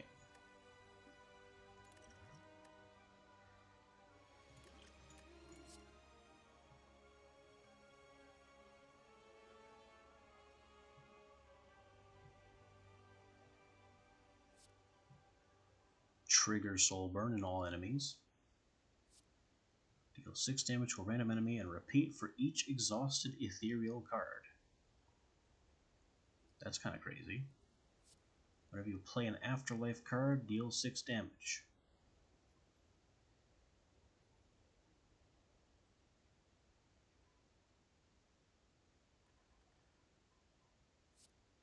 I think this is the most powerful of the lot.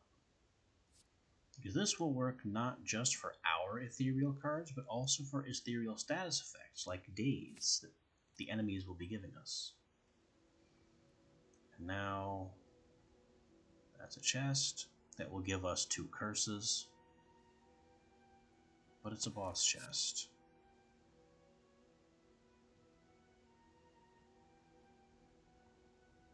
All of these are terrible.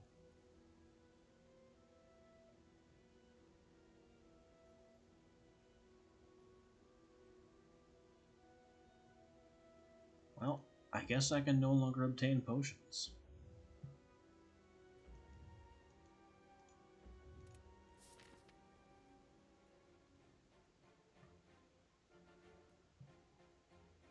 But now we can move on. We need to get this elite. This elite has the 3rd key piece. Which is why the icon is on fire. So that means our starting room is fixed.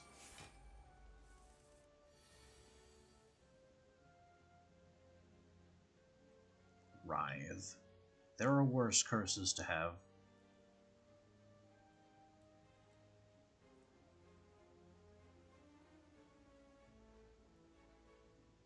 This exhausts, so I don't want to use this yet.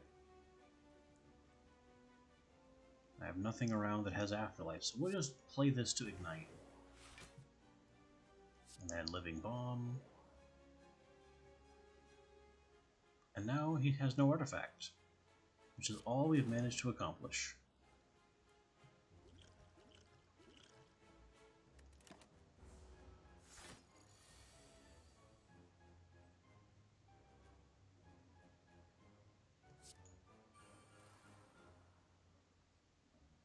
Pain.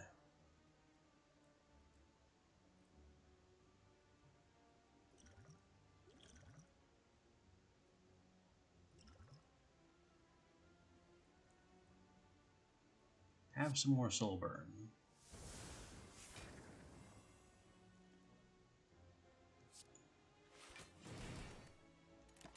And we defend, which also ignites.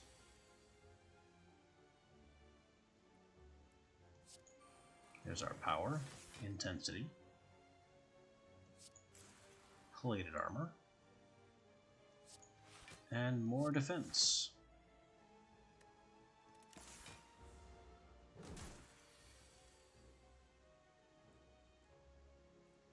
Now, soul burn is amazing because it deals damage directly to HP. His block is irrelevant.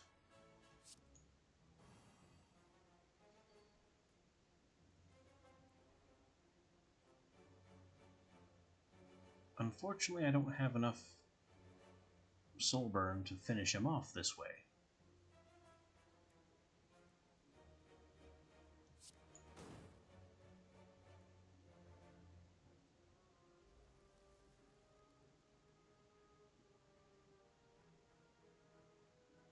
Let's just skip this flame with float. Skill. Radiant. Strike for the fun of it. It still doesn't die. We left it at 2 HP and we still need to chew through its defense. But I can catch up to give it some soul burn.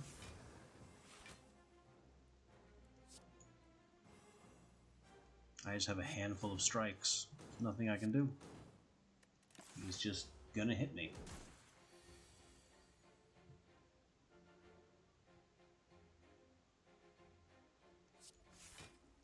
So all I really need to do here is hold out until the soul burn triggers.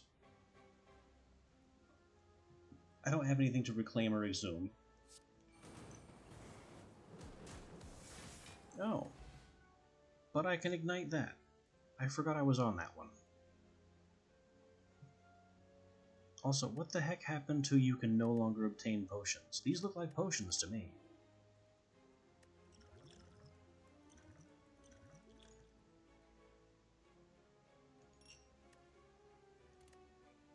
Ah.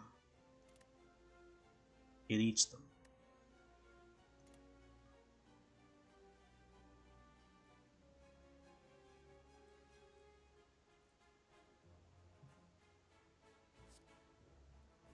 Gain 2 temporary strength whenever you advance.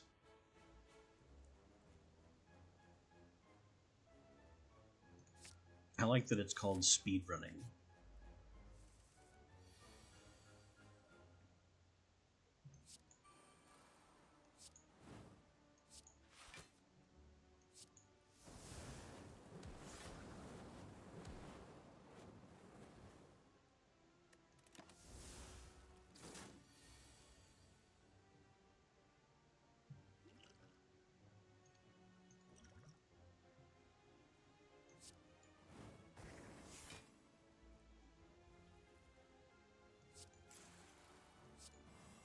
Have some more soul burn.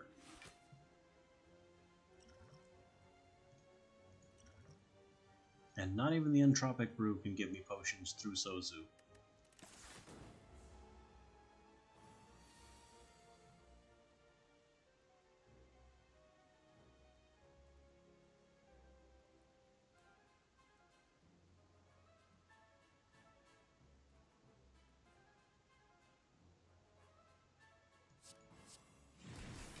Ignite, advance, temporary strength,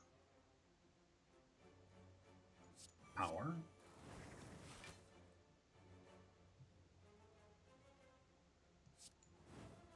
and we'll strike him.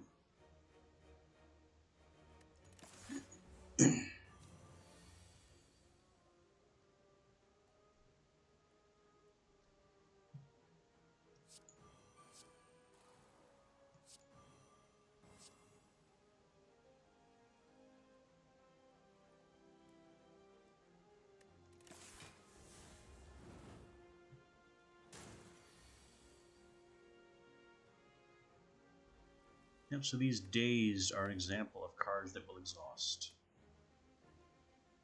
to power up something we've got somewhere. Only spirits.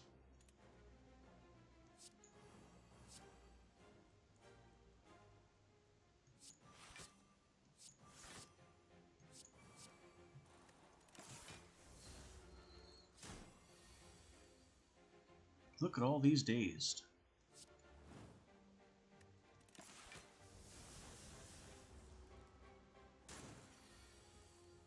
Look at us at 4 health. And with no way to defend or do anything.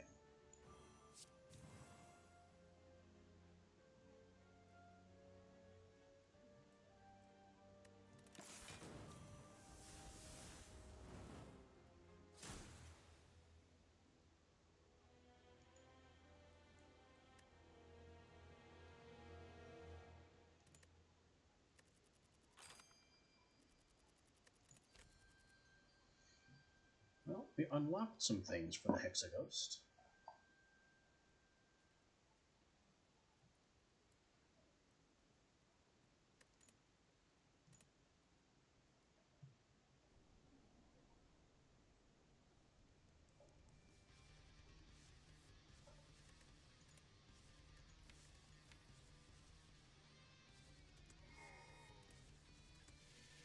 These are showing ascension levels available, so I have beaten them.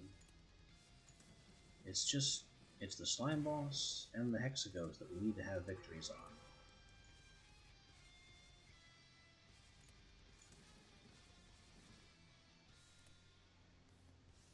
Also, it says the 7th villain characters. Or the 7th villain. 1, 2, 3, 4, 5, 6, 7.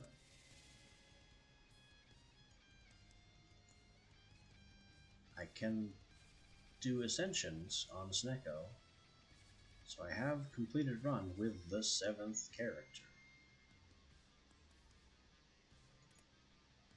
I guess I just don't understand what that means. Let's do some more sliming.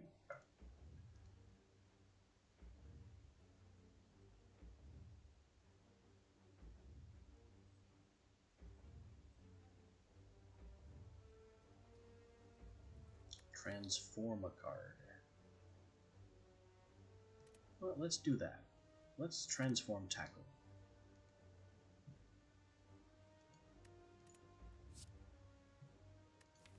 Tackle is now Slime Tap.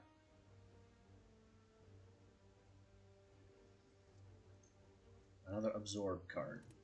I managed to make it worse.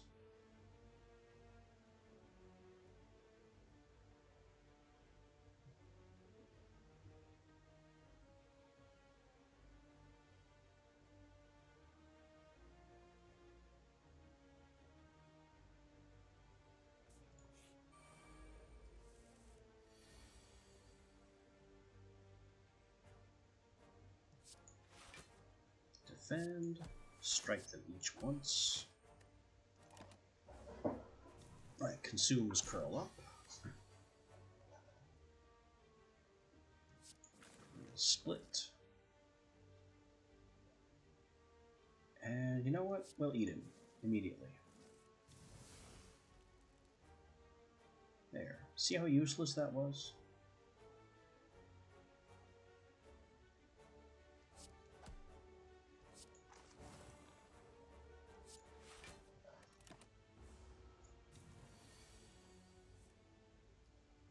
Hey, Split came back. Hey, Split's a skill. How did I not know that?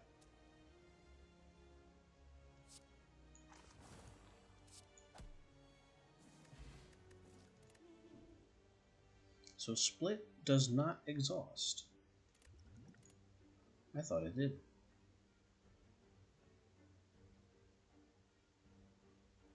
I still don't like tackles.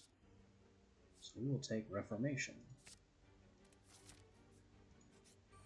And immediately pick a fight with the Shopkeep.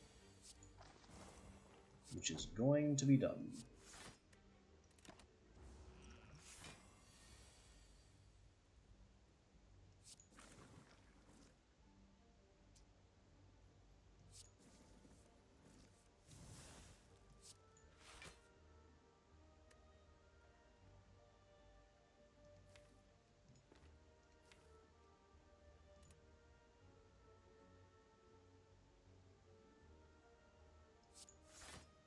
fully block the incoming 10 damage.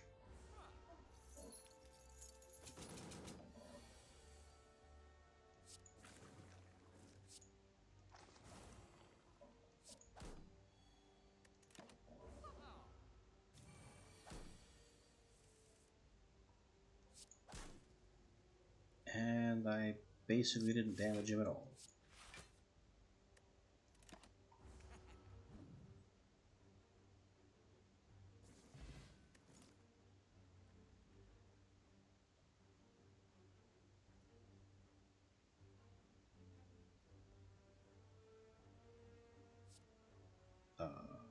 Wow. That looks amazing. 10 damage to anything and gain 3 max HP if it kills.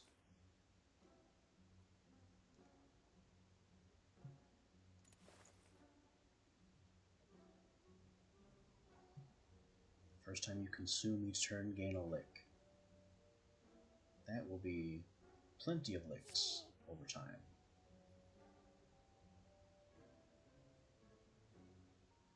Also, goop spray.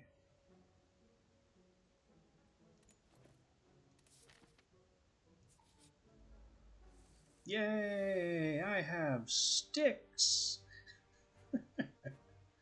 I love these guys.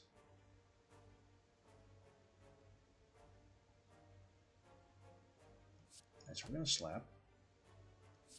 Reclaim that slap. And there's nothing else I can do, really. Split. Strike. Block.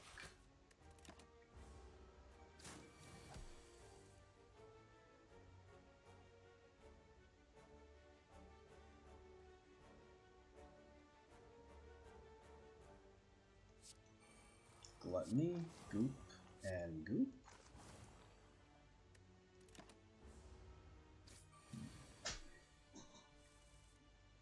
I wanted to try and finish him with mass feeding, but that might be out of my hands. Slime Tap will definitely help with that.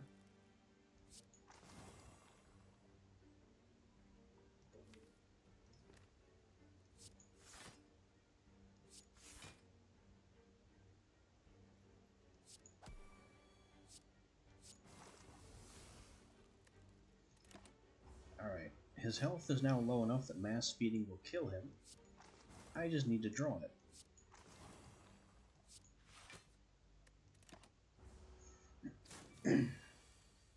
There it is.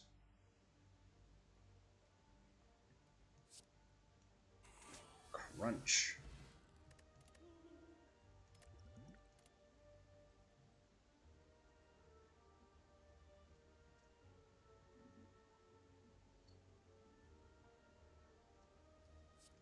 And we have goop armor again.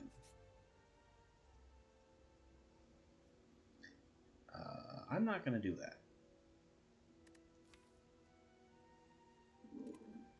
But I will transform Slime Tap again.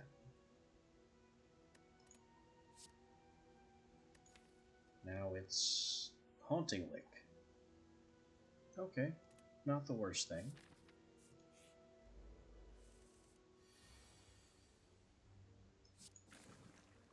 We will split, reform, so split immediately comes back. And I guess strike, because we don't have any defense, so what would be the point?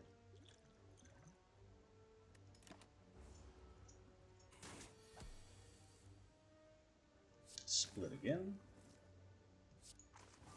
Goop 'em.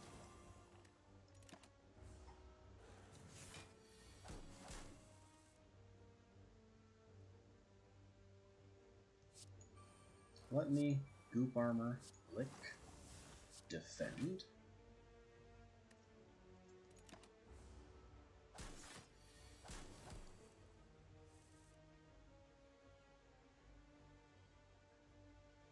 I think mass feed is lethal.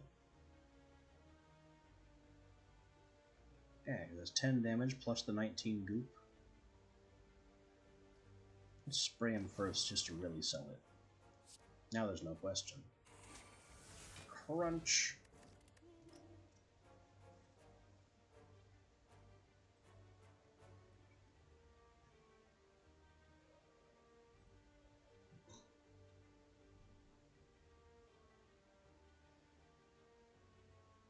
Now let's take Protect the Boss and try and lead much, much harder into Split. But now we have an elite to contend with. And oh boy.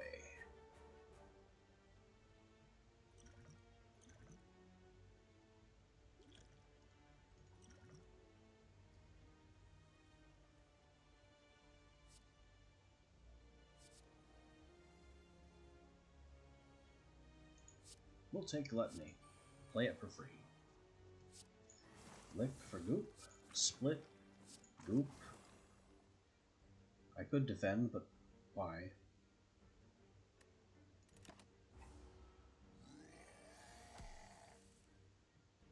Now he is angry. So every time I play a skill, he gets worse.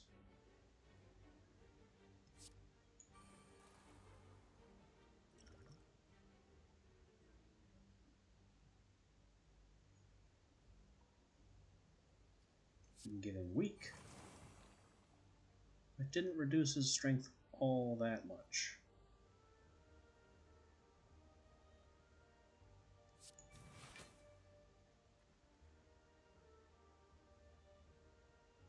Let's take Split back.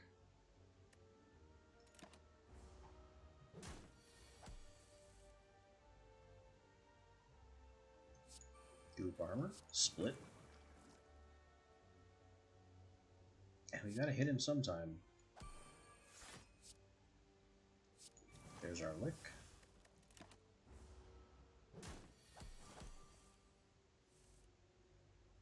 There we go. Protect the boss.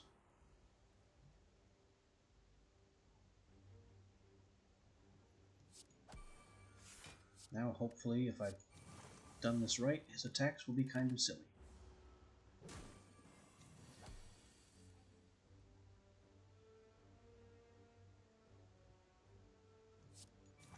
Now he's about to hit us really hard, but all it's going to do is consume that guy.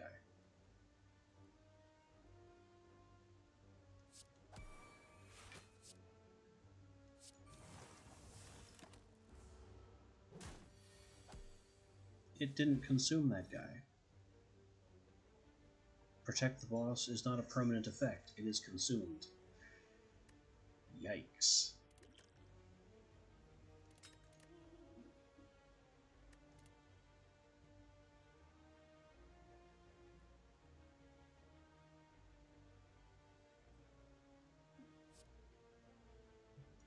Well, press the attack, and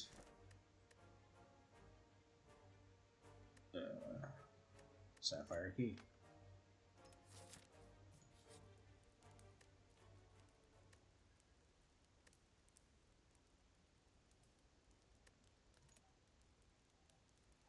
I really have no choice here, I need to heal. So we will rest.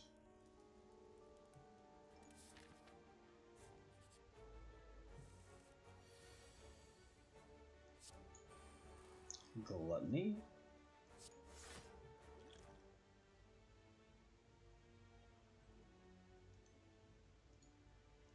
Goop. Strike. Lick.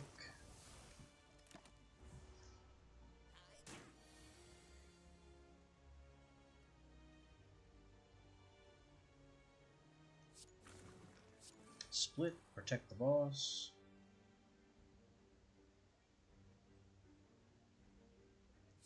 Reformation. I want mass feedback,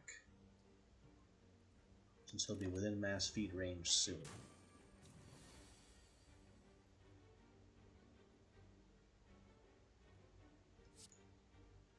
Goop. And goop.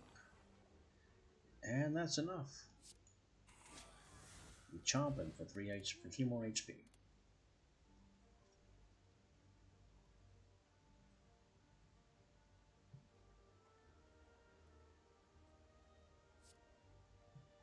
Absorb, split into a random specialist.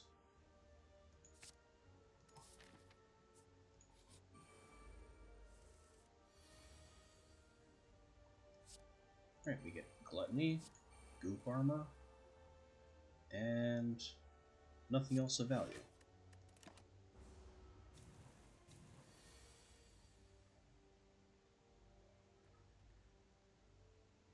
Where are all my splits?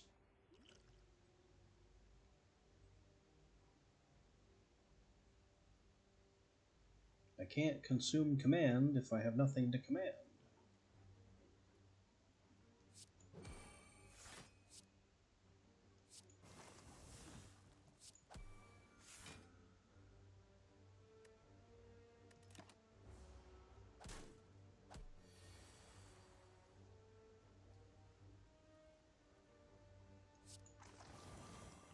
Goop 'em.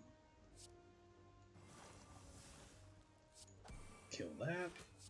And lick and strike.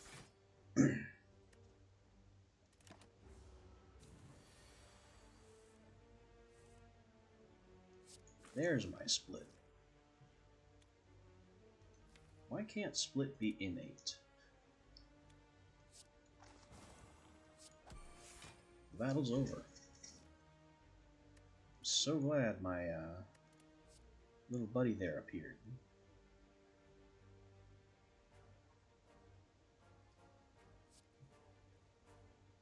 Okay, I can get Gorilla Split. I need more splits is what I need.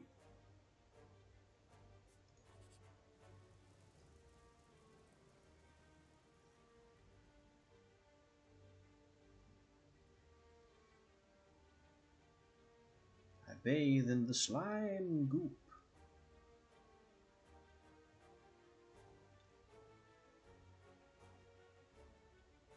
Huh. Lose souls, gain Greed Ooze. Greed Ooze will absorb 50 of your souls at rest sites, increasing its damage.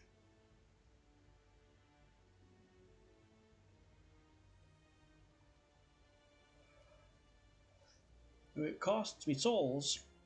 A lot. And badly. But I'll have a permanent ooze.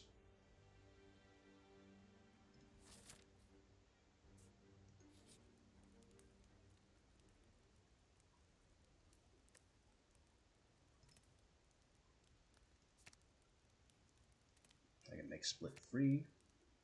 I can make mass feed do slightly more damage.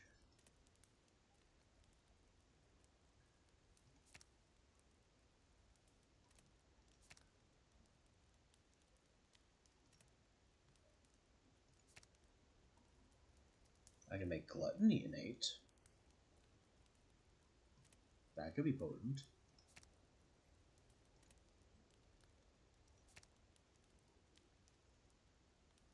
I think that's what we do. Gluttony is now innate.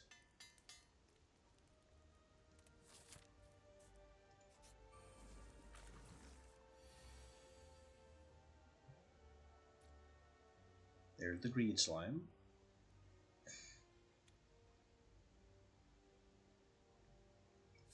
We'll split into a gorilla. And we need that gorilla to stay. We can't play protect the boss.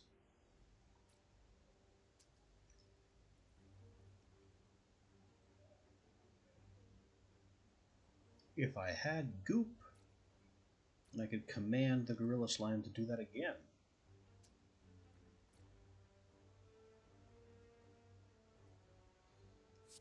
Instead we just swing for 9.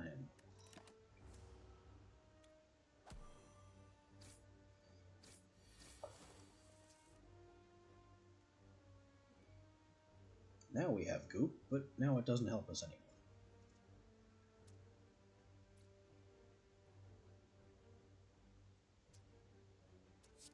You can die?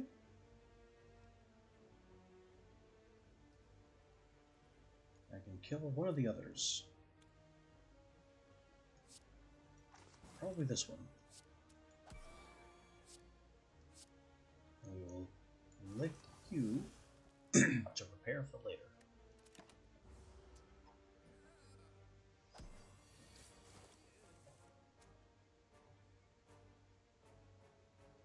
Shame. Mass feed came a little late.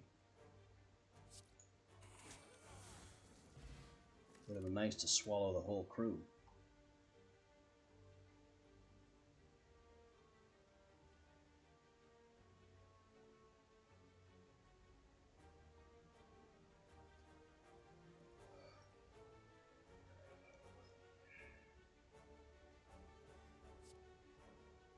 I'll take Prepare.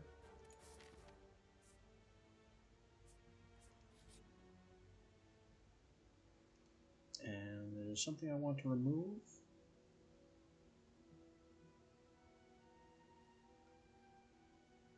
I mean, yeah, there kind of is. Protect the boss does not do what I thought it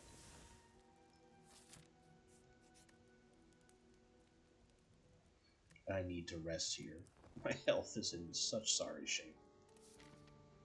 And now we face the Ironclad.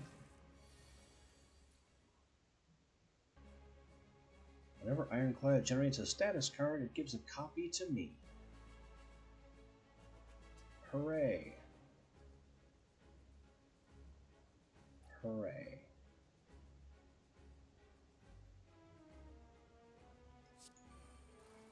Gluttony, Lick.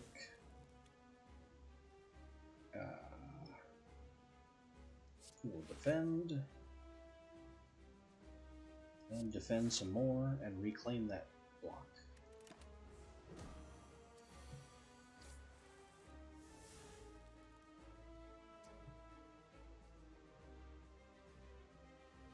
How am I intangible?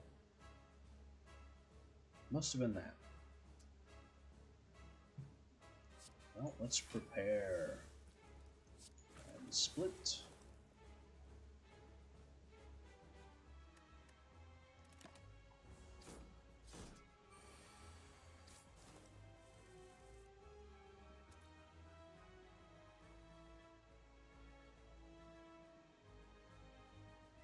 Repurpose with the gorilla. The gorilla is now a bronze. That's kind of a cool slime, honestly. Not the greatest, but pretty good. You're just blocking, so we will slap the crap out of you.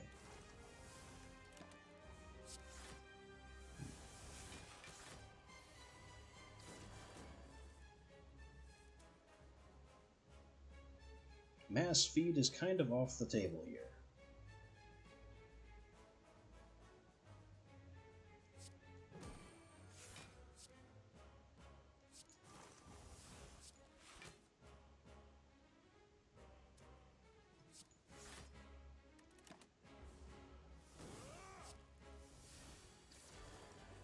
We are collecting so many status cards.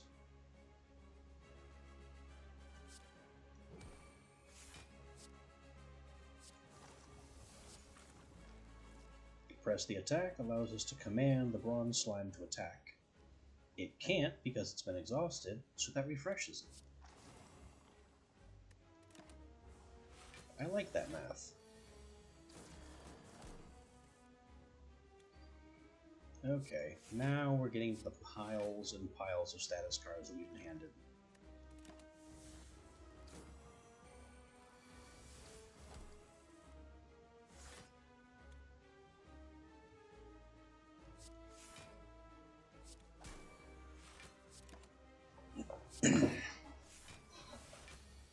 Hopefully our pack of friends can take him down without us.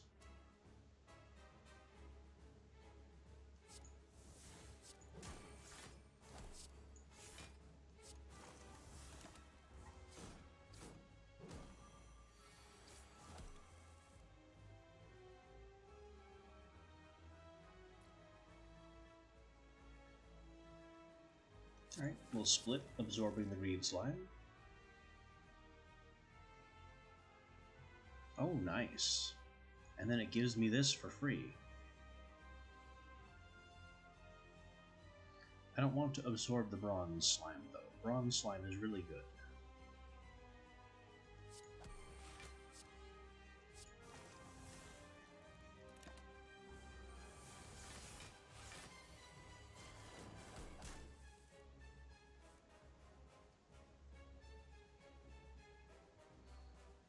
That is 41 incoming damage.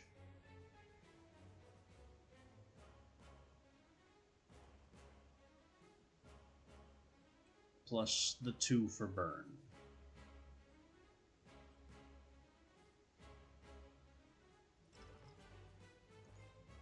Have some weak. Chill out. That's still 32 total damage.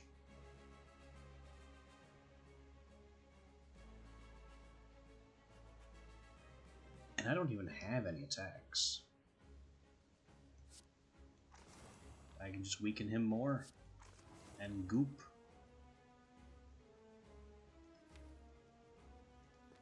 And I guess Reformation for Goop Spray again, so I can keep the weak train going.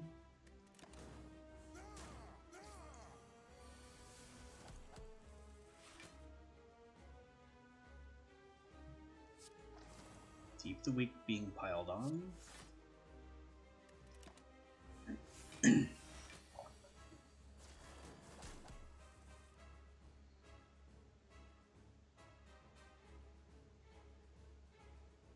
Okay, now we might be now we might be getting somewhere. Now I actually think I can mass feed him.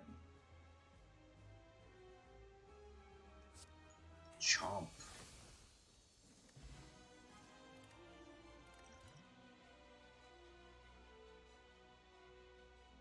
Exhume all lick cards.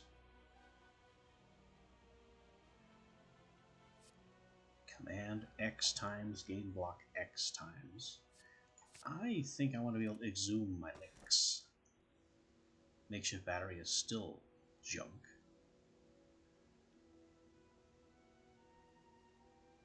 Transform 3 cards and upgrade them. Okay.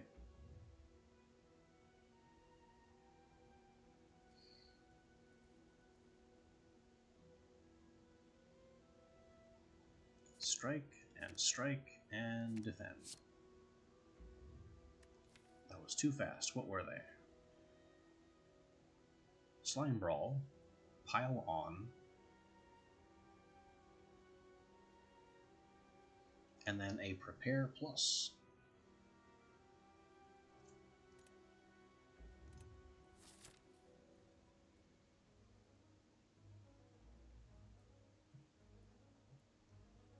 Alright, we have full health again.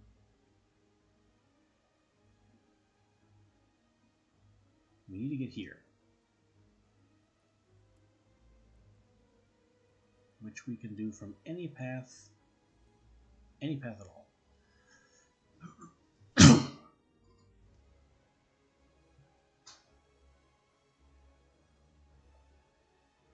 So we're going to go here and pick on the shopkeep to start.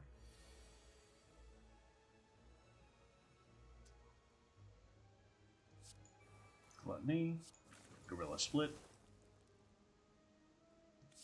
and Eek. Block. This is still gonna hurt.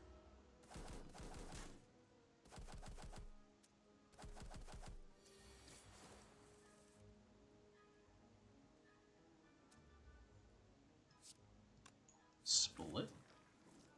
Repurpose. Deals 3 damage and applies 5 Ghost Flame. That's a fun one. Now I can play the top card of my draw pile for each of my spawn slimes. That's 3 cards.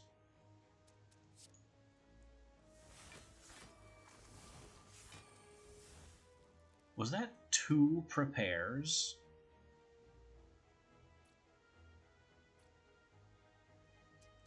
I think that was both of my prepares.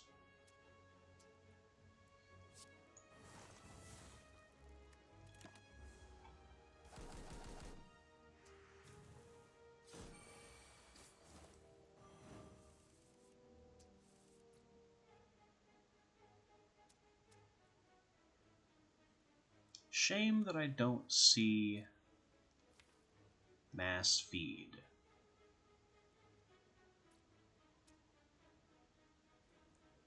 And I don't seem to have any way to draw.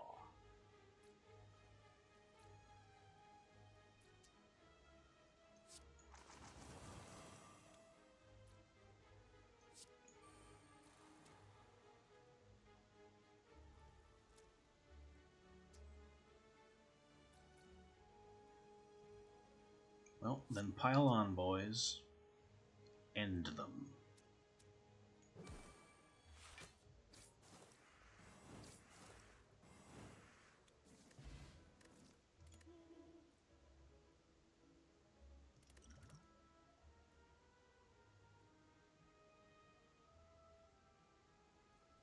The first cards you play each turn that targets enemies also commands. Perfect.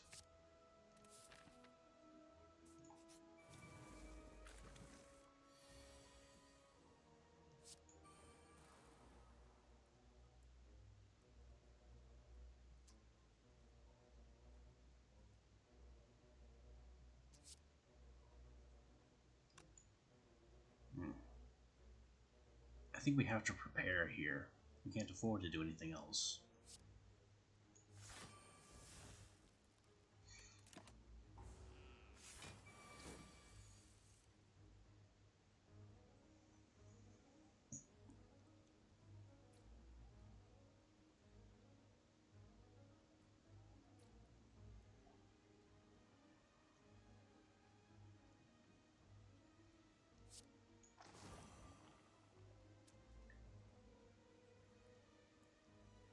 I guess prepare again, because what you've drawn is not very useful.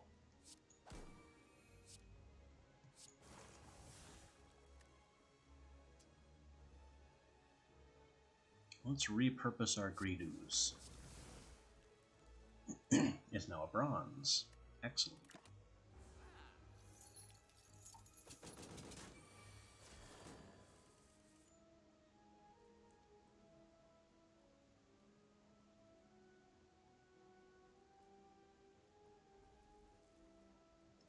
Revive Greed. Lick. And pile on.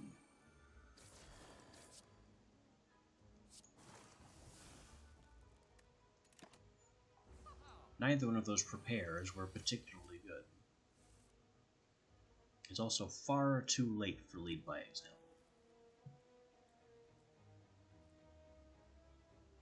But I can Slime Brawl and see what happens.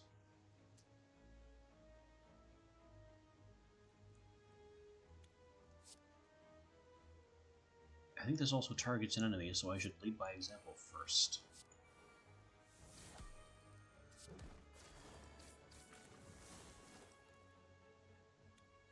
Alright, 100 damage dealt to him.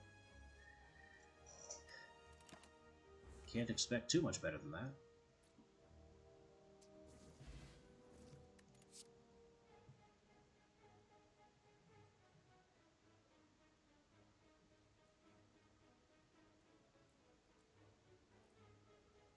I'll take another Slime Brawl.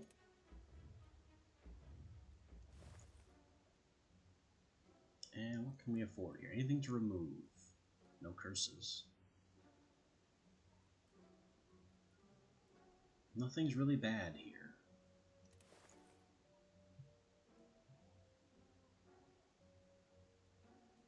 Demon Potency. Increases the damage of all spawned slimes.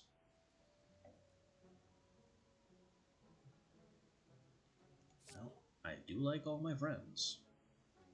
And we'll take Slurp again for extra licking power.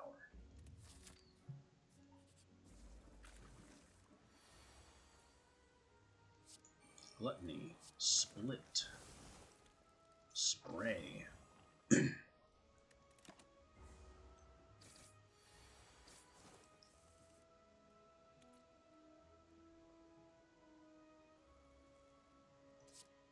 Goop Barber, press the attack. Lick him again. And let's take Pile On from the pile.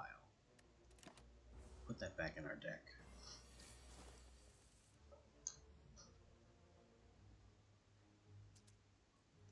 Pile on.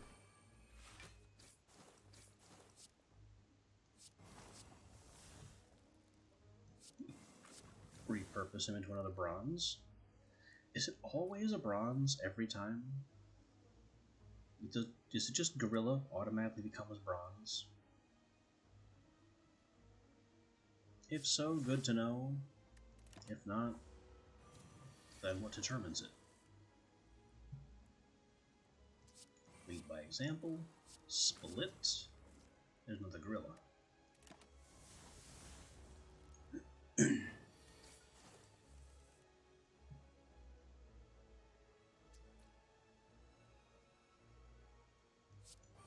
Level up. And brawl.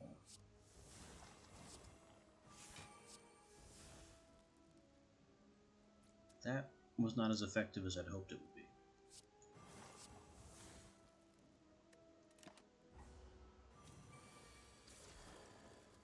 But that's okay. He dies of slimes.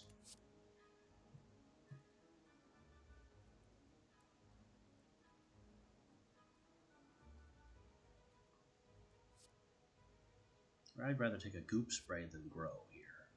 I want more slime slots, not fewer. No matter what buffs you offer.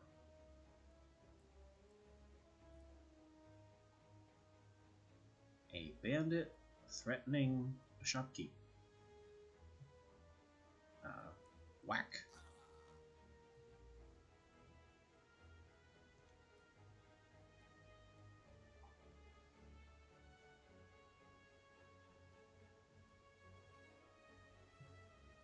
Upgrade, remove and upgrade, transform, or punch him too. Anything I want to transform?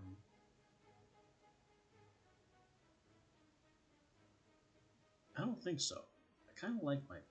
Maybe Haunting Lick, I think is the weakest card here. But I'd rather upgrade.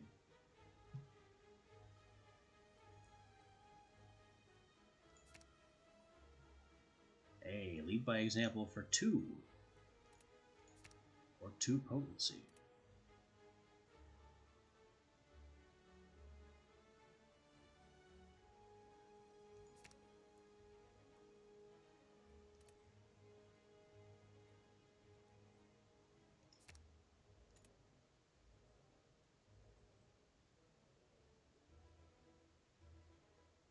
Let's do the slurp thing.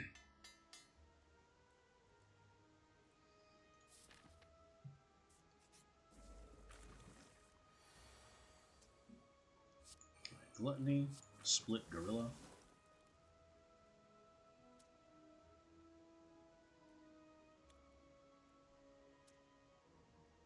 We'll leave it as a gorilla. We're not repurposing. And block.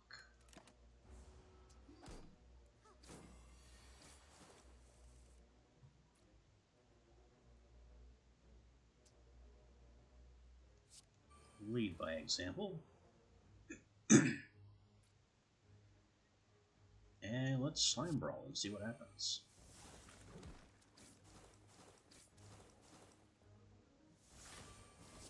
Apparently Slime Brawl found another Slime Brawl.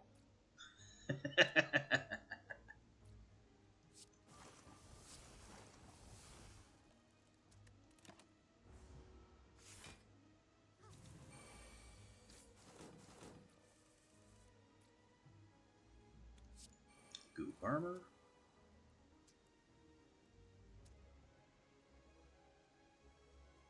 Level up.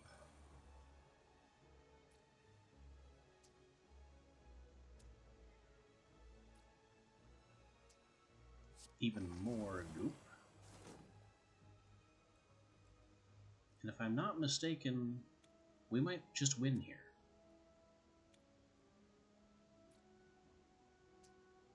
This guy is definitely dead.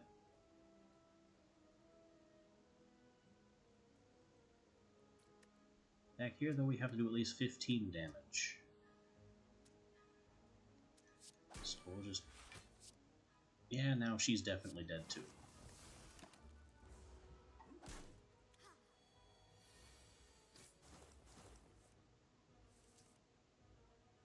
What happened? They were supposed to be dead. A llama? He's supposed to be dead.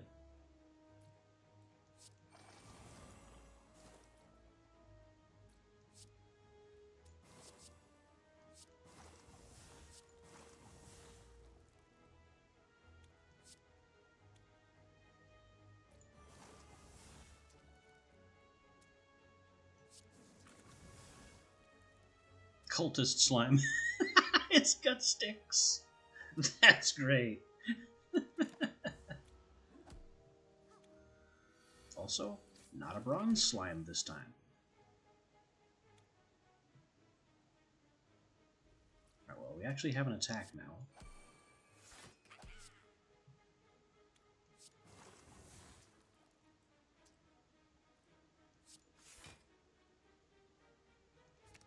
I think my problem here is that I have plenty of ways to apply goop, but I don't have any attacks to trigger them anymore.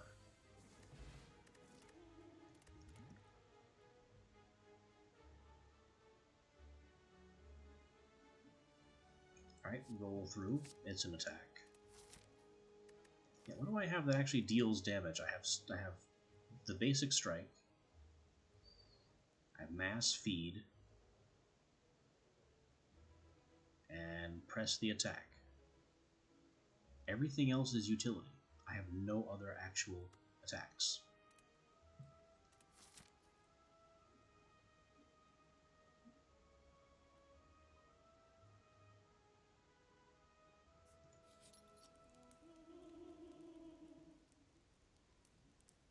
My Greed Ooze ate my souls.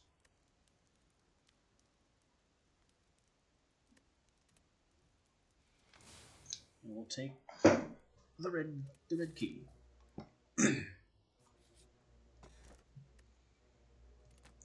+2 card to the start of combat.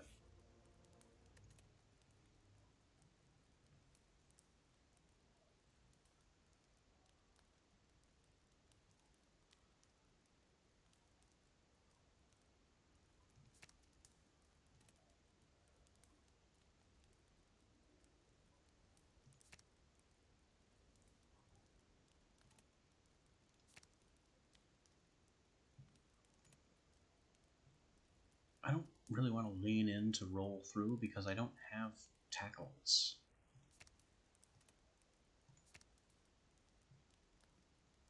Oh, I can remove the exhaust from this so I can just exhume lick cards constantly.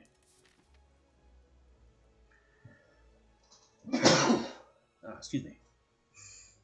Now I have no choice but to go right and play with not one but 2 elite fights. Also, this jerk.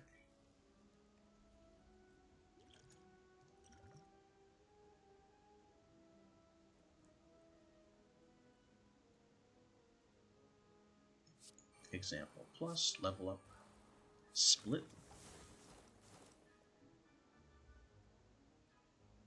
I mean, I could have played Gluttony.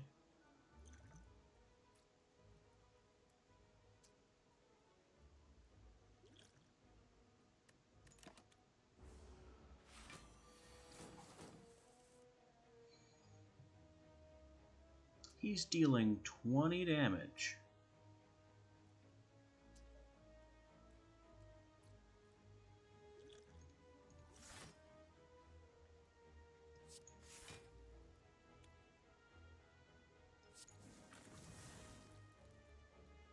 Six damage and 5 temporary thorns. Too late for that. He only attacks once. Actually, I can press the attack, and that'll command him to give me thorns, which will inflict 5 thorns for every one of these attacks.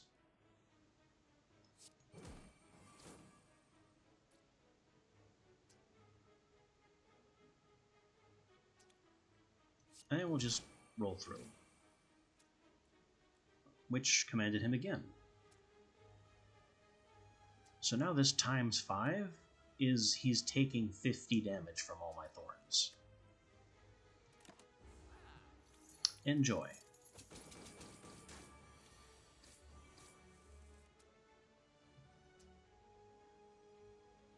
That makes his block well and truly gone. Split, pile on.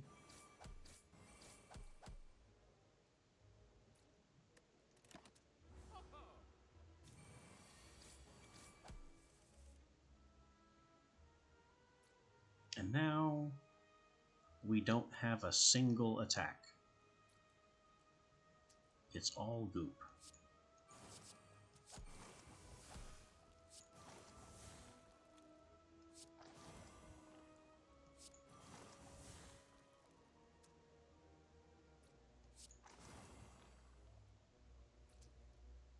Alright, so now he runs away and he will not have this goop when he comes back.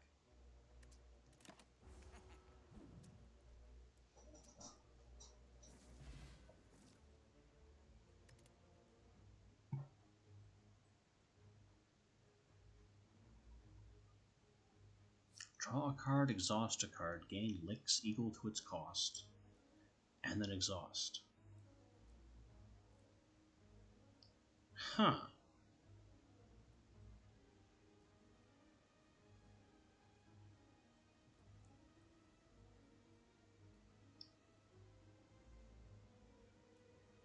That's kind of weird.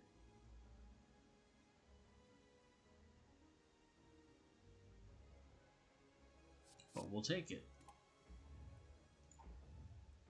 I don't know why I'm even looking at the merchant. I'm broke.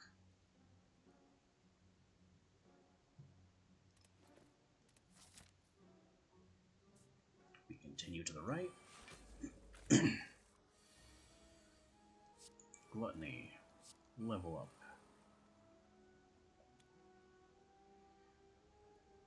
Goop Spray to remove some artifacts. Haunting Lick to get the rest of the artifact off.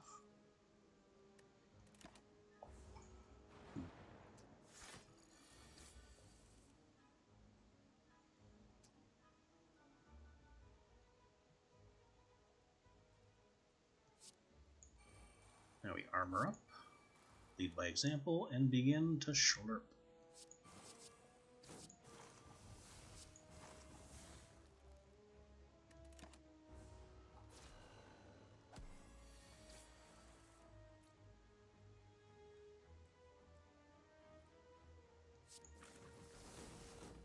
Split and spit and press the attack. He's dead.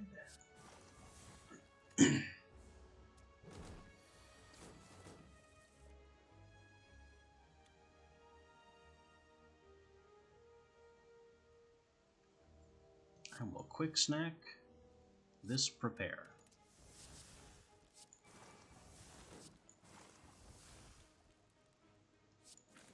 And split and brawl. That's a lot of licks. Where did all that come from?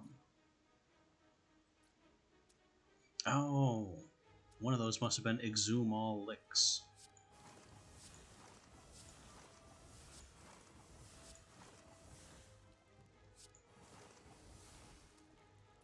That's a lot of goop. That's almost a lethal amount of goop.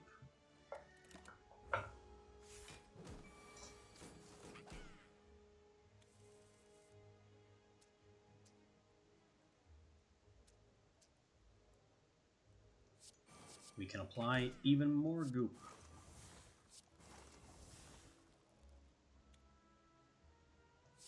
Waste not, for even more goop. Just a stupid amount of goop. Now this one strike comes in, and blam.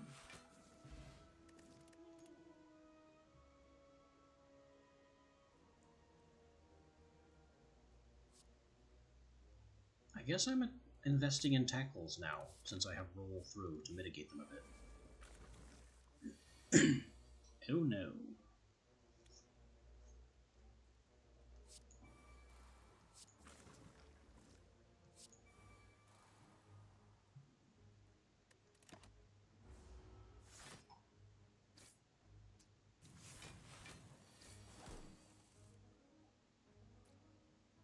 Well, there is very little I can do about this. This is a whole heap of damage coming in.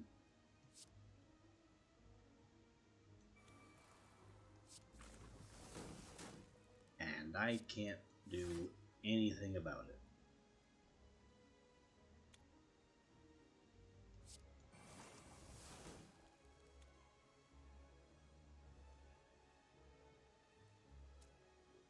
Yep, we're just dead here.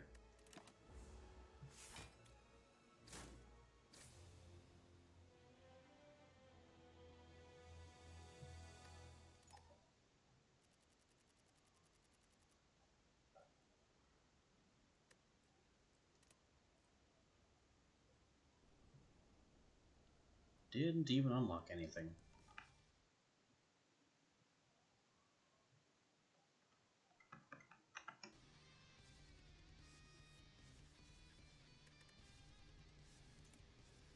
I don't know why Downfall is so hard. Or at least it feels harder than Vanilla. Maybe there's something I'm doing wrong.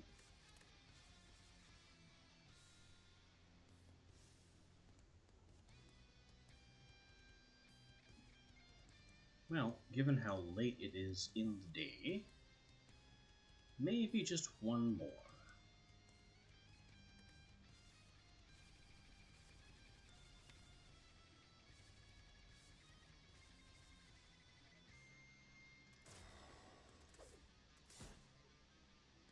You can tell I haven't won ever on any of these characters. They don't have Essentials unlocked.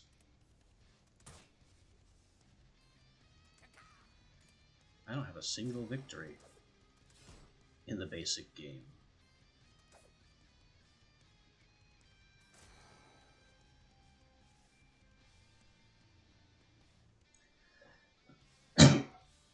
Well, let's give the defect a try.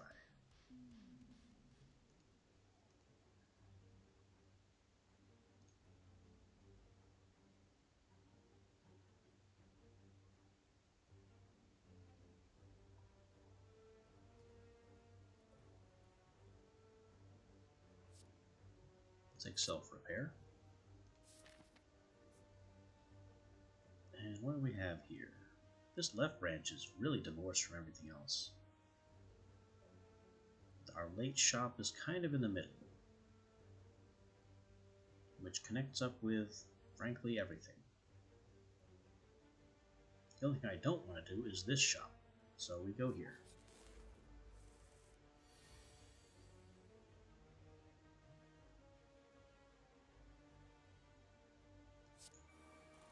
Play self-repair in case things happen. Smack him, and I don't want to consume my orb. If I consume the orb, then it stops zapping. Speaking of which, more orb. Morb.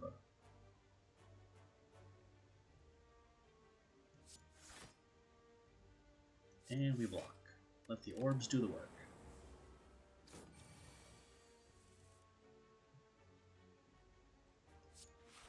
We almost can't block anymore.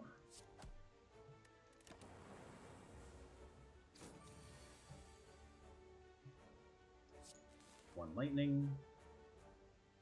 369. I guess we're evoking.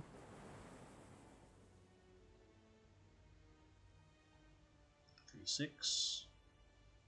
12. We win.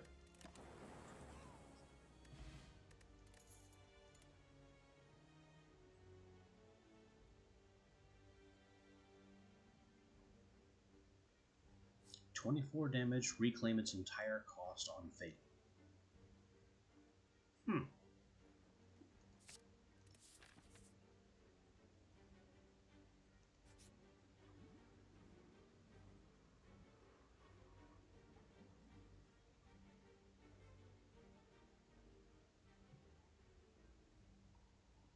25% chance to find a relic for 3 HP. Give it to me. Huh. I grabbed Orichalcum largely without incident.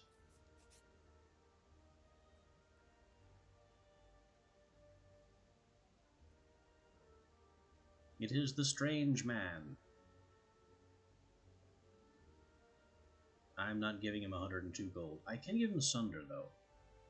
It's expensive. It's unlikely I'll be able to make good use of it.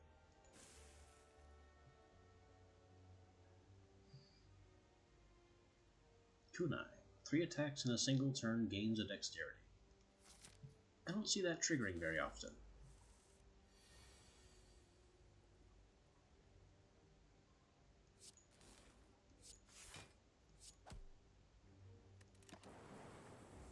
Have some lightning. Self-repair. Strike. Have some lightning.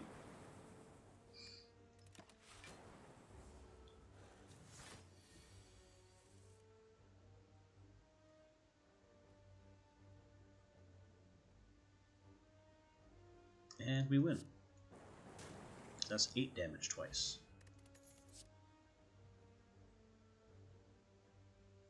Seven block and 2 frost. Sure. Now where are we going? Not left. Anywhere up the middle.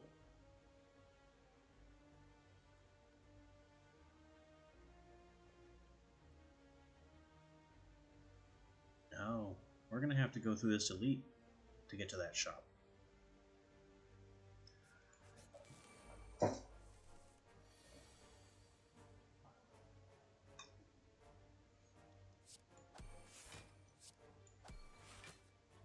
Get those strikes in so they curl up.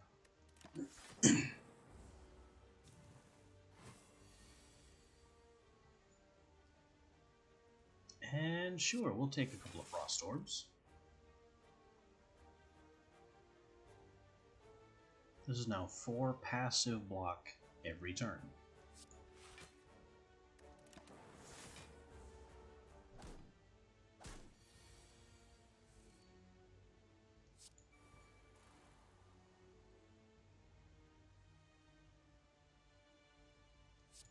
Zap.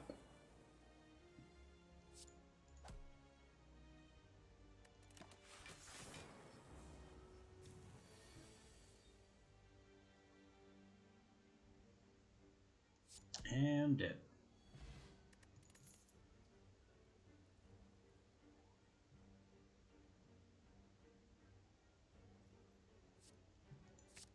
Claw could be good. Look over here in Smith.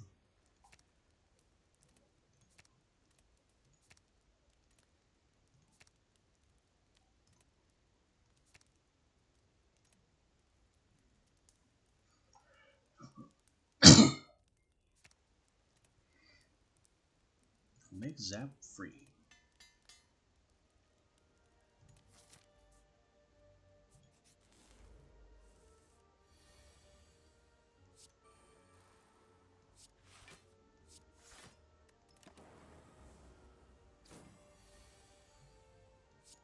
The lightning begins.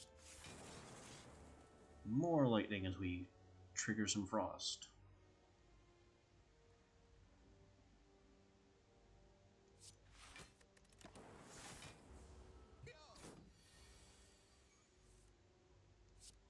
Chomp.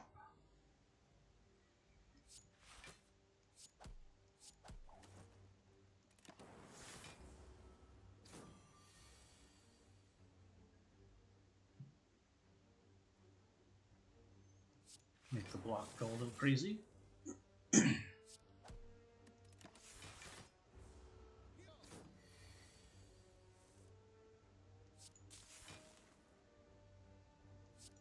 And it's over.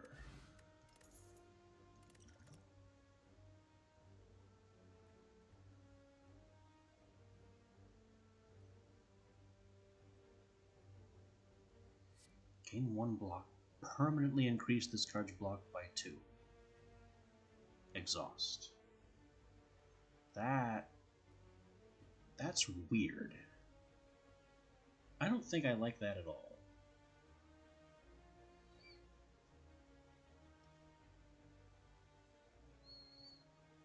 I think I'd rather channel more lightning with an attack.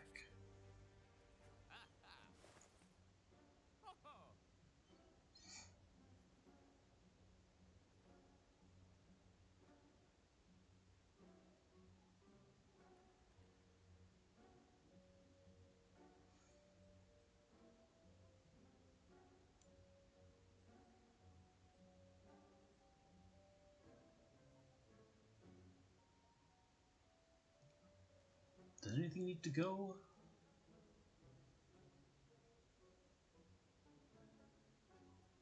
You get a strikeout.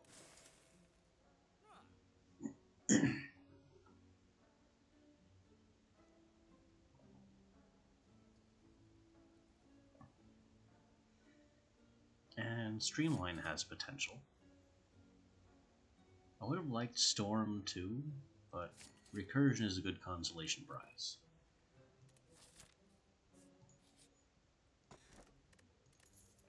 Gold and brass tacks. Now I've got to go left if I want that other shop. Do I want that other shop though? Because now I'm broke.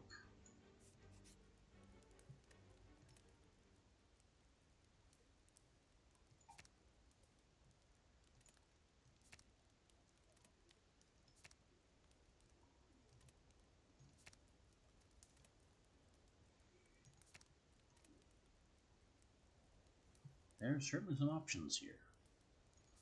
I think boosting Streamline is the play.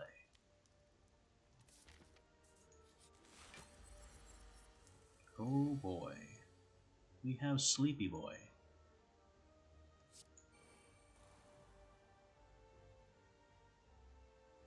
This will immediately wake him.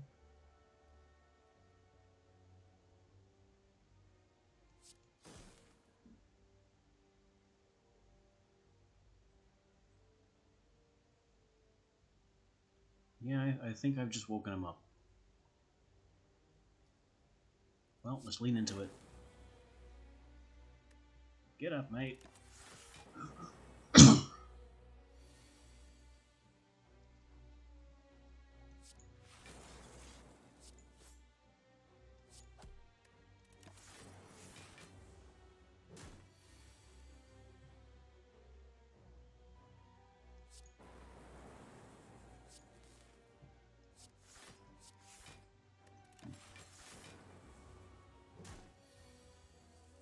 These frost orbs are doing work.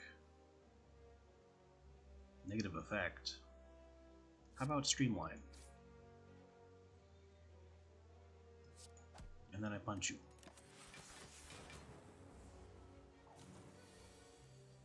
Strength down.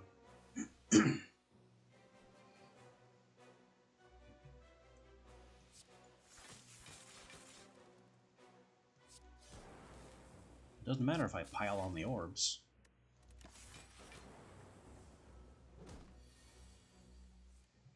Orbs don't care about strength.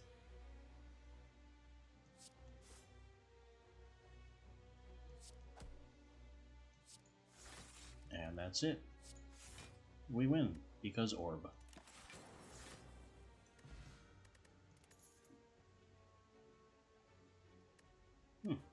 I can make an attack innate.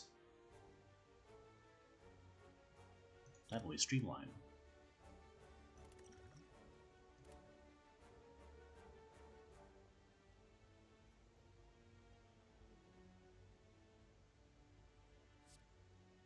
Huh.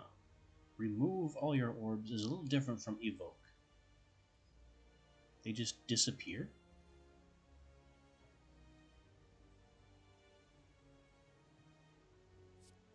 I don't have any cards that cost 0 except for Claw itself.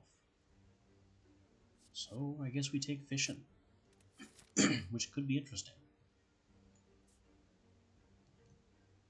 And then I guess I'm going for that shop after all.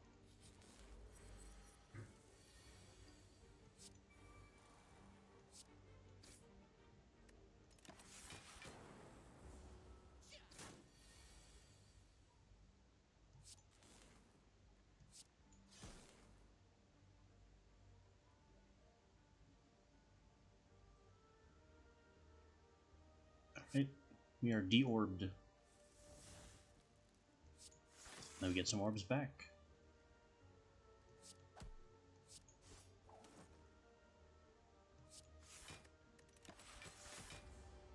Crazy stuff. Why is this in red? Oh, it's considered an attack. He netted me. I didn't see that. Oh, that's fine then. I'll just block, and the orbs can hit you. And now we streamline the crap out of you. Bam.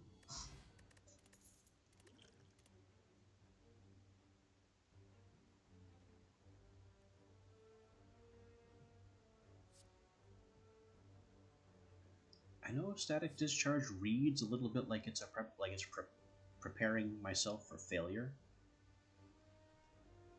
But when a multi-hit attack gets through, this can be ridiculous. Also, the other options here are just not that great.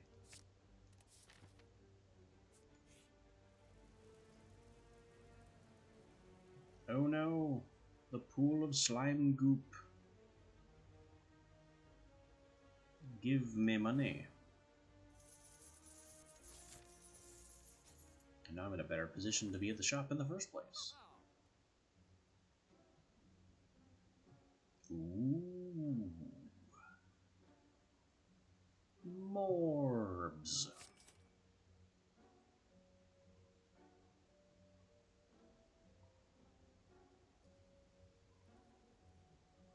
And then I don't see anything else really of value here.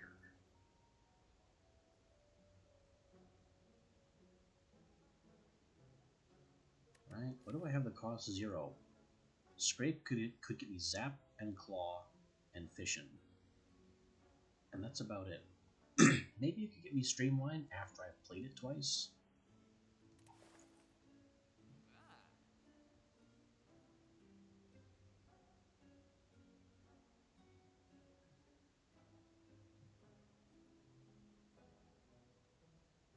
Maybe go for the eyes. Could save us at some point. And our last campfire before the boss. There we go. Fission now says evoke, not remove. That's what we want. And we're facing the Guardian.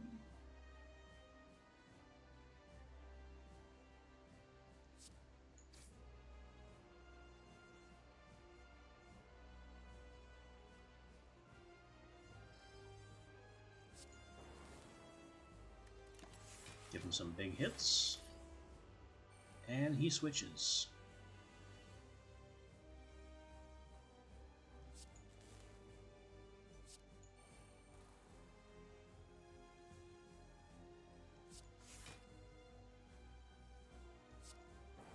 Evoke both orbs. Now I have no orbs. And I didn't draw any cards to get them back with.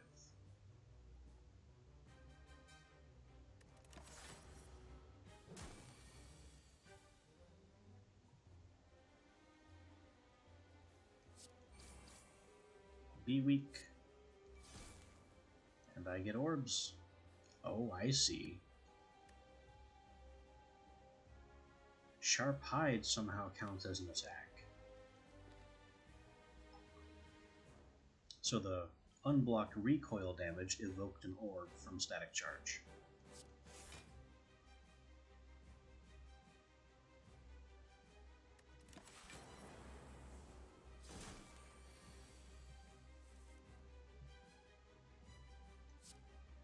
Morb slots.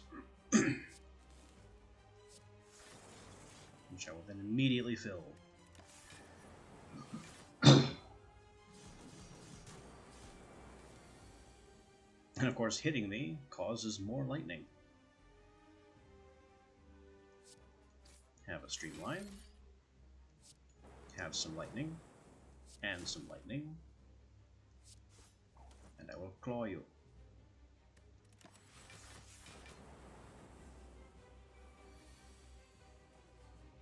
This is definitely a battle of sheer attrition.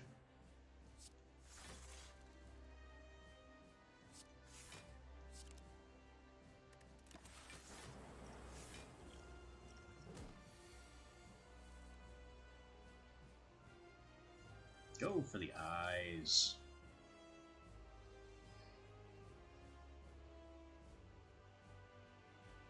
Let's see. Recursion for the ice block. Evoke lightning twice. And claw.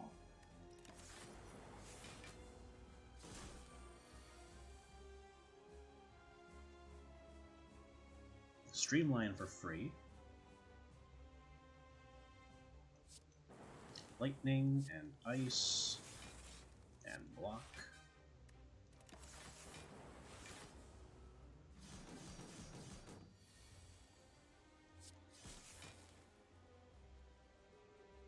I think we are just barely... Nah, we'll kill him manually. Ooh. Now he has all that block.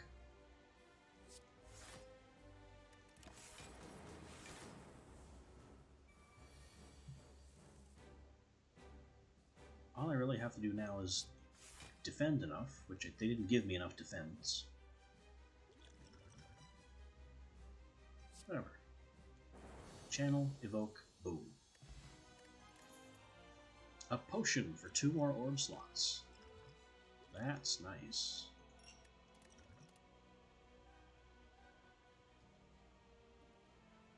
Echo form. Channel 1 of everything.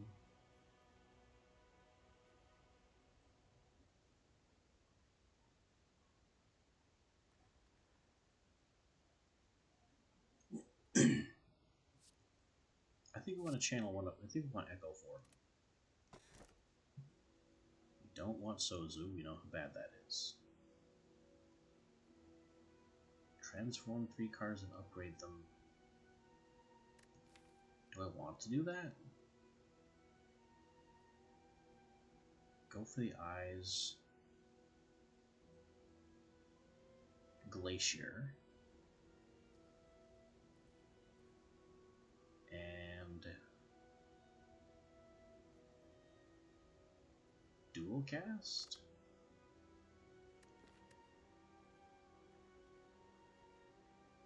Yeah.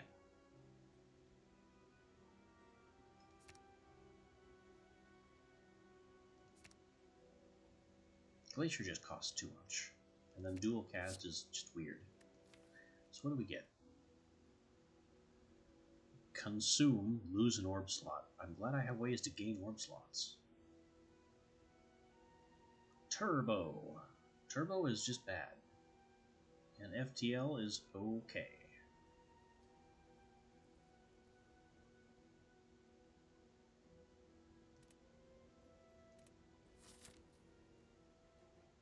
Actually, Turbo Plus is not as bad as it could be.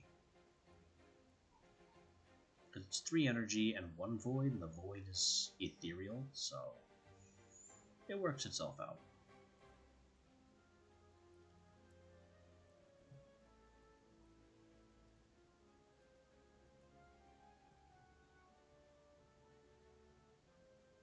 I guess we just gonna do whatever now.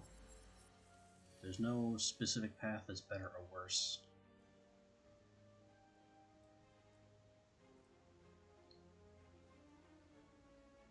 I gotta throw Echo Form here.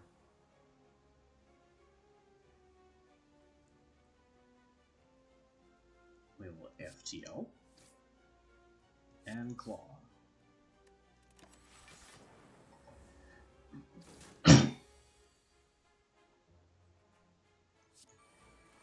Static up.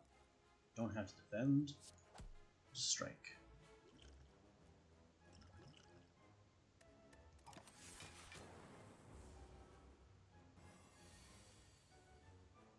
Now we are hexed.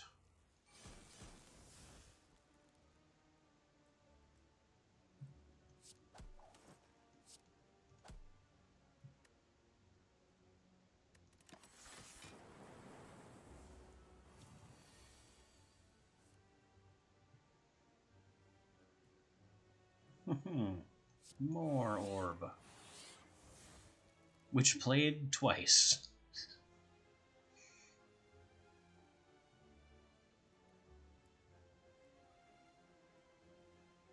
And I'll lose an orb slot to make all my existing orbs so much better.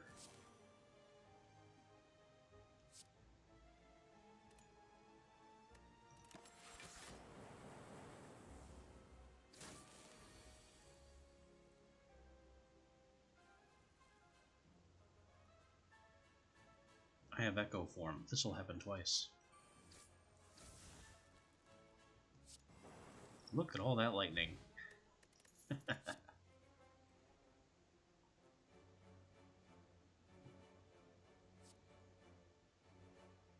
4 damage for each channeled orb. Is it better than Charge Battery? With the number of orb slots I can play with, I think it is.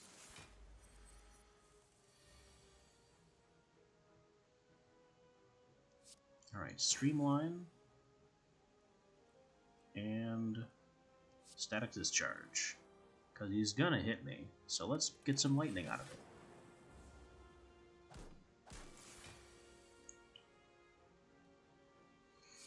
Echo Form, FTL. And do I Fission? Sure, it'll chew on his plated armor a bit. And now there's not much I can do. So we'll defend. And he can give me a lightning. He didn't.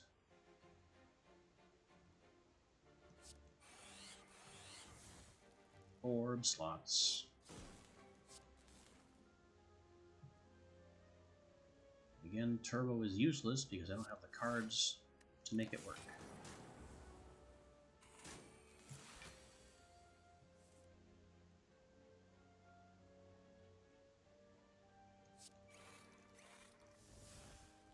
Focus has just doubled. So I still have 5 orb slots, and every orb now does 9.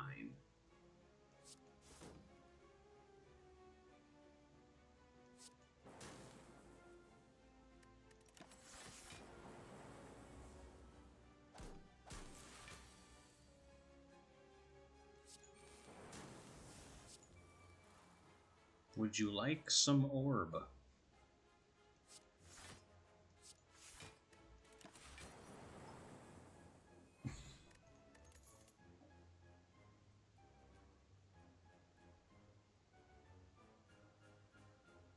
Okay, yep, double your energy.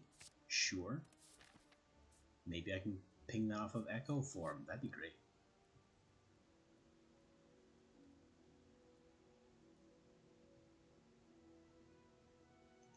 Pray for gold.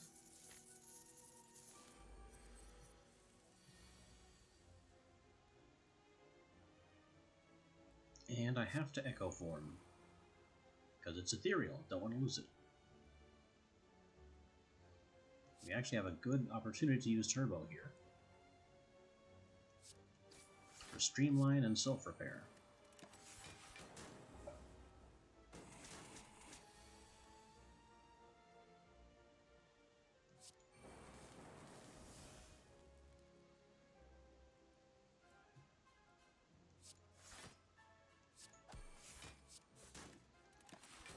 Just gonna throw what we've got.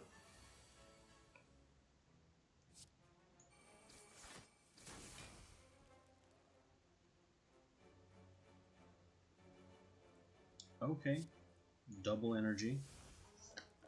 We can't use 6 energy this turn. It's just funny that it's here.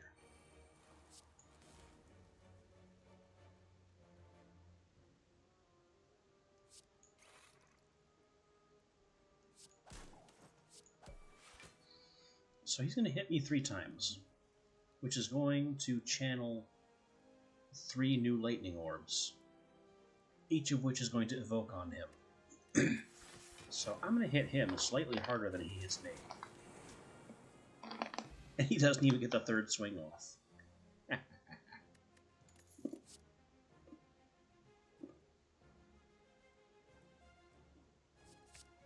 Another claw.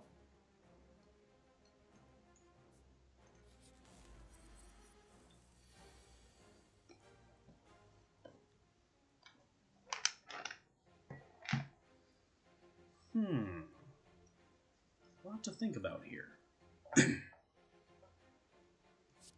We'll start with FTL.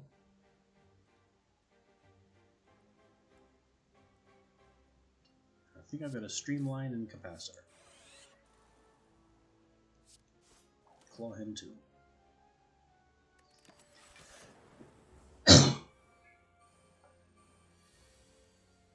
Now things are going to get out of control very quickly.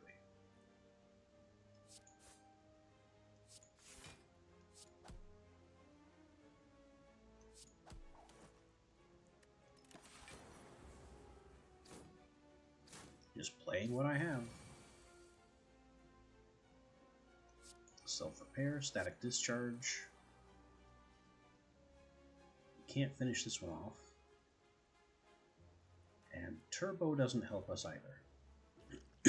Maybe it will if I draw some cards. Okay, now we turbo so I can play Echo Form.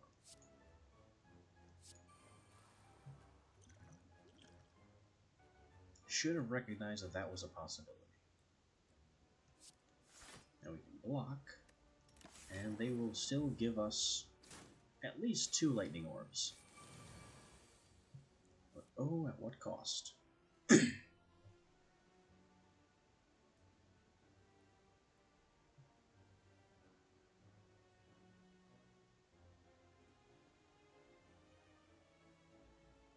Consume, and it's played double for Echo Form.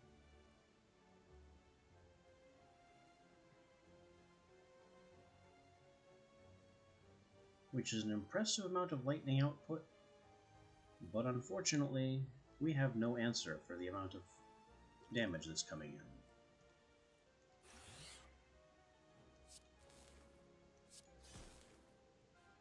Not even like this. Zap, zap, zap, zap, zap, zap, and we die.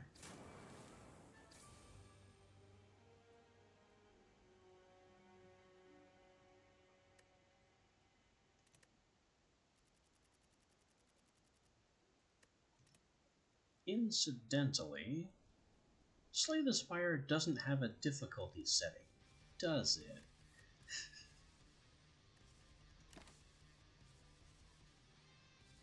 Nope.